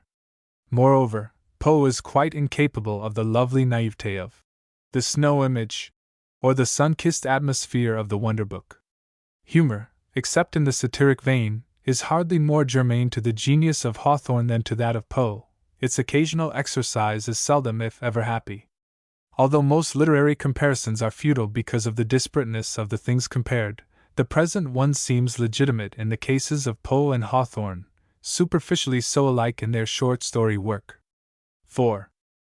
In the romances in which he is, by common consent, our greatest practitioner, to be placed first indeed of all who have written fiction of whatever kind on American soil, Hawthorne never forsakes, subtle, spiritual, elusive, even intangible as he may seem, the firm underfooting of Mother Earth. His themes are richly human, his psychologic truth, the most modern note of realism, unerring in its accuracy and insight. As part of his romantic endowment, he prefers to place plot and personages in the dim backward of time, gaining thus in perspective and ampleness of atmosphere. He has told us as much in the preface to The House of the Seven Gables, that wonderful study in subdued tone colors, that pronunciamento of a great artist, from which in an earlier chapter quotation has been made, should not be overlooked by one who essays to get a hint of his secret. He is always exclusively engaged with questions of conscience and character. Like George Meredith, his only interest is in soul growth. This is as true in The Marble Faun, with its thought of the value of sin in the spiritual life, or in The Blithedale Romance, wherein poor Zenobia learns how infinitely hard it is for a woman to oppose the laws of society, as it is in the more obvious lesson of The Scarlet Letter. In this respect the four romances are all of a piece. They testify to their spiritual parentage. The Scarlet Letter, if the greatest, is only so for the reason that the theme is deepest, most fundamental, and the bygone New England setting most sympathetic to the author's loving interest. Plainly an allegory, it yet escapes the danger of becoming therefore poor fiction, by being first of all a study of veritable men and women, not lay figures to carry out an argument. The eyes of the imagination can always see Esther Prynne and Dimmesdale, honest but weak man of God, the evil Chillingworth and little Pearl who is all child, unearthly though she be, a symbol at once of lost innocence and a hope of renewed purity. No pale abstractions these, no folk in fiction are more believed in, they are of our own kindred with whom we suffer or fondly rejoice. In a story so metaphysical as The House of the Seven Gables, full justice to which has hardly been done, it was Hawthorne's favorite. While the background offered by the historic old mansion is of intention low-toned and dim, there is no obscurity, though plenty of innuendo and suggestion. The romance is a noble specimen of that use of the vague which never falls into the confusion of indeterminate ideas. The theme is startlingly clear. A sin is shown working through generations and only to find expiation in the fresh health of the younger descendants. Life built on a lie must totter to its fall. And the shell of all this spiritual seething, the gabled Salem house, may at last be purified and renovated for a posterity which, because it is not paralyzed by the dark past, can also start anew with hope and health, while every room of the old home is swept through and cleansed by the wholesome winds of heaven. Forgetting for a moment the immense spiritual meaning of this noble quartet of romances, and regarding them as works of art in the straighter sense, they are felt to be practically blameless examples of the principle of adapting means to a desired end. As befits the nature of the themes, the movement in each case is slow, pregnant with significance, cumulative in effect, the tempo of each in exquisite accord with the particular motive, compared with The Scarlet Letter. The House of the Seven Gables moves somewhat more quickly, a slight increase to suit the action. It is swiftest of all in The Blithedale Romance, with its greater objectivity of action and interest, its more mundane air, while there is a cunning unevenness in the two parts of The Marble Faun, as is right for a romance which first presents a tragic situation as external climax, and then shows in retarded progress that inward drama of the soul more momentous than any outer scene or situation can possibly be. After Donatello's deed of death, because what follows is psychologically the most important part of the book, the speed slackens accordingly. Quiet, too, and unsensational as Hawthorne seems, he possessed a marked dramatic power. His denouements are overwhelming in grip and scenic value, the stage effect of the scaffold scene in The Scarlet Letter, the murder scene in The Marble Faun, the tragic close of Zenobia's career in The Blithedale Romance. Such scenes are never arbitrary and detached. They are tonal, led up to by all that goes before. The remark applies equally to that awful picture in The House of the Seven Gables, where the judge sits dead in his chair and the minutes are ticked off by a seemingly sentient clock. An element in this tonality is naturally Hawthorne's style. It is the best illustration American literature affords of excellence of pattern in contrast with the purple patch manner of writing so popular in modern diction. Congruity, the subjection of the parts to the whole, and to the end in view, the doctrine of key, Hawthorne illustrates all this. If we do not mark passages and delectate over phrases, we receive an exquisite sense of harmony, and harmony is the last word of style. It is this power which helps to make him a great man of letters, as well as a master of romance. One can imagine him neither making haste to furnish, copy, nor pausing by the way for ornament's sake. He knew that the only proper decoration was an integral efflorescence of structure. He looked beyond to the fabric's design. A man decently poor in this world's gear, he was more concerned with good work than with gain. Of such are art's kingdom of heaven. Are there flaws in the weaving? They are small indeed. His didacticism is more in evidence in the tales than in the romances, where the fuller body allows the writer to be more objective. Still, judged by present-day standards, there are times when he is too obviously the preacher to please modern taste. In The Great Stone Face, for instance, it were better, one feels, if the moral had been more veiled, more subtly implied.